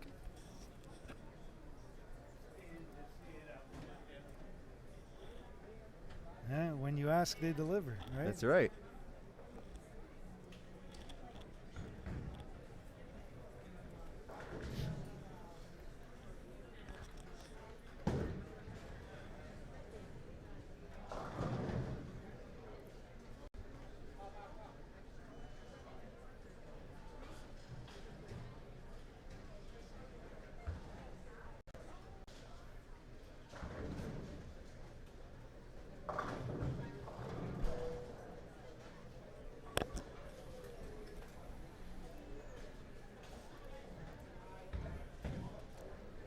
So Mark's doing his email thing.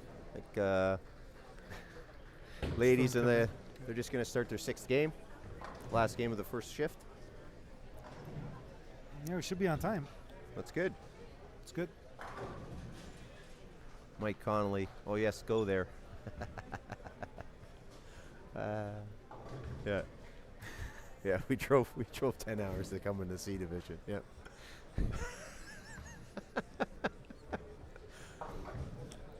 Hey, don't talk, Mike. Didn't you win the C the year after?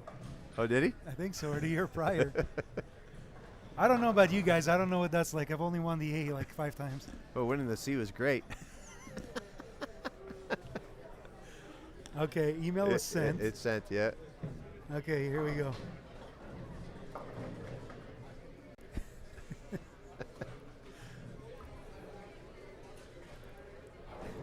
That's crazy. It's smart expression that makes it fun. Can I make this full screen? Okay, here you go. All right, so here's the limited edition Joe Kayak spare ball. Taking pre-orders. You may send more with Mark's picture on it than mine. Yeah. So sorry, Kathy, for putting athletes drinking. That was before. But this was all fun. Yeah, that was definitely all fun. That was the only sip he took. If we. Yeah, good stuff. It all helps out CTF if we sell enough balls. It goes back to money. That's it. So. Yeah, good times. So those are the just pictures like that. It's like we did it all for fun, but those are the memories you never forget. Like, you know, you strive to be the best in your country, to go represent your country, and at the end of it, you get to have fun. Oh, 100%. And that's the biggest thing. And the biggest thing to me is the friendships I've made over the years, like especially with yourself and your dad. It's like, you know, you guys are like family to me. You guys have always helped me out. So those are the things you look forward to. If you strive to get better and go out and practice, and just don't practice strikes. You know, you got to practice your spares and make sure you stay positive and try to stay as loose as you possibly can. And those are the memories you can have. So I'll take 2. Oh man, that's good. Hang on, do we show it again? This is so We much showed it better than again. I could imagine. Who is Van Grims anyways? Who's that, Von Grims? Do you know who that is? No. Von Grims, identify yourself, please. All right, so again, while we're waiting for the guys to switch over, this is the limited edition bowling ball of Joey and myself. Email me your pre-orders, mark@bufobowling.com. That might change Wes's mind now since you're in the Very picture. limited edition. For Carms. Ultra limited. 10 pounds only, so nobody bowls with them. So they won't ruin your beautiful face. Plus, you don't want to give drinking a good name. So. That's it. Yeah. Good stuff. Jesse Irwin. You know Jesse Irwin? Nope. I do not know Jesse Irwin. Sorry, man. But you want to. You're on the list. We got you. Thanks, guys in the chat. Everyone, this is. This is fun. This is always good. This is what's good with the live streaming is the engagement with the I chat. agree. Yeah.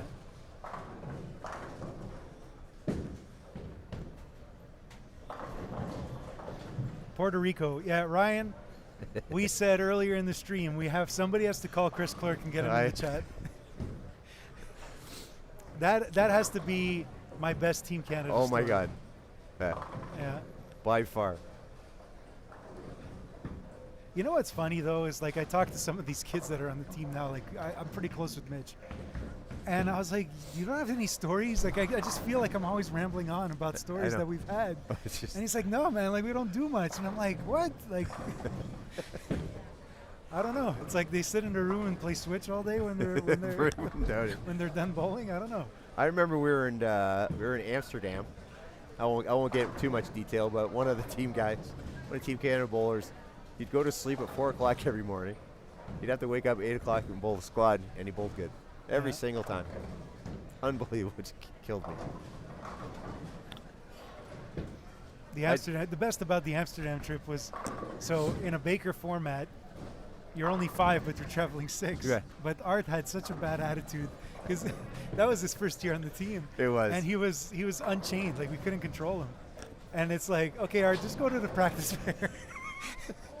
So the official comes in. You can't just go to a practice fair. You have to warm up with your team. He's like, they don't want me anyway. I remember that when he went over there and he said, "Well, my team doesn't want me there." He's like, "Okay, well." Yeah, you see, it was binge watching TV shows in Kuwait. So he puts it. Oh. Ryan, it's all your fault because you had packed white shoes with. You had white shoes, black pants, a white belt, and a white top. I said you're a reverse Oreo cookie. And then Chris turns around. Why'd you bring shoes? We're in Puerto Rico. Why do you? I was like, there's a banquet at the end. Oh. So he shows up at the banquet with his bowling shoes on. Yeah. And Bill O'Neill goes out to him. How's the dance floor? Is it a bit tacky? You need to change slides. That was yeah. Good. That I'll was never pleasant. forget that tournament. That was a good time. Yeah. Yeah. So these are all the memories we're talking about with everybody. It's just like when you go away and stuff like that, it's so much fun. You know, try to do the best you can. You are there representing your country, but after the end, it's and you never forget them.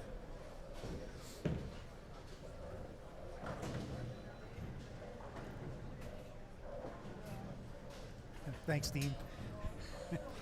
Hey, any chance to throw Art under the bus, I'm taking it. Oh, absolutely.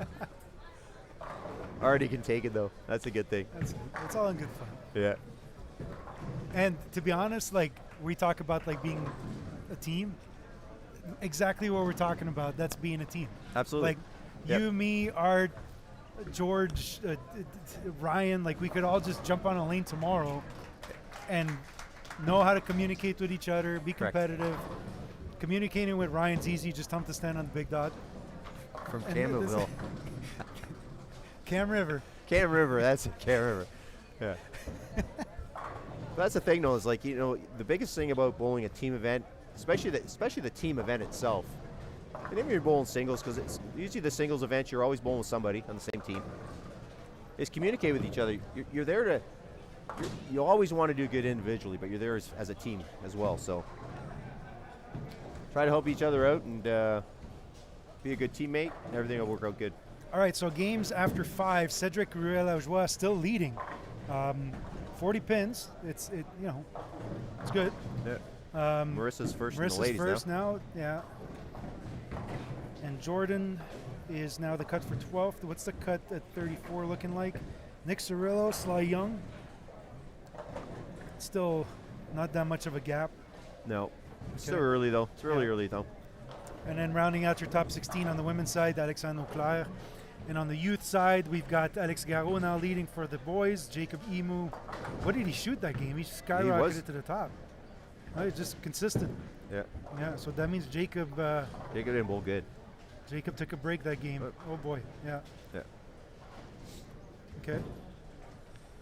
And on the girls' side, May Jad, Kristen Jolly, and Taylor Strickland. All right. Good stuff. Yeah. A lot of So games again, left. head over to lxresult.com, scroll down, go to team trials, and bookmark this page. Like that, you don't have to always scramble for it. It's always there. Bookmark it, keep it on your browser, and just refresh as the day progresses. Or you can also head over to 10pincanada.com, go to the team trials link, and everything's there. All the patterns are there, the competitor lists, everything. Even past results. You want to see how Joey did in 2015? You can check that out. How did you do in 2015? Let's check that out.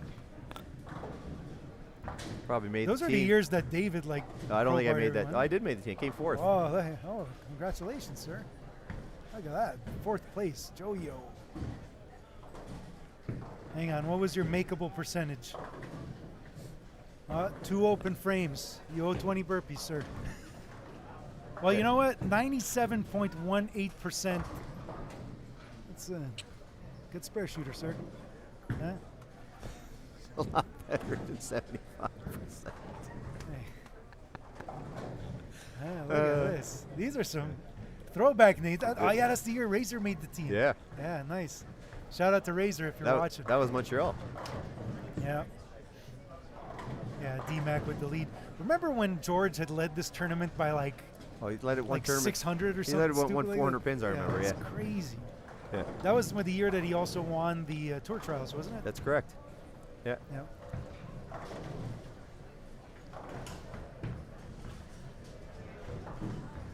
Ryan, don't ask if I moved my feet. According to the video that you shot with Francois the other day, you still don't move your feet because you actually mentioned it. Oh, the Buffa says I never move my feet from the big dog. So you see, that's exactly it. He's actually one guy I kind of miss. I miss him a lot, that guy. He was funny. Cam River. Yeah.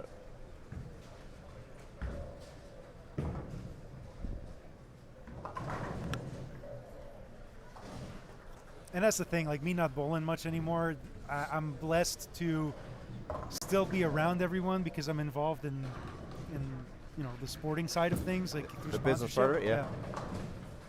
I still get to see everyone, and that's the thing that I miss the most is the people, right? Yeah. Like bowling, the events, the camaraderie, the competition, obviously. Of course, right? yeah. Like, it just gets your juices going. Yeah. I don't miss the prep. No. You know. Definitely not. No, you get to, I miss it too. It's just like I said, it's the prep and everything else. It's like, you get to a certain time and age and stuff like that. Like, these young guys are coming up. They're good. Yeah. You know. And focus changes also with the years and all that. So. Yeah. But Nick Elston, doesn't he come out of leisure? He's a leisure guy, right? Yep. Yeah, once you're a competitor and you've done it at a high level, you're always going to be a competitor. Shout out to Leisure Lanes, also another host in the past years. Yep. Surprised it didn't go there this when they were shopping around. Yeah, I'm not sure. Yeah. Because usually that's what they would do. They would go like West Toronto, like Montreal, there's not too many places you could go to, right? So it's usually Laurentian Lanes, but then they would go like East, West, Central. Then they would go back to Classic. Yep. And then they would go away from Classic, but then they always come back to Classic. So you're kind of pigeonholed to where you can go because you need the size, right? Speaking of art. Speaking of RDO. Yeah, you're next. You're this next. afternoon. After you buy me my steak dinner that you owe me from 5 years ago. Oh boy. Good times. Like we could have a couple more people here and just have like a team practice session with 4 or 5 other guys. It'd be fun. Hey, we could give these kids a run for their money. I wouldn't doubt it. Come on, man. I wouldn't doubt it. Throw Billy in the mix. Yeah.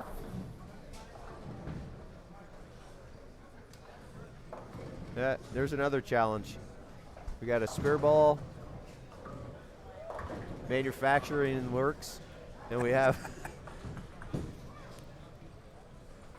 we got the 2 designers on the chat, so now we need a jersey, we need a chamois, we need some underwear. Just kidding. Some socks. Socks would be good. Socks would be good, yeah. Socks would be good. Nobody can see them. You know what would be good? You know those thumb socks that Brunswick sells? Oh, yeah. Supplement one of those. Nobody would use them, but it'd still be cool. That's funny.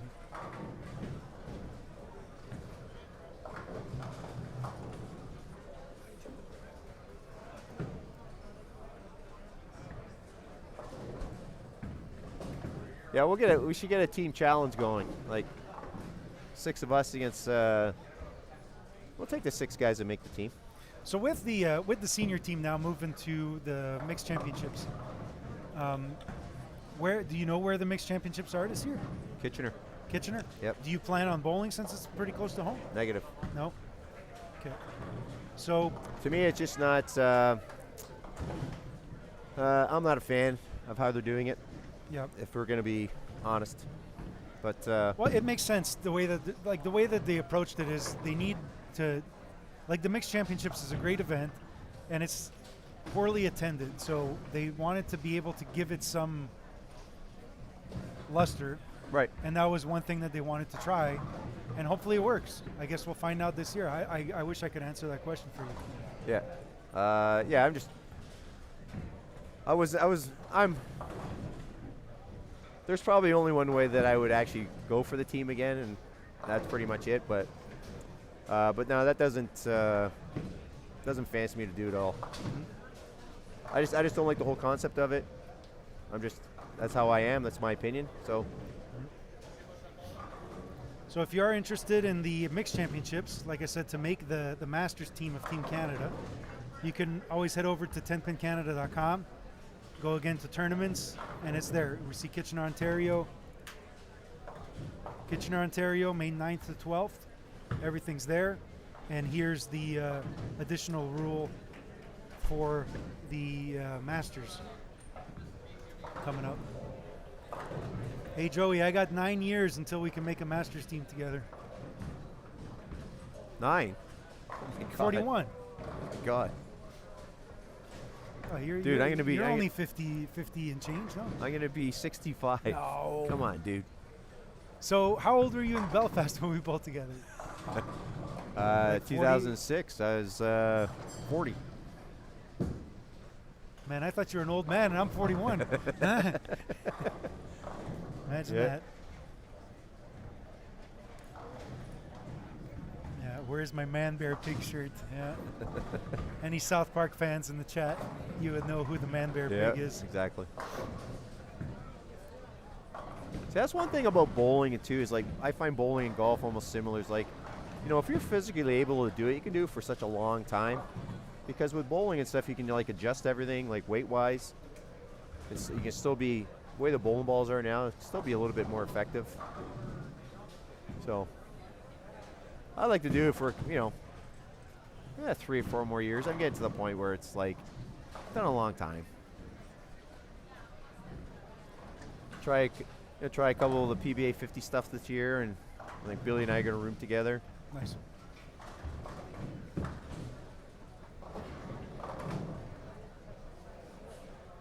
Surprised there's still players trying to squeeze it right. Like I really feel like the move's left now. Yeah, I've been watching a lot of people. They're trying to spray it. If you get to a certain part of the lane, like maybe around 10 or 8 to 10 or something, it just keeps going right. I don't think they have to be a little bit farther left. We see Travis off screen here. Probably where Travis is. That was a pretty good shot. What ball is that? Is that a Tundra? Could be a Tundra Fire. Doesn't. Red ball. Game breaker? Could be a game breaker. Either a Tundra Fire or what's the. Oh. You probably drilled it, right? Yeah, Tundra Fire? He drills so much stuff. I can't keep track. Yeah. Maybe. Doesn't he? Did he drill an IQ? No, he's sticking with the hammer stuff, the Brunswick brands? Yeah. So it's probably a Tundra Fire.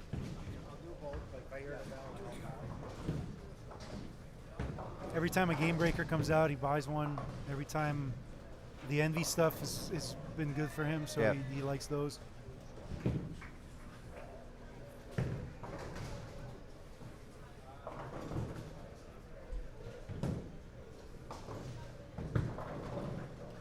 It's probably the first time I've been at trials I don't see strings of strikes.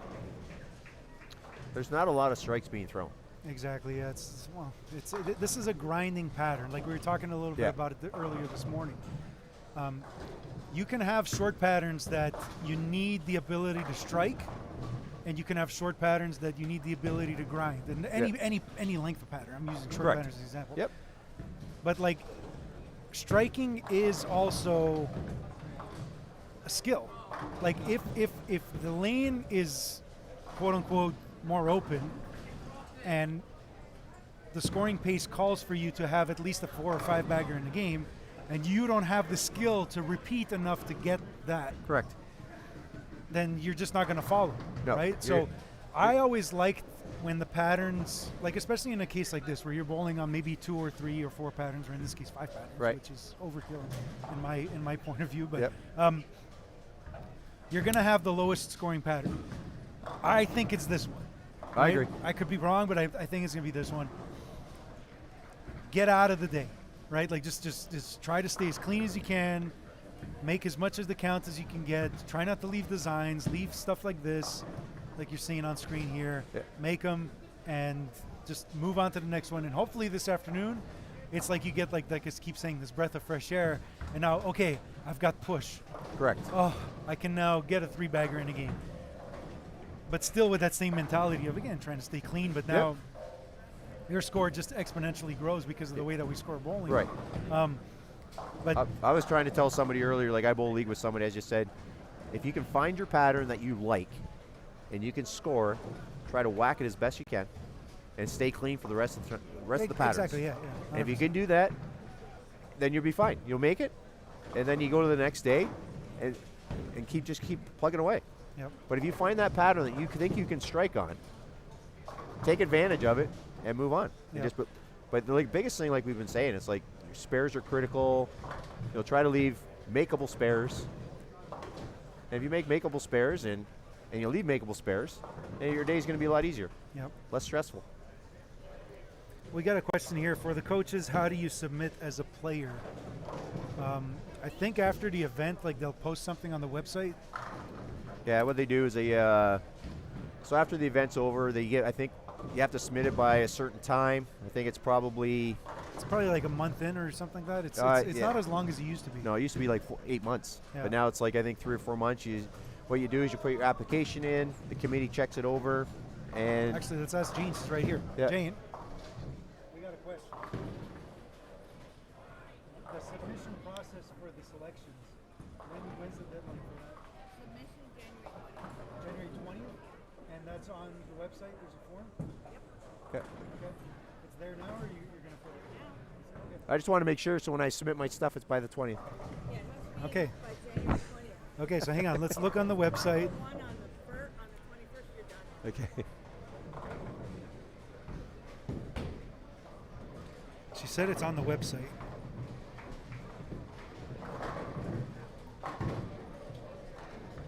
I don't see it there. We'll call her out on it. She says it's on there.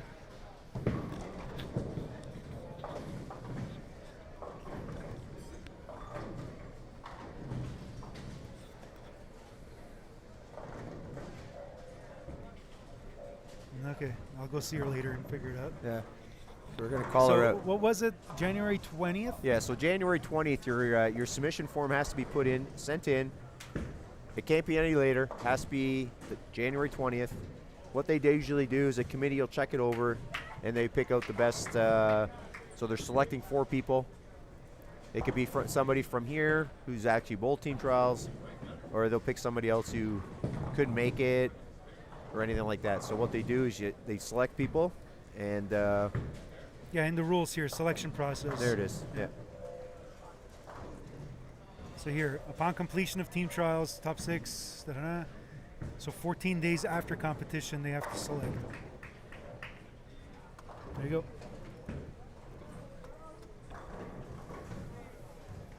And that's at large. Doesn't have to. They don't have to have competed. No. No. Yeah. So Mark can put his application in. I won't.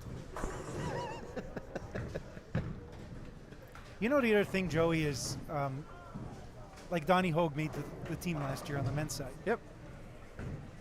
You're traveling with kids that are half your age. Like, you need to have some sense of camaraderie and all this type of stuff. And I feel like there would be too much of an age gap with some of these guys on the team. That, not that it wouldn't be interesting for me, obviously it would be fun. Right. But I don't know. I just don't think it would be able to mesh that well. I'd much rather have like an assistant position where I can assist someone like Ty on the technical side, like be the ball carrier. Yeah, I find it but probably. that would be I'll part use, of I'm not sure. I can't speak for Donald, but I'm just going to use it as he probably doesn't know a lot of the guys. So if you don't know the guys, it's harder. Yeah. Like, But he's a super chill guy. Like he would get along with the young guys. He gets in a along with heartbeat. everybody. Yeah. But so we'll just flip it. Like, say hypothetically, if it was me, the guys that run, I know all the guys. So it's a little bit. You know where I'm going with that. Like, it's a little bit different. Just because he is a chilled guy. He gets along with everybody, but he just doesn't know how they are. Like some of the guys, like I knew all the guys that made the team, so it might be a little bit easier for somebody like myself instead of somebody with Donald who comes up to Canada maybe twice a year. Yeah. So, but he's a super chilled guy and super nice guy as well.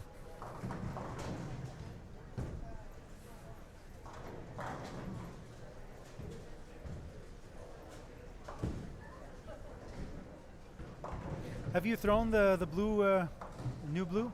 Because I knew you're No. never a fan of the urethane stuff. No, So I have don't know not if thrown it. that, No. I know they have. you still have your purple rhino? Oh, I have it, but I'm not throwing it. I still have it. It's a relic, baby. You never get rid of those ones. That's good.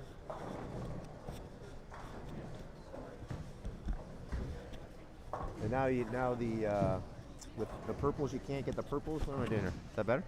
Yeah. Yeah. So Probably switch it over. So on the other ear, it's closer to your face. That better? There we Yeah, go. that's better, yeah. Yeah. So now I know there's a new one coming out. So, but I haven't thrown the U. I know a lot of people like it, but I've never been a urethane guy. Oh, it's your massive rev rate. You can slap me, it's fine. That's okay.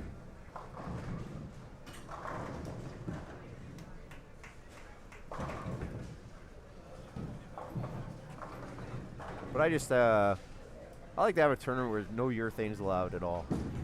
See how many people would enter. A plastic ball championship. Let's go. Players Tour Yep. plastic ball. Exactly. But you have to have the Joey plastic ball. There you go. There goes sales through the roof. That's a good one. Donate more money with the entries and all that. Yeah. Yeah. Fundraiser. Yep.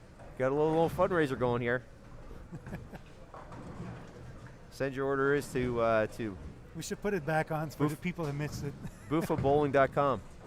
That's it. We'll get Caroline to put it on the website. Let's go. That's good. All right. Hey, we're up to almost 150 viewers. Let's go through some regular stuff here. We've got a couple frames left for this morning. So, again, this is day one of the 2024 Canadian Team Trials. We're at Burlington, Ontario at the Burlington Bowl. Competitors are bowling 6 games this morning. We will take a break until 2 o'clock Eastern Time and come back for 6 other games on 43 feet, Mexico City. And then tomorrow they're coming back for another 6 games on pattern LA 38.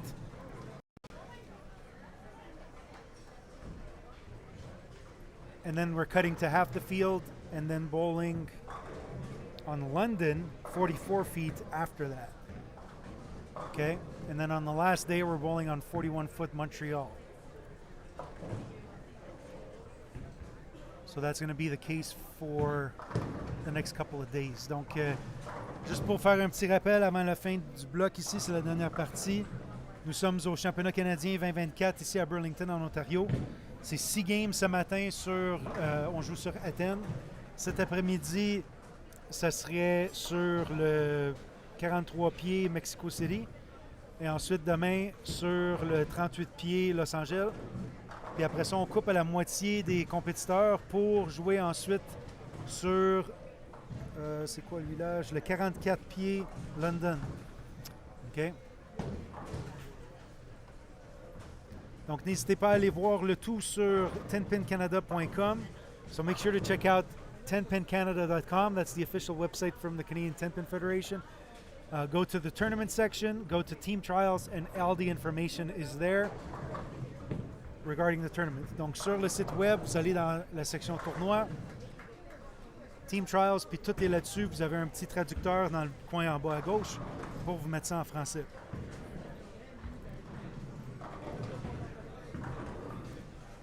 Donc, rendez-vous aussi sur lxresult.com pour voir les résultats.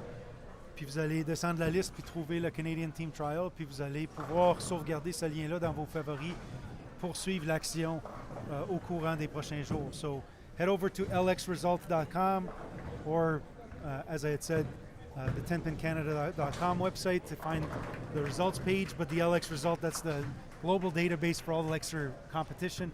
Scroll down the list and find Team Trials and bookmark that link so it's easy for you to find. That's going to be the easiest way to get to it. Yeah. Yeah, Jesse, you're better off to ask Mark that question. I have no idea how the patterns are decided. How did the pattern names get decided? Oh, the pattern names. So the pattern names, that's I'm going to call it the World 10-Pin Bowling Association. That's what it was back in my day, but now it's called IBF. Yeah. Okay. So the IBF basically makes these patterns in conjunction with Kegel, and the way that they name them, it's basically the International Bowling Federation. So I guess they name them off of their favorite sports teams. Yeah. Oh, I don't know. I really don't know. I don't know how they name them. I don't know. So. They just pick names from all across the world, right? So Yeah. Tokyo, London, Sydney. Maybe we should get a Toronto one. Yeah, no one likes the Leafs. Come on. I went there, Chad. But yeah, so that's the. I really don't know. In terms of picking the patterns for here, I know Kathy did a randomizer just to make it. To decide which ones they were? Yeah.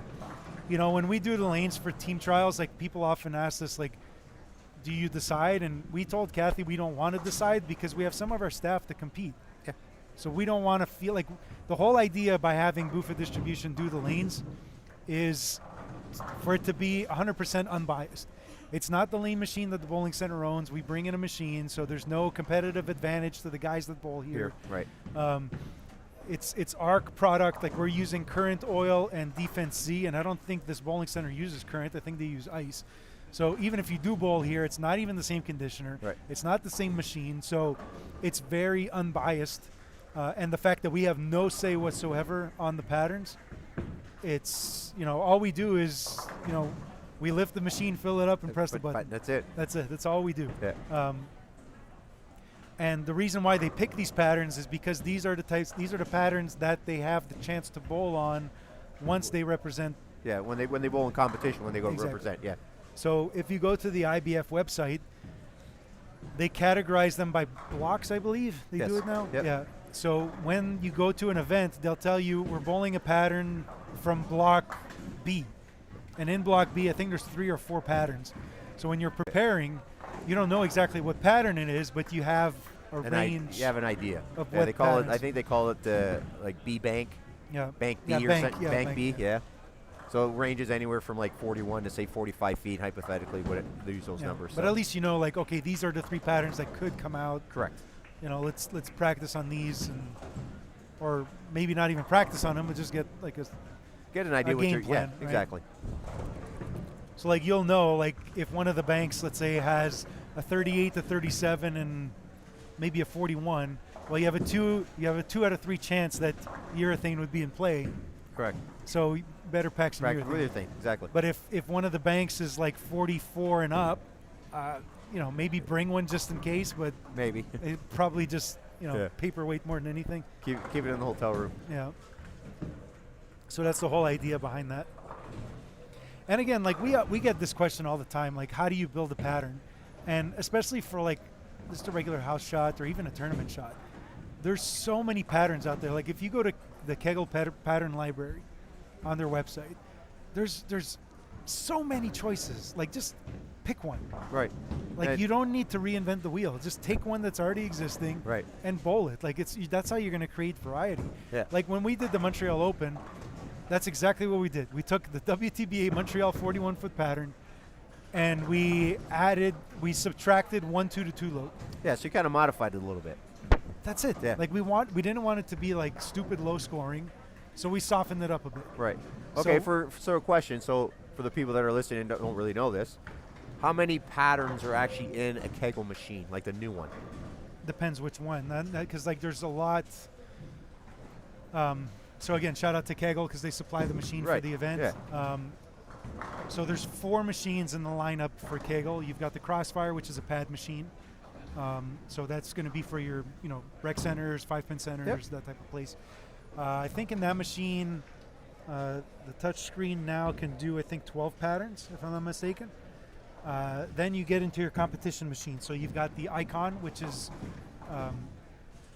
probably one of like the best bang for buck machines that you could get out there today. Right. Planet has that. There's a bunch of places out east that have it. And in that machine, I believe you have 18 patterns. And then they just introduced, from the Icon onto the Flex, so I'm going to name like the next 3 nameplates.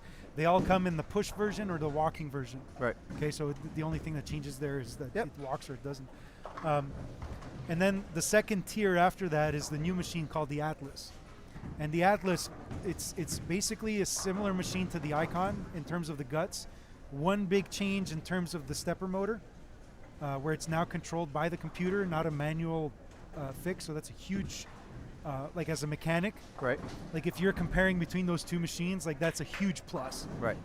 So like that's where you would lean towards the Atlas there.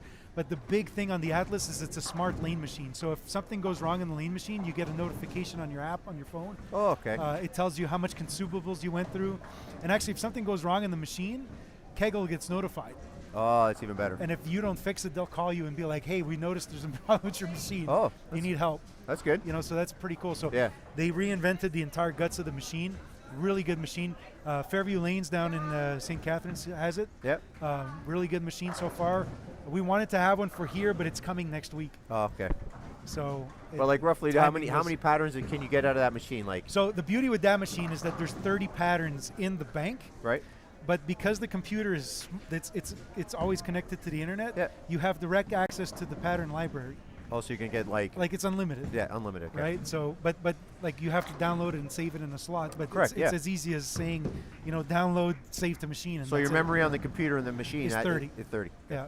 And on the Flex, which is their high-end machine with, you could put 2 oils, you have all these bells and whistles. One of the biggest upgrades there is the cleaning system is managed by the computer. So Right. you have one tank for your cleaner, one tank for water. Oh, okay. So you can control dilution at different parts on the lane. Okay. So you want like the back end to be better cleaned than the front or Right. whatever. Yep. Like you could do that. Like it's really fine-tuned. Yeah. So It's that's a just- yeah. high-end machine. Right. That one, same thing. It's not connected directly to the internet like the Atlas is, but it's got 30 patterns, 28 patterns in it. Okay. So Well, it's good to know because there's a lot of people like I didn't know that either. So I just for some people that are watching, I know this Jesse is asking. So, and he's got an older got Brunswick. 822, yeah. So But still, most of the modern machines today, Joey, it's even the older Kegels machines. They could only have 4 patterns in them. Yeah. But if you just plug it in with a computer, like they have the computer software, you could load. yeah, you can anything. load more. So it's Yeah. easy, right? So So they come with the 4, but if you say hypothetically you're using 4 patterns this week, yeah. and if you got the 4 patterns in your computer and the machine, you can actually download the other one. Exactly. Yeah. Okay. So it's not a big deal. Yeah. It used to be a big problem. Now it's so much easier. Right. And now even like I said, with the Atlas being a smart machine, you could even load machines. Like if the machine was on in the back Yep. and it was turned on, I could log in on my phone and load patterns to it from here. Wow. That's Like, but that's 2024, right? Like no, they exactly. They caught up. That's exactly what They caught up. that's what everything's being advanced to. So Yeah. it's like actually works out I've good. got an app for my car. I could start my car. Oh, me too. Yeah. So great. like it's great. Like Yeah. I'm here in Toronto and I could start my car. Absolutely. Yeah. That's really handy at airports, by the way. Oh, I know. I Yeah, agree. yeah. I agree. So, well, it looks like we're winding down here for the first shift. So, So I apologize to everyone. Like we haven't really been focusing on the action. It's just that it's so early in the tournament yeah, that it's hard to discuss what's happening. So I always felt like the first couple of shifts, it's always good to have some special guests and just talk about bowling, talk about the event, Yep. and try to entertain and also educate at the same time. And try to make sales. Yeah, and hopefully do that proper for the federation. Correct. Yeah. So again, as we had mentioned earlier, this is the first time that we're doing the stream on the CTF YouTube page. Yeah. So we're now at 140 concurrent users, which is great. Make sure to like the video, please, and also make sure to subscribe to the YouTube page. We went from 0 to 80 right before we started in a week. So let's try to get to like an easy 500 if we Yep. can by the end of the tournament. So make sure to subscribe to the YouTube channel. And as mentioned, CTF will be doing live streams of all their national events moving forward. So the Canadian Mixed and the Canadian Youth, including the Canadian Team Trials. And I will act in the future as a mentor to them to help, move this forward. So Well, that's good. yeah. Well, since the shift is winding down, I know Mark's going to be busy. He wants to get some lunch. On Yeah, and behalf I'll of try to get some guys to come and fill yeah. in here. On behalf of myself, Mark, I want to thank you for everything. Joey, You and your you're the dad, man. your company, your family, everybody. You guys have done a great job for us, and we'll definitely see each other down the road. So yeah, it was a pleasure bowling always- on all these teams with you and always, seeing you man. every year. Well, And well, you're not getting rid of me yet, man. yeah. We'll still where, see you where are we around. going tonight? I'm going home, man. Oh, okay. I'll meet you there. But no, thanks to you guys and everything else. You guys do a great job. Yeah, thank you. I wish Appreciate all the competitors well. Everybody on the chat, nice chatting with you guys. Don't forget the check The limited edition don't, ball. don't forget to check boothfootbowling.com for that spare ball. Make sure all proceeds go to charities. Yeah. And Happy New Year to everybody. So, Mark, thanks so much for your time. I said, oh, almost got a 710 here on 15. So, I appreciate it, buddy. Nice. Thanks, buddy. Always Appreciate see it. you, man. Take Happy care. New Year. You too, buddy. You All and the the family, best. okay? Thanks. Keep doing good. PBA 50. Superstar, Hall of Famer, PBA 50. Thanks, buddy. Thanks, buddy. Okay? Yeah, thank you. All right, that was Joe Kayak, Hall of Famer.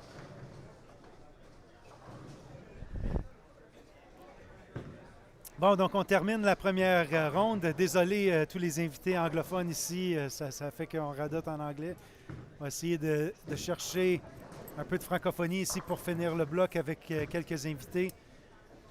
Puis c'est ça, donc on finit la 6e game ici pour le matin. Ça, c'était Joe Kayak, membre du Temple de la Renommée, plus de 20 équipes nationales sous son expérience.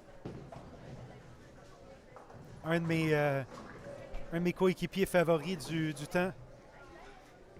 Puis très chanceux de le compter parmi mes amis. Puis c'est ça, donc on va essayer de voir qu'est-ce que ça dit au niveau des scores. Guillaume est en train de travailler fort là-dessus. Puis on revient avec les scores finaux. N'oubliez pas, encore une fois, allez sur 10pincanada.com pour tous les détails sur le tournoi. Et aussi, pour les résultats un peu plus rapides, allez sur elixresult.com et descendez pour trouver le lien pour le Team Trials. Et aussi, n'hésitez pas, c'est la première fois qu'on fait une télédiffusion sur cette chaîne-ci, sur le CTF. Donc, n'hésitez pas à donner un petit like à cette vidéo et aussi vous abonner à la chaîne de la CTF. Dans le futur, ils vont faire les événements de tout, le CMC, le Canadian Mixed, puis aussi les jeunes, le CYC, sous ma supervision puis ma guidance, mais c'est ça. Ça va tout être sur cette chaîne-ci. Donc, n'hésitez pas à vous abonner là-dessus. On s'est déjà rendu à plus de 80 abonnés d'ici une semaine. Donc, si on peut peut-être monter ça à 500 d'ici la fin de la semaine, ce serait fortement apprécié.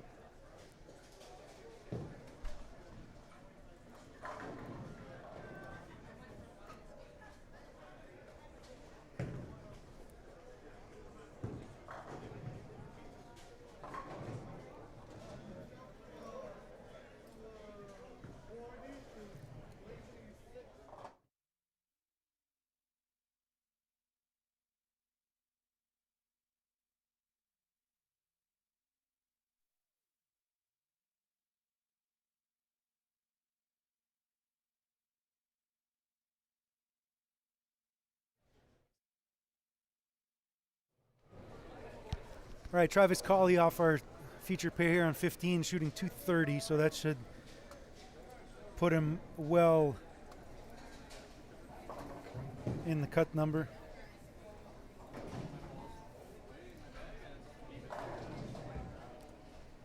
Kind of brings him back to even.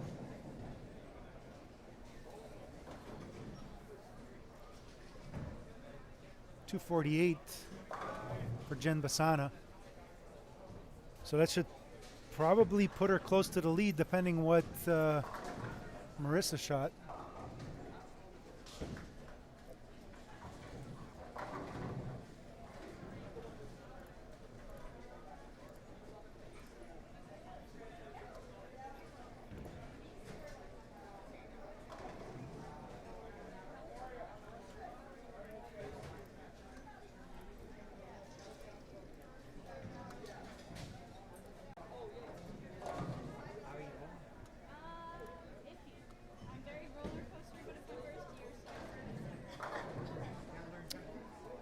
Pour Cédric, c'est dur à dire. Il est un peu loin de moi en ce moment.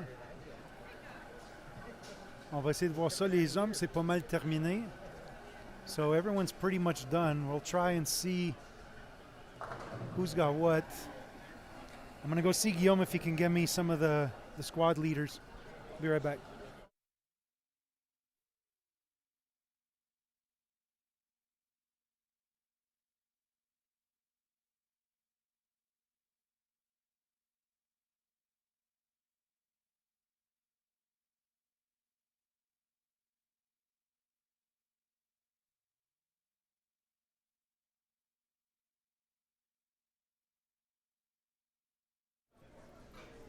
Ouais, donc 7, j'en ai aucune idée. On va voir qu'est-ce que ça dit bientôt.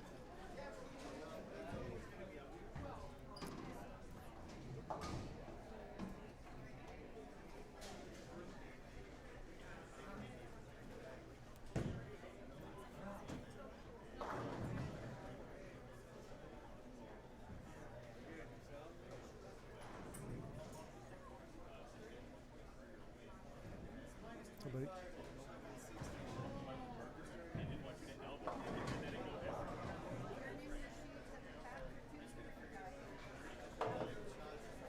We'll see if we can get Marissa on. No, you don't want? Yeah, I got you. You got me? All right. Swing around, yeah. We're going to get Marissa Naylor here.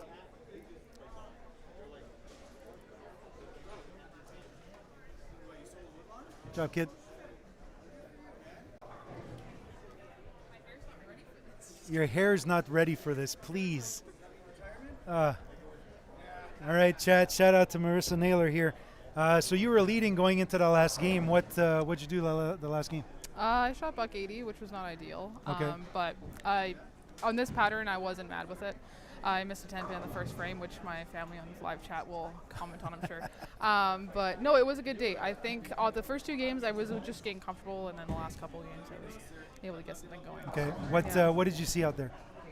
To start, a lot of free hook, but in the wrong areas. And then Yeah, if you tugged it, it kind of overhooked. Exactly, and then outside you had nothing. And then if you went way right, you had nothing. But I stayed around 10, so I ended up about 12-8 with my NV tour on 4 and 5, and then just kept around 10 board though.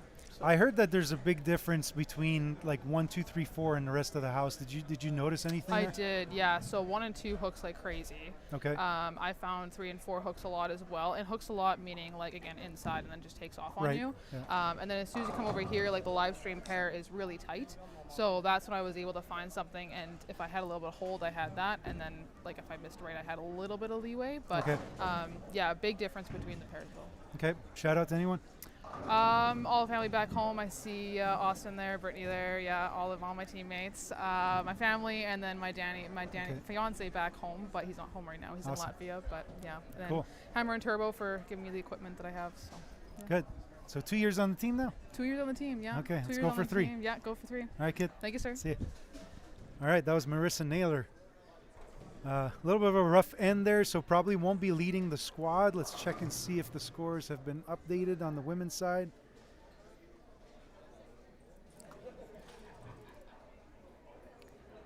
No, still nothing there. Still only 5 games.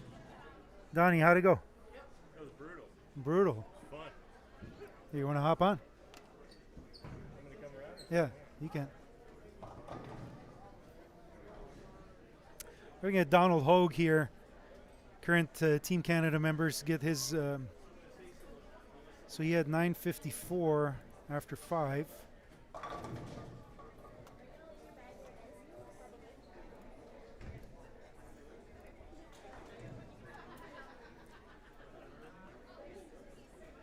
that Hank? Yeah. What's up, Hank?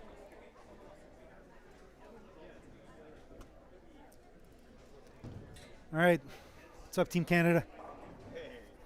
Oh, hang on. Turn you on. You're off. All right. So you said a bit of a rough go today. This is probably going to be the lower scoring pattern of the bunch, right? I thought this was the easy one. Oh, okay. Okay. I thought this was supposed to be the easiest one. Okay. So, yeah, it'll be fun now from Okay. now on out. Yeah. Did you do the flop, or you stayed pretty much? No, I started on the left side and then went to the.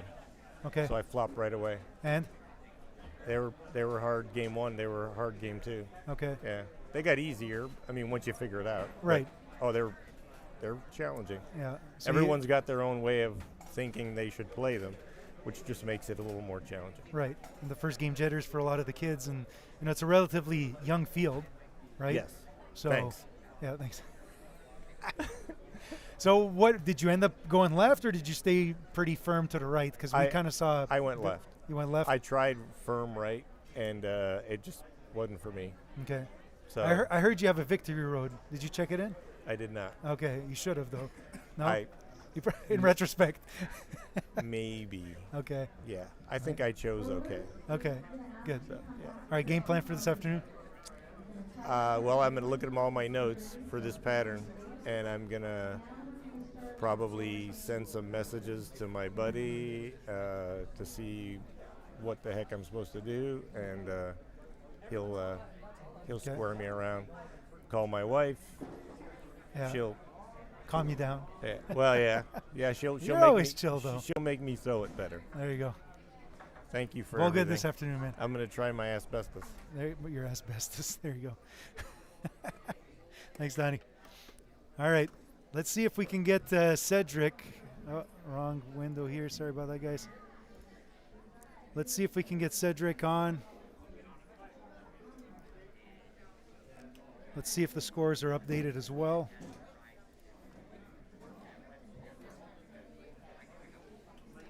No, not yet. Give him a second or two.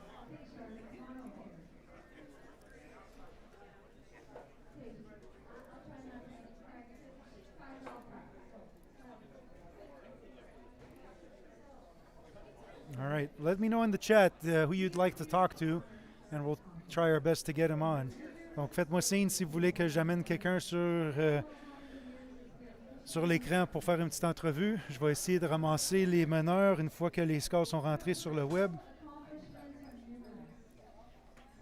Je suis en train de rafraîchir ma page continuellement pour voir qu'est-ce qu'il y en a.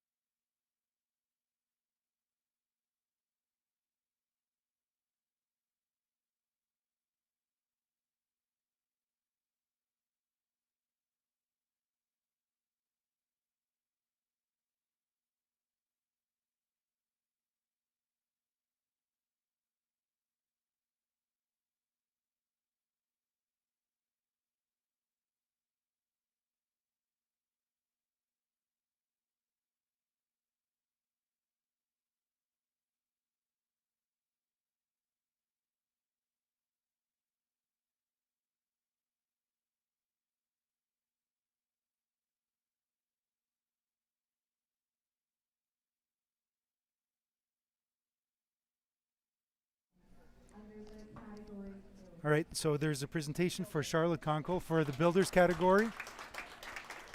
So she's getting the award in the Builders category for CTF on the local site. So congrats, Charlotte.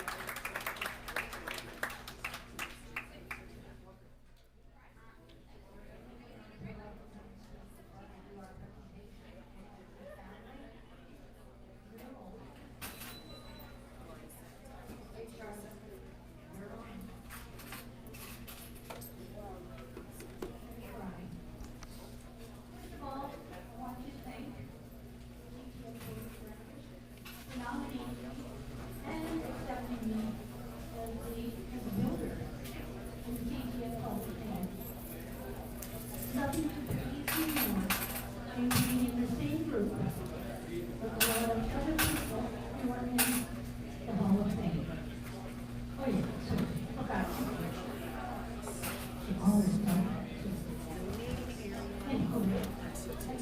my family's here. Some volunteers. For that end. That years. Thank you very much. On various bowling alleys across Ontario and lately Canada. Okay, thank you so much. I do appreciate it so much. It makes me fun. Thank you.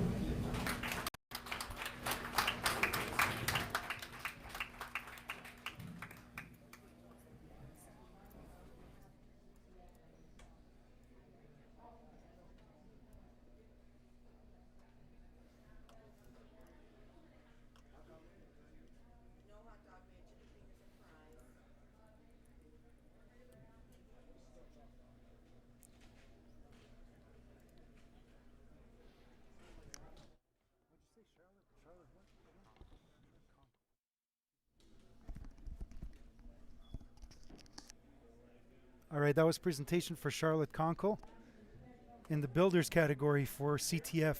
All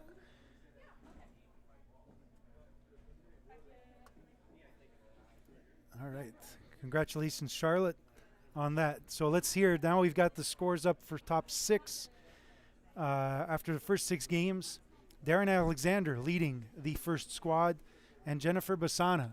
Can we get her on? Quick. All right, we got, hang on, whoa, okay, we got Jen here. Jen, how's it going? It's going good. Good. All right, hang on, let me swap you over here. Let's see if we can, there you go, okay. Perfect. You see me? All right, I see you, there you are. All right, good stuff. Okay, congrats. Hey, big game last game. Ooh, 236, some of that? 240. Whatever, oh wait, hang on, let me check here. Oh, 48. Okay, props. Yeah, good. Okay, good. So you flopped, right? Because did you come this way or did you come from the low end? I came from the low end. Okay. So you felt a big difference? Knowing this house, 1 and 2 usually plays pretty open. So coming in from 1 and 2, it was almost the same. I made some surface adjustments to my summit, and it still was working pretty well, so just kept executing. Did you move left at all, or you kind of stayed right and firm? No, left. Yeah, I was fairly deep. Okay. I think I was left the majority of the day, so couldn't get anything right. I felt like everything was just overhooking for me, so I was just like, trust my gut, just keep moving left, and it worked. Okay, good. Go have lunch. Thank you. Have a good block this afternoon. All right, so that's our leader after 6, Jennifer Bassana. How many years on the team now? 5 or 6. 4? 5 or 6? You know, you lose count, right? Yeah. That's good. Awesome. Good stuff. All right. Darren Alexander, who led on the men's side, he refused right now because he wanted to go get some lunch. So, yeah, that's pretty much it. So we'll be back at 2 o'clock. Donc, on va être de retour à 2 heures. I don't know if we can get Cedric. Is Cedric still here? Or did he leave? Yeah, so he probably left for lunch already. Donc, OK, on va regarder ça ici. J'essaie juste de trouver si Cédric est dans le coin parce qu'il a mené pas mal toute la journée. Puis malheureusement, 148 la dernière game. Boy, OK, ouais, d'après moi, il est parti pour l'instant. OK, donc pour les juniors, nous avons Alex Garot qui mène chez les juniors. Mathis Bibeau, 4e. Kristen Jolly, 4e, et Mayenne Lachapelle qui mène chez les juniors. OK?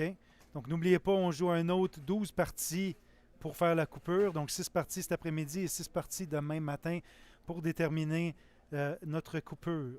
So, again, we're bowling 6 games this afternoon and 6 games tomorrow morning to determine the cut for top 16 women and top 34 men. So, yeah. So, we're going to sign off right now. We'll be back at 2 o'clock Eastern Time for the 43-foot Mexico City pattern. So we should see a little bit higher scoring, I believe. We'll see players migrate a little bit more towards the inside part of the lane. And so hopefully that's going to be a little bit different, a little bit higher scoring than what it was today, this morning. However, we did see some ups and downs from some players. So relatively a little bit tougher scoring pace because they didn't have much room on the inside part of the lane. But still, we did see right now, the cut for the team being in the plus on the men's side and relatively close to that on the women's side. So kind of normal for team trials. So I'm not too excited, not too disturbed by what we saw today. Donc encore une fois, les 6 games ici sur un des patterns qui est sûrement le plus difficile de la gang, à mon avis. Je pense que cet après-midi, les scores vont être un peu plus élevés. Donc, n'oubliez pas de vous abonner à la chaîne pour avoir les notifications quand est-ce que je vais être de retour à 2 heures. So don't forget to subscribe to the channel. So like that at 2 o'clock, you know when we go live. Should be close to that time. And thanks for following. And give this video a nice like.